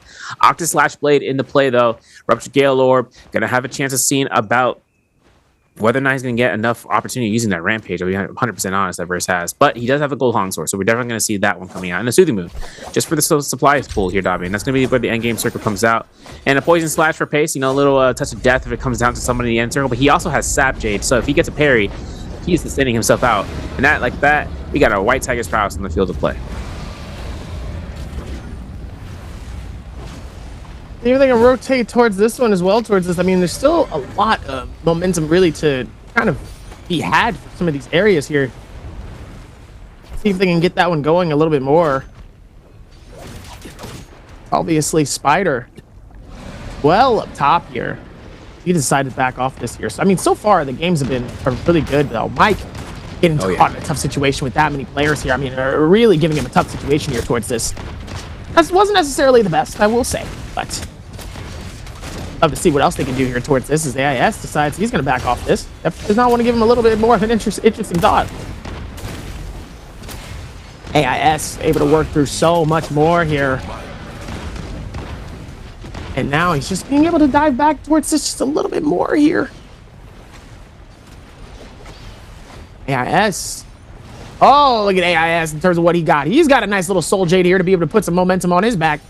He said, I wish somebody pull up right now. I'll pull it out and let everybody know. Ah! Oh, never mind. T almost got caught by that, actually. Almost. That would have been that would have been set up. Everyone would have actually lobbied on him. It would have been the case. I think AIS, though, having advanced heal as well here, pretty snaz. But Aurora Burst did get nerfed. It did get nerfed this patch.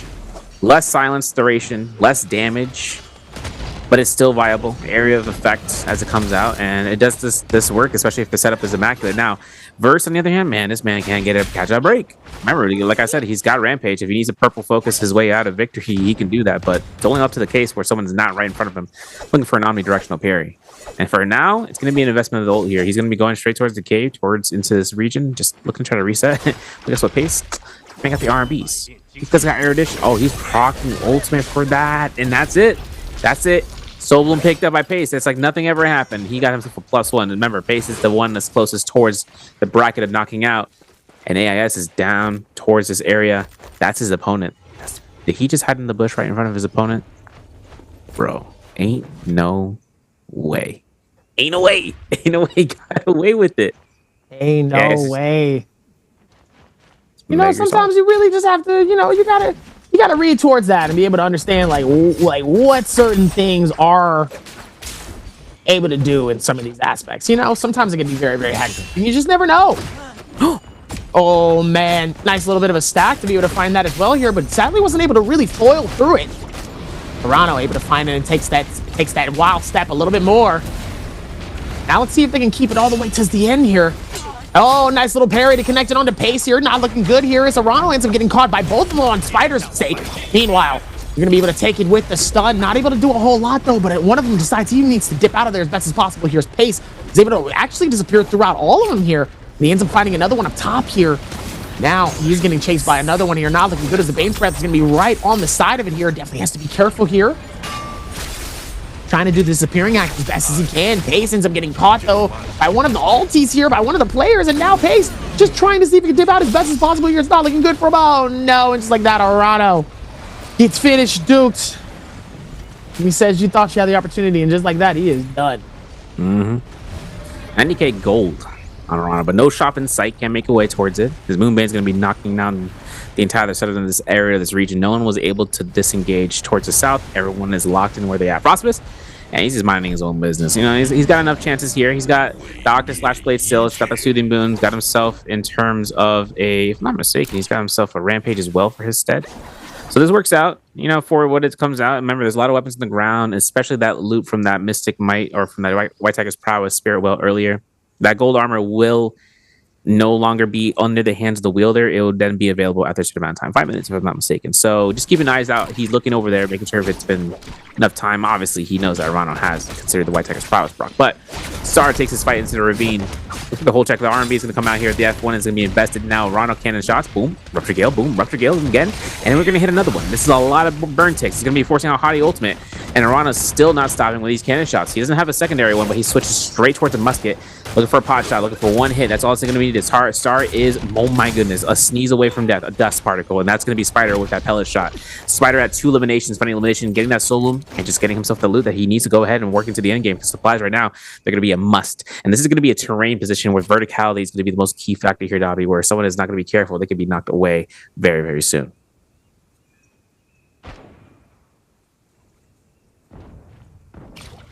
Let's see if he can follow through with it as well here, as there's so many different players still up top here. Still trying to dish it out as much as possible. Spider looks like he's about to pop his ulti here, and it looks like it could be dangerous for one of these players. It looks like AIS ends up getting found here. And it looks like now one of them ends up getting targeted here. Let's see if that's going to be the case. The question is he able to find AIS yet again? He's going to take his time here. It looks like AIS might potentially be the target. Oh, wait. Oh, one ends up getting hit. That is Spider trying to catch it onto this next strike here. Oh my goodness, ends up catching AIS from the outskirts of the circle here. He wants AIS gone. I don't know what's going on here, but he's got beef with him, clearly. Meanwhile, another player ends up getting sent from outside towards the bottom of the bridge here. Goodness gracious. Spider dangerously low here. I actually don't know where he ended up losing so much of his damage during that fight. He was playing so well, and he really had a lot of strike charge towards this, and then suddenly, all of a sudden, he had no shield, no heal. I was like, yo, what happened? In a matter of seconds, just like that, AIS is gone. Yo, AIS got targeted. That was so Yo, they went after the Liam, bro. Liam, get him out. He's the only one left. Get him out. I think that's going to be the case. The thing is, Spider ran out of ult just at the nick of time where he was able to confirm the kill, but wasn't able to do so. I mean, he led in on top of the tree trunk, and then all of a sudden his ultimate was done. He went for horizontal. Didn't have enough sustain to kind of hold out there. He had half health, half armor. He was taking a lot of damage, ship damage, just from neutral hits. Avoiding that whisk throw was kind of a miracle, but Spider is in a tough spot. 500 HP, 600 HP, I should say. Still trying to keep himself in the kiting position, but I don't think he can afford the kite here. I think he's looking to try to go ahead and find a spot to heal, but he's putting the pressure on. And that's going to be another chance here. Zone take damage, a cannon shot, and a burn. And oh my goodness, Arano found the elimination just like that because of the semi-circle, and now he finds Unique. I made mention of the Unique earlier, and there's Unique right now. Finding Arano here. Can't do anything about this. Going to force Frostbus to go for that 1.0, but you remember the Cloud Weaver's going to be in play. Ripple Step, Phantom Step. Big chance for Arano just to go ahead, back off for one little bit heals. He knows that Soul Balloon's there. Now he spots it. Octa/Blade, as mentioned before. Going to be coming out, avoiding this Cloud Weaver. A miracle. F2 to mitigate through the stagger. Love to see it. Matari ult still available from Frosty. Looking for another Octa/. He confirms it. He burns the combo breaker. He's looking for it again. Looking to try to get some high ground. Trying to avoid that Cloud Weaver, because the moment he gets caught into that Cloud Weaver into the zone, this is going to be an unfortunate circumstance for him. He's got F2 in a couple of seconds. Frostbus ready to go for that pelvic thrust. Gets it. Nice conversion as that Keelan ultimate is now procced. Frostbus is now A-okay to space this one out, as Arano had to invest his ultimate as a defensive measure. I mean, those defensive measures can only go so far. Not gonna lie. It's a little harder to do that sometimes when some of the other ones are just, well, it's not, they're not making it easy for you.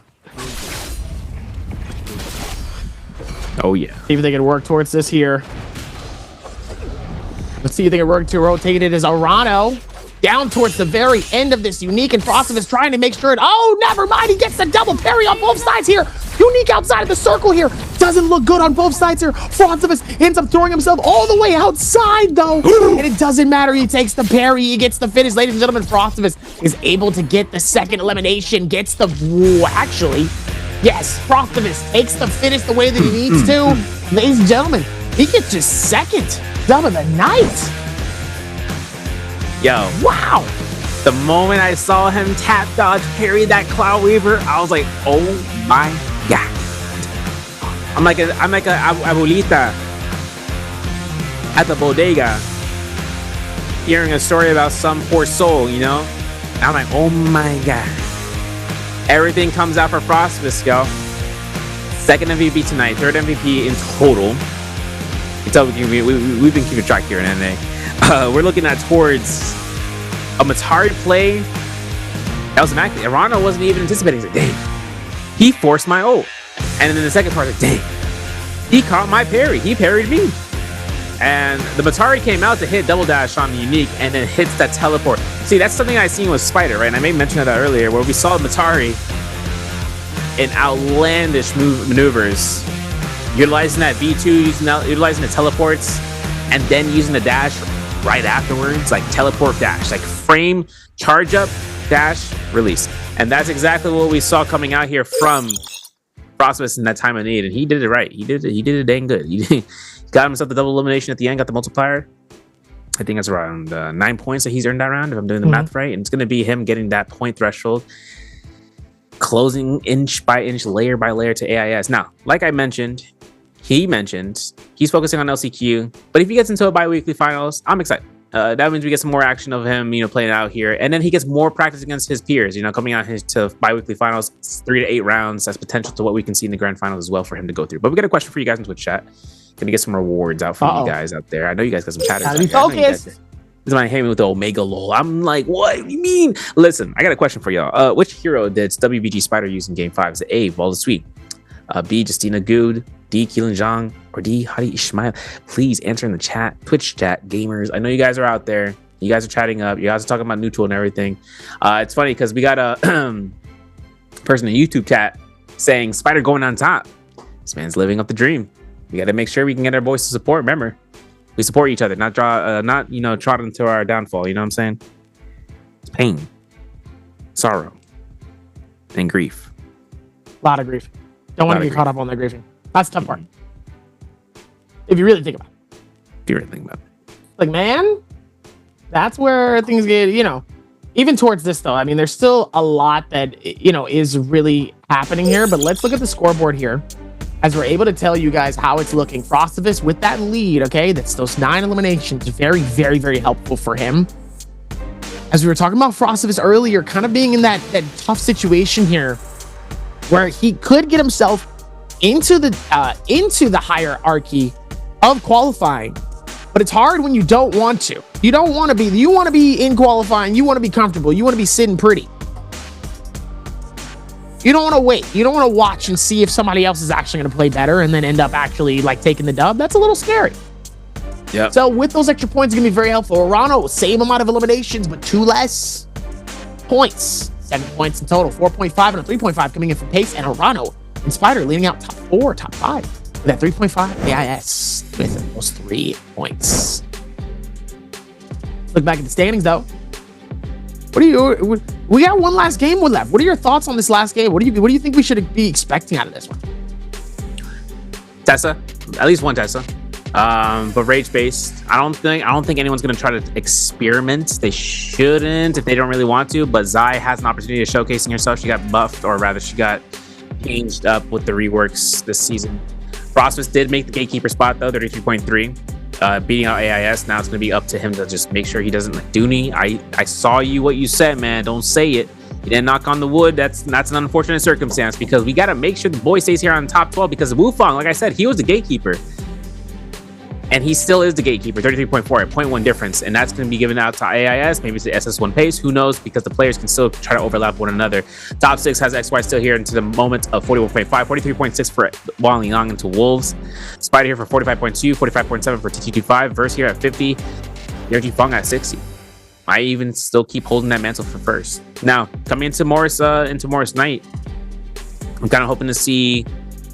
I mean, listen, like the thing is that we have a lot of players that love to spawn Noble Cave. They don't stop there, and they ain't stopping nowhere, you know, because we got to look into stopping right here into round 5's clips and highlights, brought to you by Thunder Robot, Born for Gaming. As we saw into these first game fights, we start about TT5 here for some scrumptious first kill eliminations before Spider tried to go ahead and yoink it. Star's like, nah, that's my kill. I'm a 1, 2, 3. And I'm gonna crouch on Limby, kicking my toes. And then Unique was in the same circumstance as Mike was able to catch us. And you know what happened here, Dobby? Uppercut, grapple bump, R&B, straight to another one, slap. Oh, right then and there. Another one was crazy. I mean, that timing was absolutely flawless. And that's kind of one of those things too, where, you know, it's why we talk about how amazing these players are in terms of how they're able to handle a lot of different situations and how difficult it really can be. This is that was one of those moments where you really got a chance to see, man, they really know their stuff. And I think even with that though, they still was able to find their own moment of momentum and really was able to shut that out in such a great way.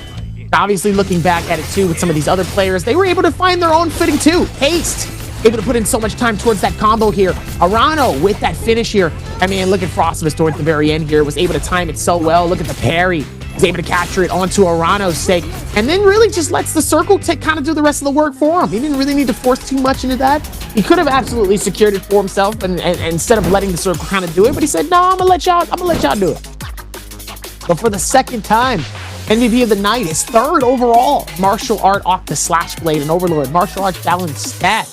Rampage, Soothing Boon, and a soft step of Gecko Foot. 13k damage, 5 eliminations. This man crawled his way. I mean, look at that damage. He was struggling a little bit, I'm not gonna lie. He crawled his way up there, but he got it nonetheless. Yeah, he did. He did. Considering that he went ahead and was just spamming out. He was using fist blades majority of the time, but once he got the dual blades, he's kind of using that to extend out the R&Bs. For 1.0s, then he started using Octa Slash just kind of hold off his corner, where if he can get into gold focus as soon as they can release, then he's going to be able to not be, you know, in any sort of risk or danger for parry. And, you know, having the chance of using his ultimate for the dashes, kill confirms, sustain confirm, everything that comes out from that also lies into the Tide moments of where he's able to get his teleports to go on offensive duty, right? Just teleport behind somebody and just move past. And, you know, something that also it gets utilized a lot is playing backsteps with the V2, where you're able to teleport. If you're trying to escape a fight, you teleport behind somebody, and then you're getting chased by somebody, and you find another target to teleport behind, so that way you can skate around, because it has a 30-meter range. 30 meters, you know, from one target to the next, for someone who's already onto you or already pouncing onto you, you need to make sure you can try to back off and throwing someone off their guard, thinking that, you know, hey, what was that noise? You know, like, what's going on behind me? And then the Matari just ends up scare rushing away from you, or it starts scare rushing off into the distance, is exactly where Mataris can be used in that disengagement factor wholeheartedly. And forcing out that is where Mataris can really come out and seeing the skill of that player. But we're going to have a chance of looking at a short break. We're going to be coming right back here for round 6, see where we can stand, because 3 players are on the chopping block. And this is going to be where we might be able to see the final top 12 to be decided for finals this weekend.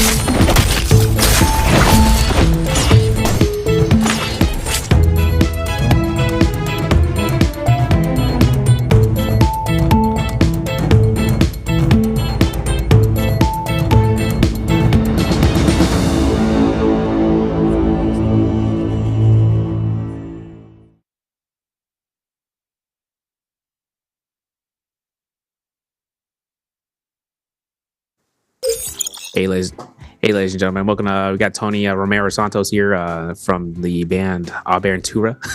Listen, I gotta appreciate y'all for being here for the 5 rounds. Bear? To 6. I'm the bear with the singer, bro. It's time, but we have to remind y'all final rounds incoming, and we got ourselves coming through here. My name's Severio, alongside with Davier/Ambush King. You guys follow on Twitch for the homies because we got a chance of watching out for the final round. Who's going to make it into the top? You're going to have the cameras on the SS1 page. You're going to have the cameras on AIS. You're going to have the cameras on Frostfist. And I'm looking at those cameras too. I'm like, yeah, I'm staring at those cameras. I'm looking at towards those 3 players because making it into finals for at least I think 2 of those players, especially Paste, who won a bi-weekly final, to make it into top 6 is his definite mark to try to make it to the bi-weekly finals this week as well. Just because he needs to try to get as much points as he can earn. Even if you go to last place for 12th place inside of the bi-weekly finals, you get some ranking points. And that's all you kind of really need. That's where we're going to end up going through. Because right now, it's game time, baby. Game time.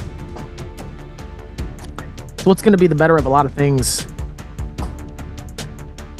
Even towards that here, only just becomes a little bit easier for certain things, but obviously kind of diving back into it and really giving that space a chance.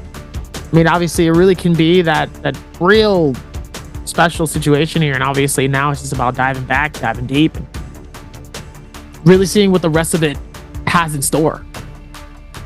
As we go through our final fight here, expectancies for this final fight. What do you want to see? Combos. I want to see a TOD. I mean, the combos have been ridiculous.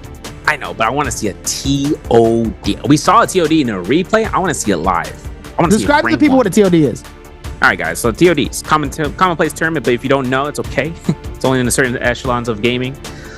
Putting yourselves into a TOD means setting up a touch of death. A touch of death combo means that you set a chain of reaction of events of catching somebody where they have no place of landing onto the ground, meaning they can't take any actions, they can't roll out, they can't ability out because they already ran out of their combo breaker of anything, which means that they have no escape, which means they have no way going through. I like to call it a nickname, Ticket to the Shadow Realm or a taser combo, where there is nothing coming back from this one, folks. And if a TOD happens, that's just because the game knowledge, proprietary terrain that they're on, taking everything, the weapon selection that they're utilizing, try to get it off, the character weapon or the character ability usage. It's just a lot of factors into it. And in this game, I love it. And it's like a fighting game that you can enjoy. Like you're playing Marvel, Capcom 3. I don't want to say the titles going through here, but everything comes out where every single one of those, different games, different titles, same scenario where they catch one person in one fell swoop, and it's all over in a blink of an eye before you realize it, because the other player, the one who's receiving the TOD combo, they ain't gonna do anything else except sit back, lay their chair back. You've seen the players lay their chair back, especially the trios gamers, man. They lay those chairs back, and it just wait it out, because then it'll be over by the time they wake up. Wake up. Wake up. Wake up. Wake up. Wake up. Wake up. I was going to be telling you. Over time, I'm gonna tell you to wake up. Good morning. It's past your wake time. How you doing? My name is Davy. Nice to meet you. You know that classic song. I was about to say something else. Oh boy. Still got a lot more coming through to this fight here, as we're gonna see the first set of picks. Obviously now, I feel like the picks are we're most likely kind of gonna see some of the same stuff. Nothing that's like too insane. I think now it's all about, it's really now it's all about timing at this point. Yeah. Timing. Snag tech. Oh, there's knockouts. Perfect. Oh, we get one? That's all you need. No. Oh, yes, sir. Oh. Don't get me excited now. I'm like Tarkaji? Hold on now. Oh, they locked it in. Yes. Oh, we're getting a Tarka in the game. Let's go, baby. Yeah, Tessa, that's great. Yeah. Anyway. I'm like a WWE character right now. I'm waking up. Oh my goodness, I'm actually so... Ding. Listen, TT25. If you use F2, yo, we got some baller picks here. Wait. Another ball up. Let's get it, baby. We got a Volda, 2 Arcoses, Tessa, and a Tarka. I'm so happy that we've gotten a chance to see Valda's back to back to back. Not only that, was able to get a Valda dub. Okay, we got a Valda player that ended up winning. Okay, we don't see that too often. I'm stoked. Valda is back, baby. She's so back. We are back in the game, baby. I got a asterisk at the end of that statement, for better or for worse. But can't tell me nothing different right now. Can't tell me nothing.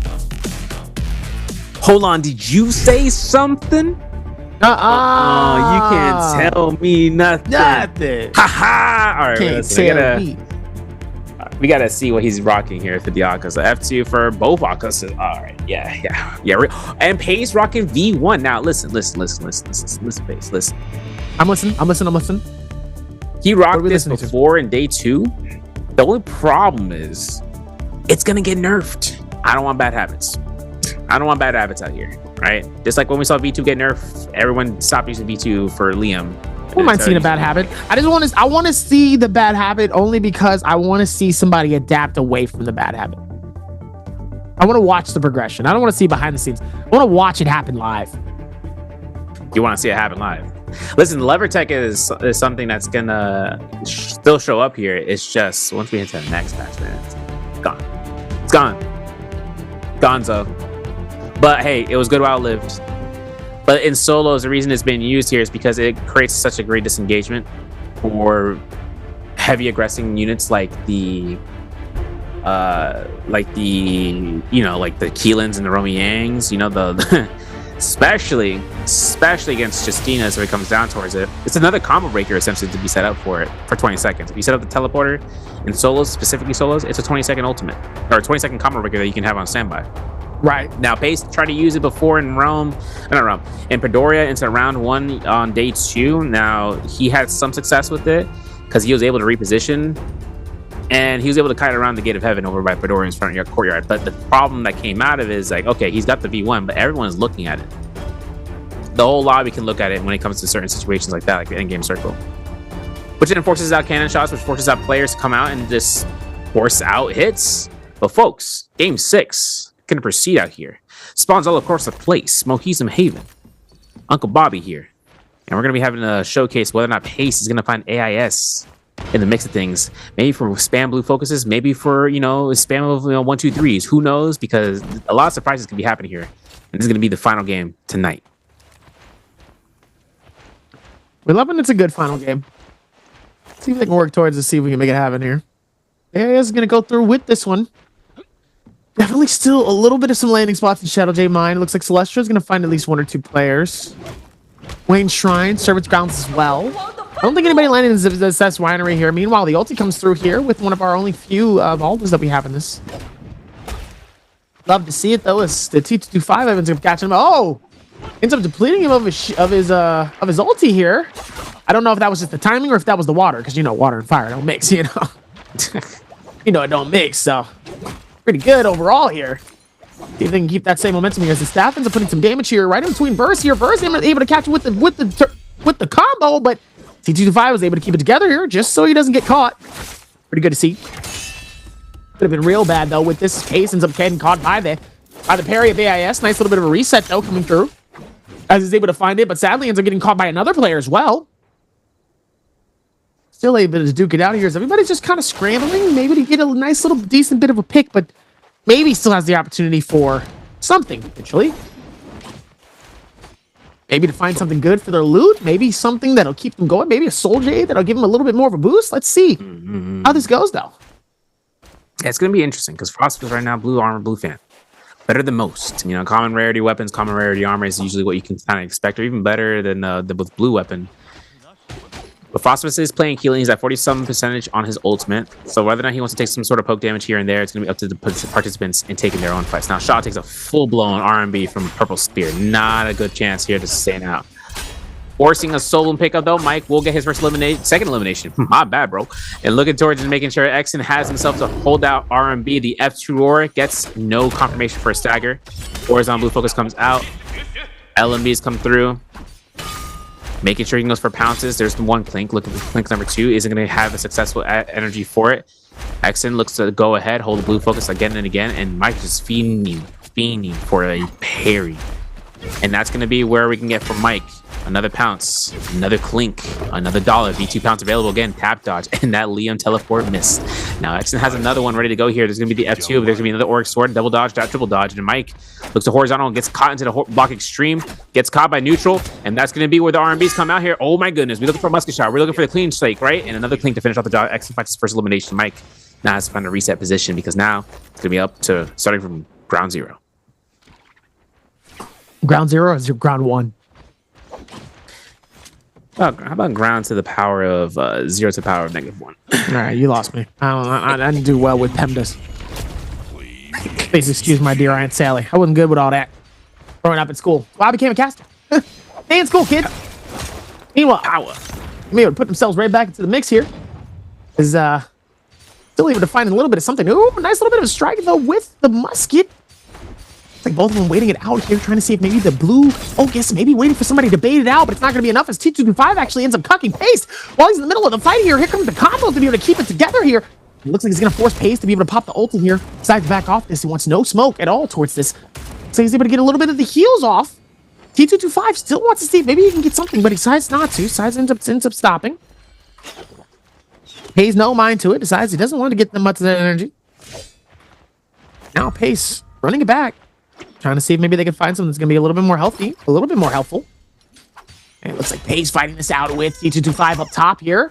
Both of them waiting it out, just trying to see if maybe one is going to be able to fall for it here. Even with the parry, not going to be able to do so as Pace is able to go through with the reset, but ends up getting caught at the last hit. Coming through here, I keep forgetting that that's a rubber chicken, and I'm like, what is that sound? Man looks around, looks above, looks left to right. Rubber chicken in the game. Who'd have thought?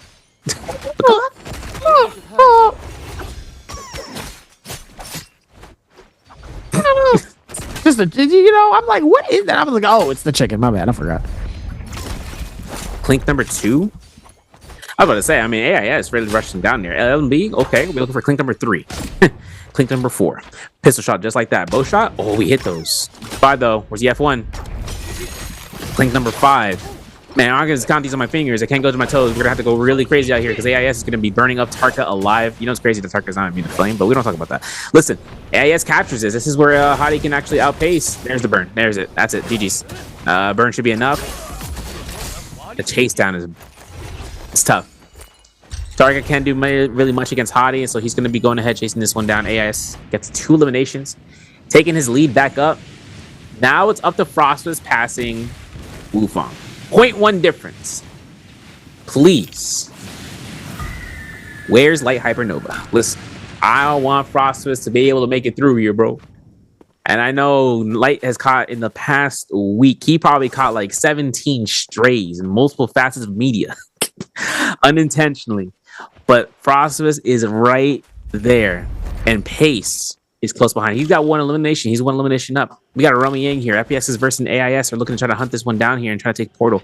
Purple armor on both ends of the spectrum. Blue fist plates. I think we're looking at a mirror between both of these guys here. The only difference is the HP. Jade's going to be higher here for HP for AIS, but maybe Verse has a little bit more mitigation. We're going to see some chip, though, coming out here. A little skirmish. Not going to fully commit, though. We're going to look to repair this fist plate. It was at 19 durability. That wouldn't have lasted long, considering it gets a Valda. And then for AIS, still has a chance to try and look for burning up here and trying to get his ultimate. F2 investment. As Verse backs off here, I don't know, AIS, he's burning his resources.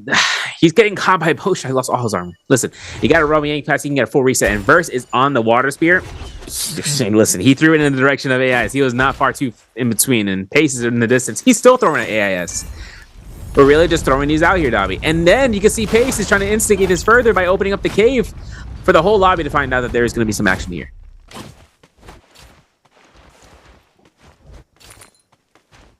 See if they can be able to rotate towards this one here as AIS is able to find some decent amounts of loot here. Inside of this cave, I'm surprised Pace ain't decided really to fight at all. Looks like there was a little bit of agreement there towards that. He decides not to.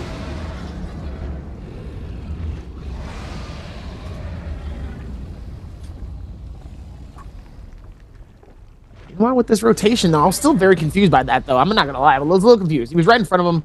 I thought he was really gonna actually take his time and really fight through that, but obviously not. And it looks like Spider and couldn't tell who the other player was. It did go up a little fast. It's Fun plus Phoenix's first is gonna be able to fight this out. As Spider pops open the ulti here, trying to wait for the timing. Oh wow, Verse was able to find suit of that so well here. Was able to catch him with the blue strike and that combo. Spider was able to come back a little bit with something as well here. Timing couldn't have been any better as they both forced for the heals to come through on both sides. Just a little bit. Oh, look at all those kicks here. Wasn't able to actually find anything for that as well. He was a little bit ahead of it. Should I say up top? Now with that, Spider trying to see if he can fight it. Oh, nice little bit of a tiger takedown here towards this one. Nice little bit of reset. Oh, catches him inside of the water. You know, cats hate water. The Spider is going to be able to catch the combo onto him as well here. So now with that, Still's going to be able to work towards this a little bit more here. Steadily trying to find it. Oh, nice little combo to be able to find strikes coming through with Spider. It looks like he's able to gain some of his shield, though, but it looks like Verse is going to be able to do the exact same thing. He pops the ulti, though. Verse trying to see if maybe he can picture it up with the ball, though. Oh, ends up catching him yet again with another bubble. Nice little bit of a combo coming through here. No blues as well towards this. Is able to get some nice kickdowns here. It looks like both of them waiting it out towards the very end here. This might be one of those games where I don't think both of them are actually going to be able to get the dub. This might be the one where both suffer. I'm not going to lie to you. I could be wrong, and I could be entirely wrong as I jinxed it a little too hard. Little bit. To capture elimination and get it going. I was watching. I was like, "Real? Are you gonna say this right now? Wait a second." And that's gonna be the case. Rupture Gale Orb picked up by Spider. Gold Greatsword maybe gonna be a Kong Sword. He has purple nunnies, and that's like Akos's like sauce, I guess you could say. I mean, listen, it's his best in slot. Like for the Akos F1 gamers, nunnies is his best friend. Akos F2 gamers, still the same case. Catching the dash LMBs if you can. Now SS1 space on top of the hilltop, over towards the Sunveil dwelling, hiding out here. Purple dagger. Have one elimination. Remember, my man's on top of the block, dude. Star eliminates space. The only thing limiting Frost Fist is just placement. I think this is actually going to be the case. Hold on a second. We still got all 12 players live. We still need like three boys to go down. And Rami Depletion's on 2. So now it's up to whether or not Star can live this one out or if Pace can get caught into the elimination bracket right now. For the R&Bs, Crouch LMBs. There it is. A lot of R&Bs. 1, 2, 3s. A lot of Liams. A lot of action. How the heck did we have 6 people show up in the vicinity of this area? Hey, listen, it takes one fight, and you know how everybody is. They smell a little bit of blood. We call them the shark. All of a sudden, did that stun 4 people? Yeah, bro.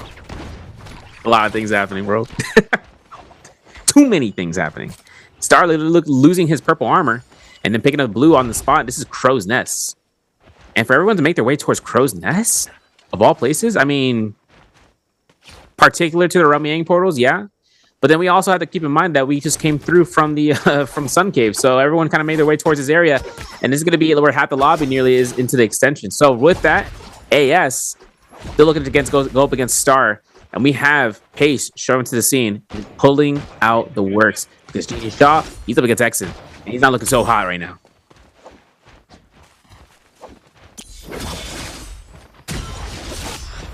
Oh my gosh. Wow, what a finished combo toward. Whoa, GG Shaw's not done. Hold on. GG Shaw said, Frosty, you can get it next. You want a vanilla swirl or do you want chocolate? What you want, huh? You want to get wicked, we can get wicked. Oh, nice little turnaround strike towards that. Is able to actually read it twice on both sides here. Frostivus is able to pop the ulti here. It's going to try to see if he can force it. Nice little bit of a carry juggle towards that. Almost catches him on the next one. Unlike it, ends up missing out towards it. Ooh, ends up finding him yet again. Oh no, this is not looking good for GG Shaw though. He might have bit off more than what he could chew. And it looks like Frosty was able to complete it all the way towards the end of that one. And GG Shaw, unfortunate.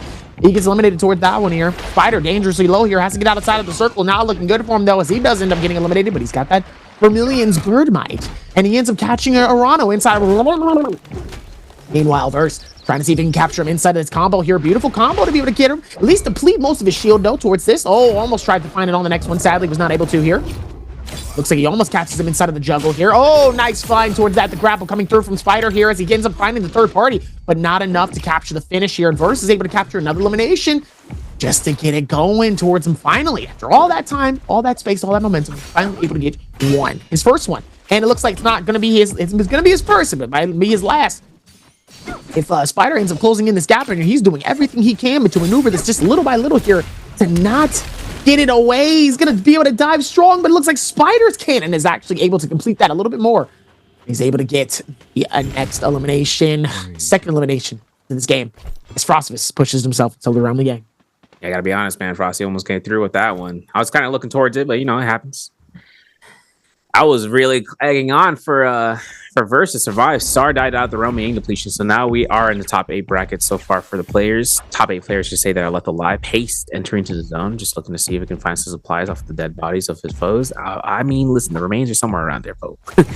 Maybe you can find it, and he finds it. He finds a Soblo, and he's looting the heck out of it. Now it was going to be a lot of loot. That's purple dagger. That's purple, Honk sword.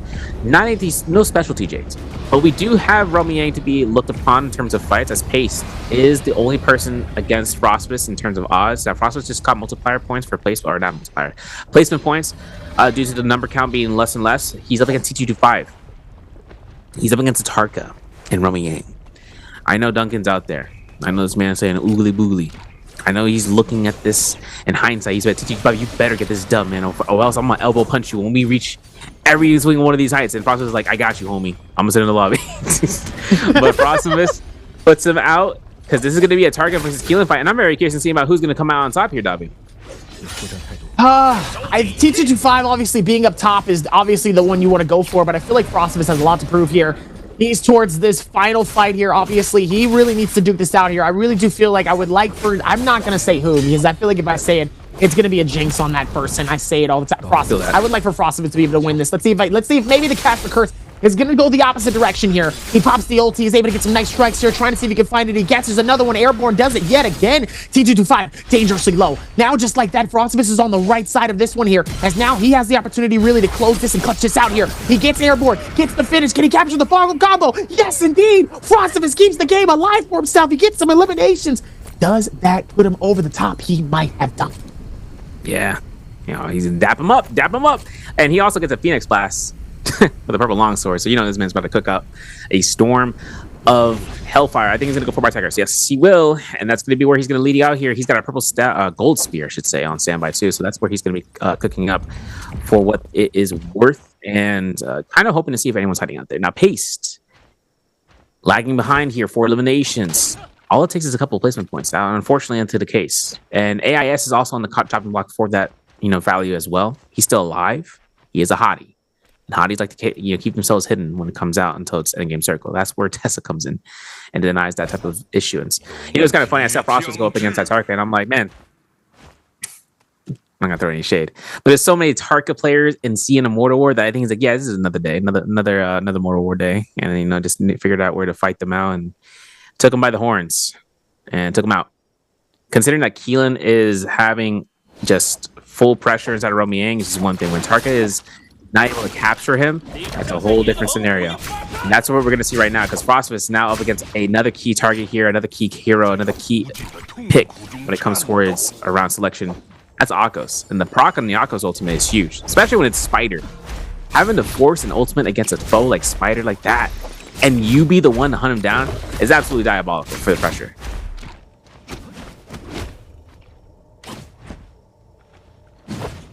Spider doing some actual movement work towards this though. Wow. Yo.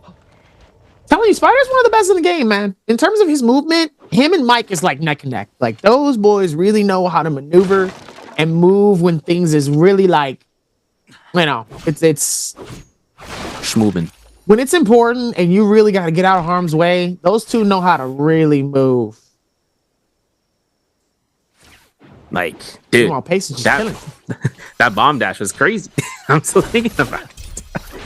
Into the ledge grab. It's like an acrobat. You have to see. I know people are still looking in chat. They're looking for Tarka to lead out here as on top. And I mean, in Nbpl specifically, all right? It'll be an interesting notion if it comes out where T5 gets like 5 eliminations. Nice parry though. Big LMB, big uppercut, grapple of Destiny, terrain. Oh, but he gets the dual halberds for the swap. That's actually good. It's forcing out AIS's ult.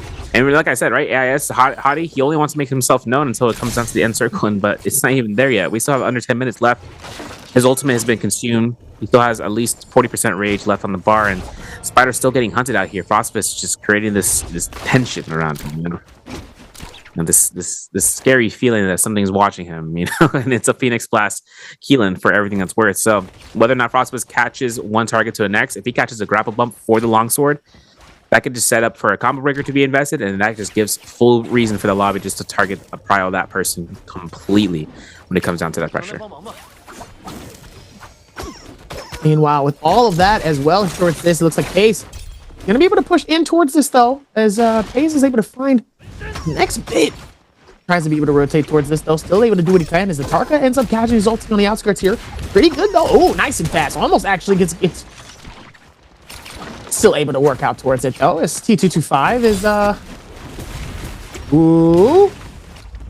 T225 trying to see if he can maneuver this out of here, and just like that, Tarka is out of here. One thing I do like about Tarka though, when he knows how to get out of way, he knows how to get away. T225 able to play this pretty strong here. Able to get a little bit more of the shield and the heals, keep it depletion going here.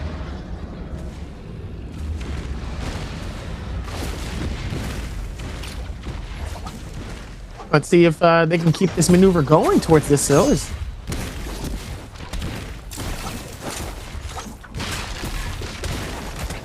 See, there's so much happening here. T225, I don't know where T225 is trying to go. I don't know if he's trying to find like a little nook and cranny. I don't know if he's trying to find a quick space to maybe get some eliminations here. I don't know what he's diving for. A little bit of confusion here. The thing is that the whole lobby can now lobby out this. Look at this, man. They know where the target is, and they're holding into the corners. They can cannon shot through the walls. Nothing can stop this. The only thing that can stop this is putting himself closer towards that corner. When the other corner is getting shot, T225, I know he's about to be mad. I know. I'm looking at him. Yeah, I'll be mad too. But hey, T225, you're qualified, bro. You take those a little bit, you know. A little salty though when every single person in the lobby is cannoning you. You're gonna get some talks in the back room. He's probably gonna text somebody going through in this end. Spider though, hiding around, spaced, taking the side quest. This man finished the main story quest. At least that's what we think. He is still 4 points behind. Let me rephrase that. He is 4 points behind, and then he would still tie up for Shishang. But that's only if he can have more kills than Shishang, and then he passes him. Forcing into this Spirit Well, though, White Tiger's power is going to be in effect. Mike is going to have to look to the Aka's ultimate. I think he's nearly the completion of it. Yep, and that's going to be it. He's going to find himself not going to pick up any of the gears, going to use that as a reserve tool. Going to be looking towards Frostfist. Did he not want to go get something? How did you stand in front of that? No. So no one can take any of that gear. No one can take any of the items in there, so he's going to use it as a reset tool. Obviously, no gold staff. He is wanting to aggress. He is pretty close when it comes down towards where he's at. Just taking as much action as he can, because the moment that someone takes the fight in that direction towards that Spear Well, he can then go ahead and pick up the stuff, because that's where it's going to end up going regardless, because that zone is closing in towards that area. Let's see, though.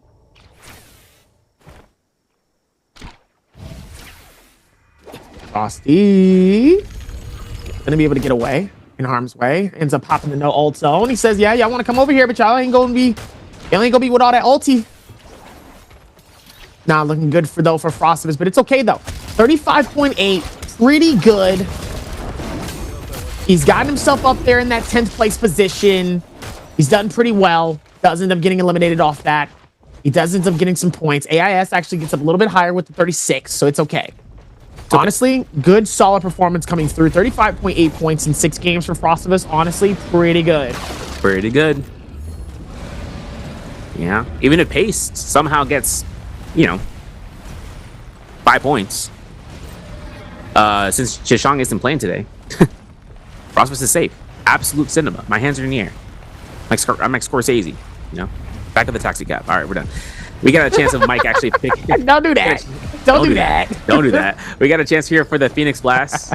Juggernaut to be stacked up here if Mike decides to want to worry himself out and just building up that up. Paste. No special DJ. It's this man, like I said, he's been on the side quest grind. He's essentially doing the long, the long run. Instead of 24/7ing the grind, he just let me just enjoy the game. Cannon for Spider. Ruptured Gale Orb. Having the Mortal Defiance Jade. Gonna be where it comes through, and Mike finds Unique off of this vicinity here. Tessa's gotta get her out. Open to see it. The lobby sees this Tessa escaping. There's a Smolder, the strike to come out. And now Spider looks to try to engage with the F2 Roar. B1 from Tessa comes out. Unique finds himself in the zone. And then you're going to see Mike actually try to go ahead and get the little kill. He's going to be successful for it. But Spider wants to try to snag him as fast as possible.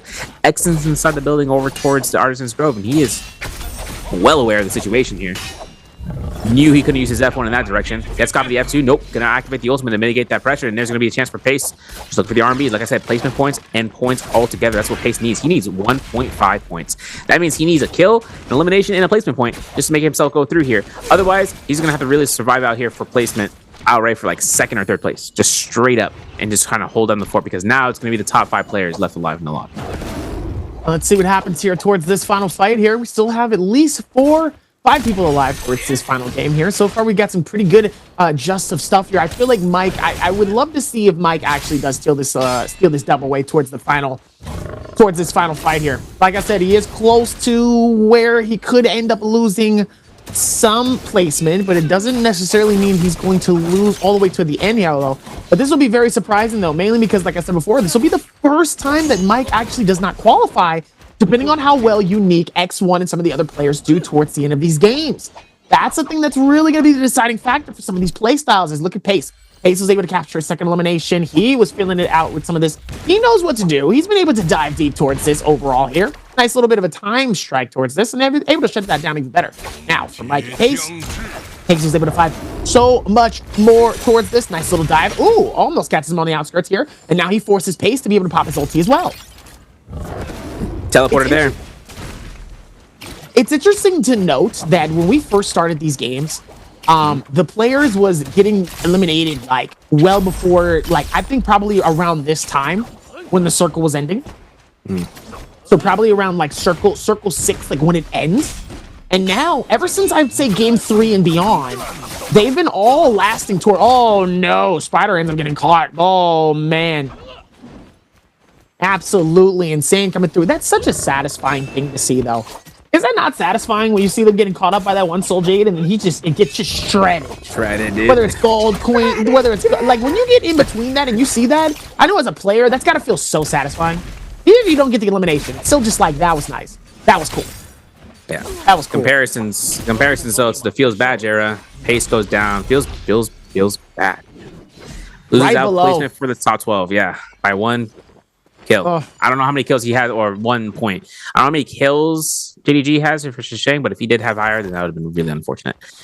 But it is what it is. We got top 3 left on the board. Dreadful Will has been picked up, I'm pretty sure. And like you said, it is really enjoyable getting that lock on with the cold focus. It's annoying when it happens to you, but when you get it off, free real estate, you know, for enjoyment of the factorization of just, you know, get good. Skill check. I'll stop. Listen, having Spider look towards us, he's doing parkour.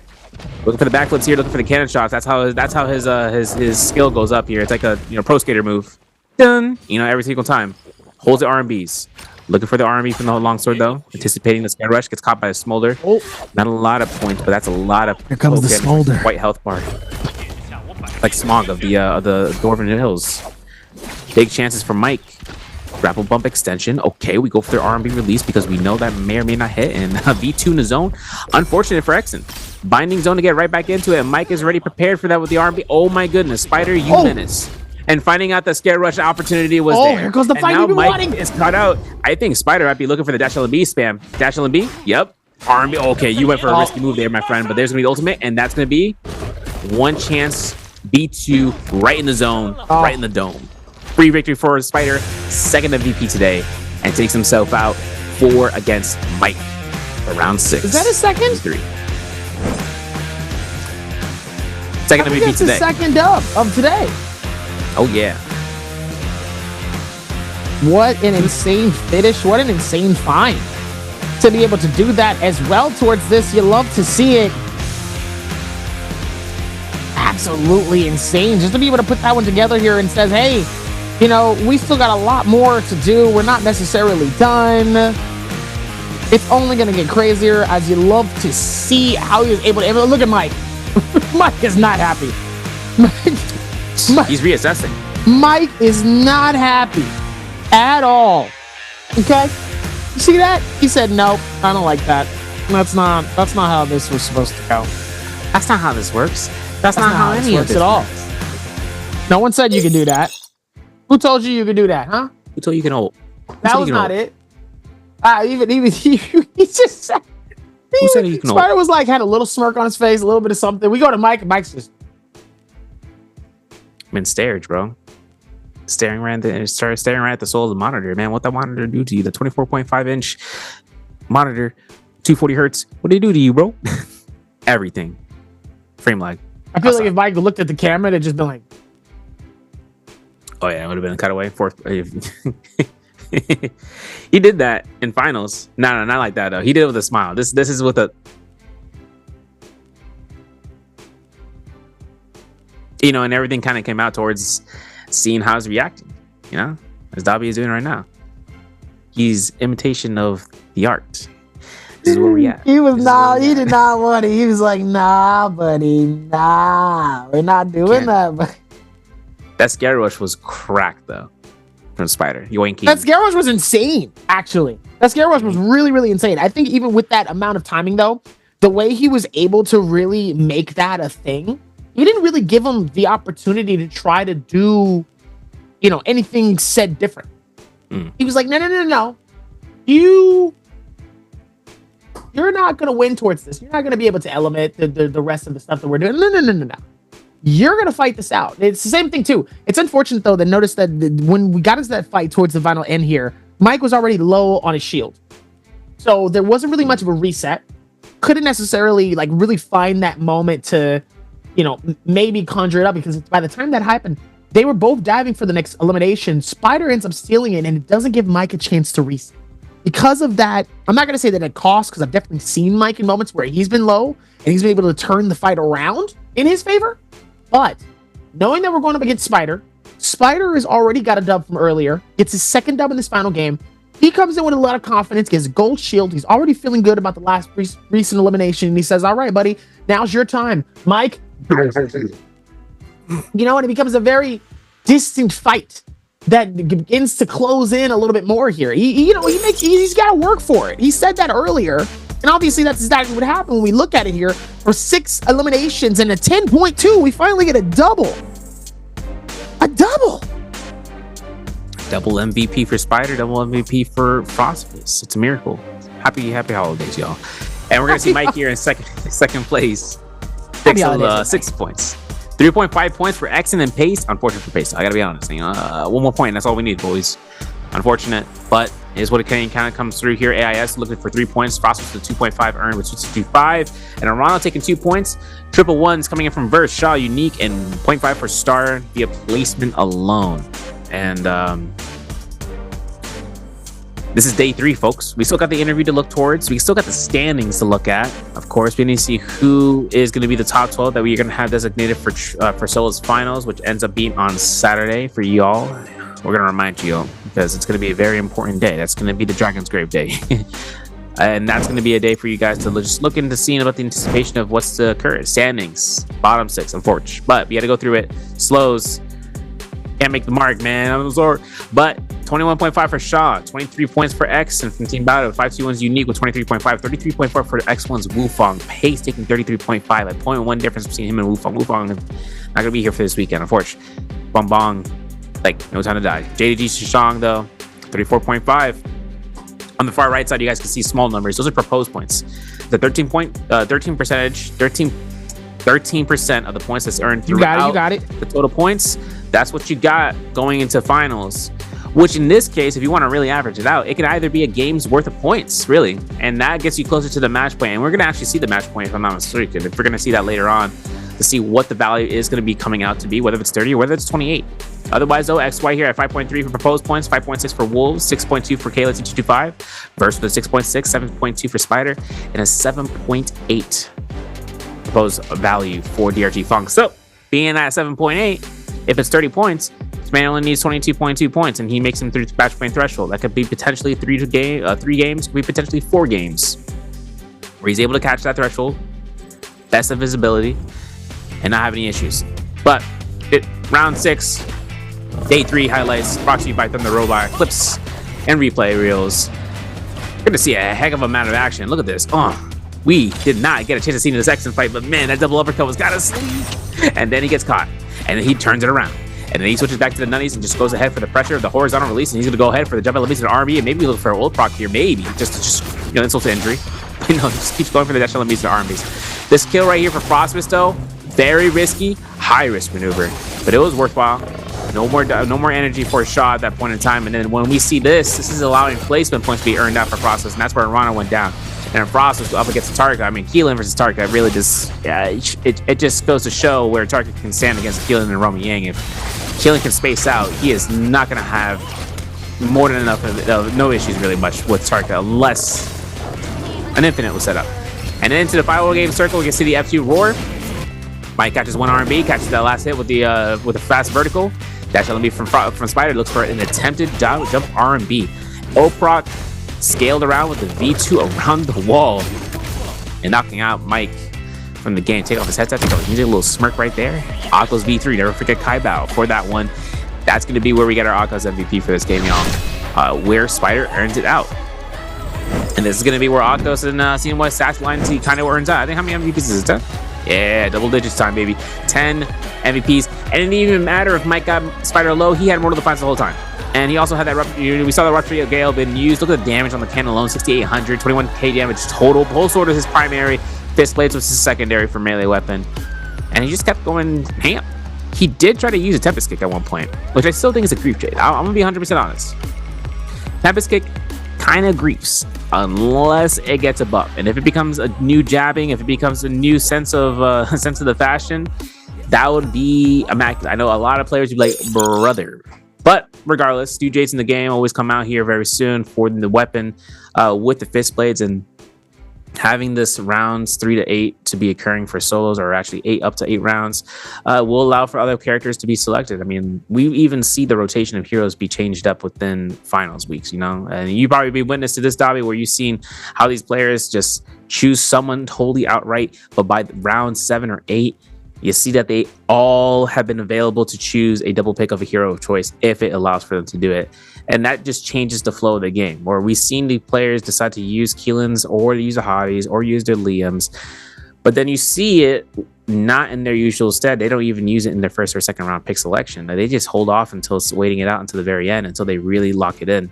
Because solos finals is a whole different breed of action when it comes to the pick band selection system. That's true. And that's kind of, that's kind of where like some of the deciding factors are, but also you have to be just like a little bit of, you have to be just like a little bit of weary of some of these situations here as we look at Action and Mike from earlier here. I mean, Mike was able to really feed off of a lot of the energy from what he has done in the past few games here. Sadly, was not able to really catch the dub that he wanted to here, but look at Action.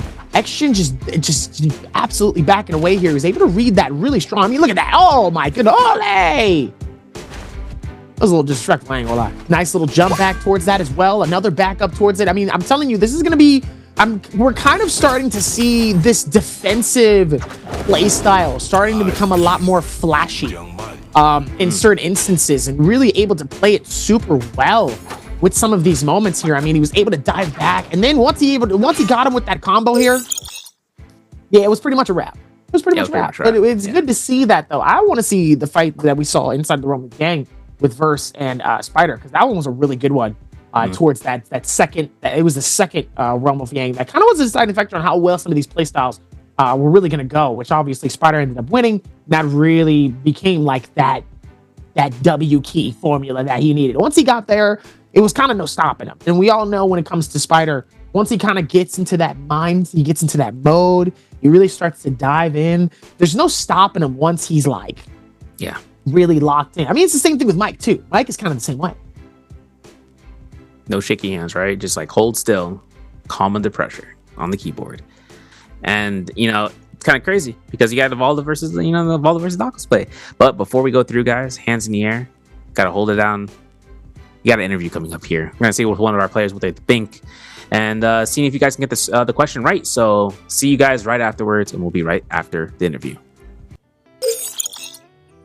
Thank you all two casters, and hi everyone, this is Yer, and welcome to the post-game interview. And now I'm standing here with Fro and let him say hello to our audience. Hello guys, I'm Frostivus from Team Alliance. Hello, Fro, and we would like to say long time no see and happy to see you here. And I think it's a really amazing day for us and also for Fro. So, first time qualify for the bi-weekly this season. I think I would like to say it's not really a surprise, but for you, still we would like to say congratulations. So, how's your feeling and your ambition in the bi-weekly? Of course, I'm feeling pretty happy because I got in. But this is just one step towards the bigger picture, which is the LCQ and then the grand final. And so, but I'm pretty happy for today's result. So I would like to know how you just adjust yourself, like, this bi-weekly, you really, especially today, you really did great job. So I try to not hesitate too much when I'm fighting the other players. Because from previous time, I think I'm hesitating too much. And so today, I just focus on the game and not think about anything else. Yeah, really, we can saw that you improved a lot today, but there's still a long way. And we would like to say good luck in the bi-weekly. We are looking forward to it. Okay, let's move on to the next part. Answer for treasure. Okay, so the question for this turn, which is, how many kills did Aliens Frozivas get in Game 6? Okay, when we talk about the matches, I have a question in the matches, which is like you are using the Matari and get the MVP today. And I would like to know, so how you comment on this hero? Because, so for our solo game players, sometimes they have like really different attitude. Some are positive and some are negative. So how you think about this? Personally, I think I like the hero Matari, but as a competitor, she is one of the better heroes to pick. So you can't just not pick the good hero in this version. So you have to pick her if you play in NBPL. Yeah, I see. But I have one more. Are your favorite character still is Hardy or not? No longer Hardy. My favorite right now is Kylan. Oh, so suggest us why is Kylan? Because Kylan is probably a cool hero. He's very handsome. Oh, so just because handsome, so you would like to use it? Well, how he plays is also very cool. Like the V is very cool.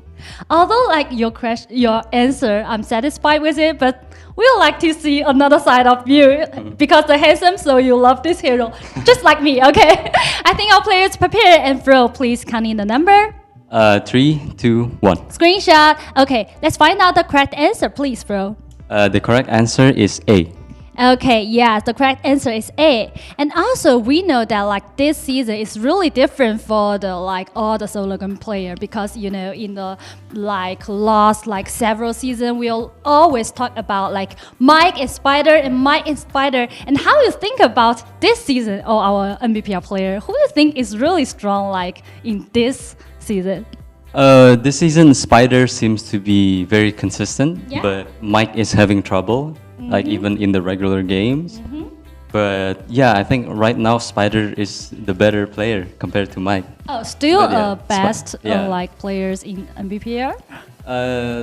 I don't know because right now everyone can beat anyone, but Spider is still very consistent. And you know what? We're really looking forward to your performance, okay? And anything you want to say to your fans because a lot of audience really support you and wanted to see you if you are in the top 3 or can have the championship. Anything you want to say to them? For the fans who kept supporting me even though I'm not performing as well, I thank you guys for the continued support. And from here on out, I will do better.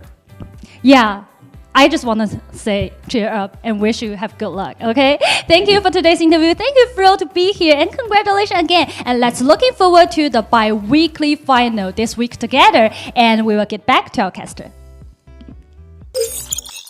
What a guy. What a gamer. This man hit me with a... Don't worry, guys. I got the posture check and standby. And I'm like, all right, salute. Coming out here for... Frostvis and knowing that where he stood, coming through in this week, it's a good success. But he knows where he can learn from his mistakes. That's the best part. But I'm here with it. That's what I'm here for. Favorite character, Keelan, based because he said he's the handsome character. Look, man wants to look good while he's good looking.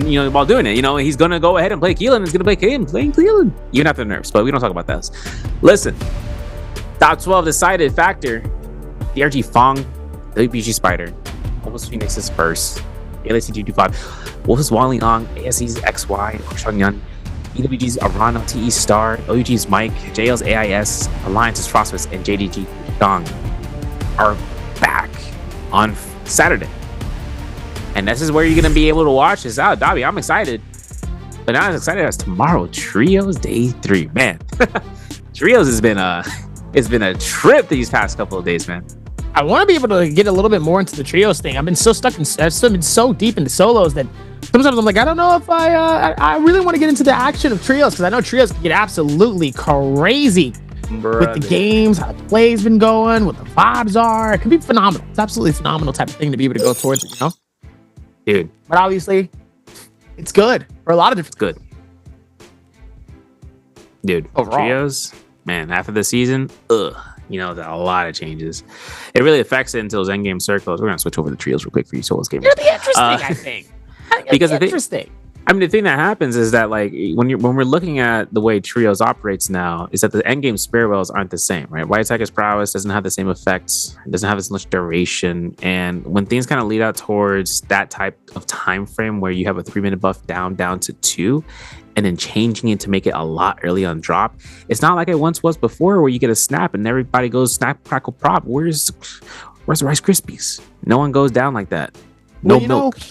Whenever I look at stuff like this, I always look at it and I say, that's good. Okay, yeah. I want them all to suffer. Just a little bit. Just a little bit. I want them all to have a problem. You know what I'm saying? Hey, guess what? You can't do certain things. Oh, no. You would figure it out. I know y'all can figure it out. Y'all are good. Y'all are here for a reason, because y'all are good at being able to adapt with all the crazy stuff that happens. And sometimes things is really hard to be able to come through. That's fine. That's fine. It's good. I like to watch y'all suffer just a little bit. A little bit. Just a little bit. Because guess what? Y'all not going to suffer for that long. Nope. Y'all are pros. Y'all gonna suffer for a little bit, and then y'all gonna keep it moving. Y'all gonna keep it pushing.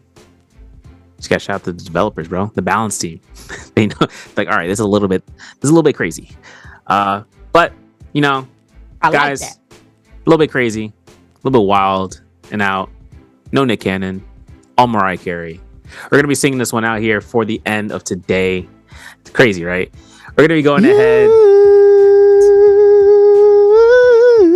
Happy holidays, y'all. Yeah. We'll see you guys here for trios with our casters.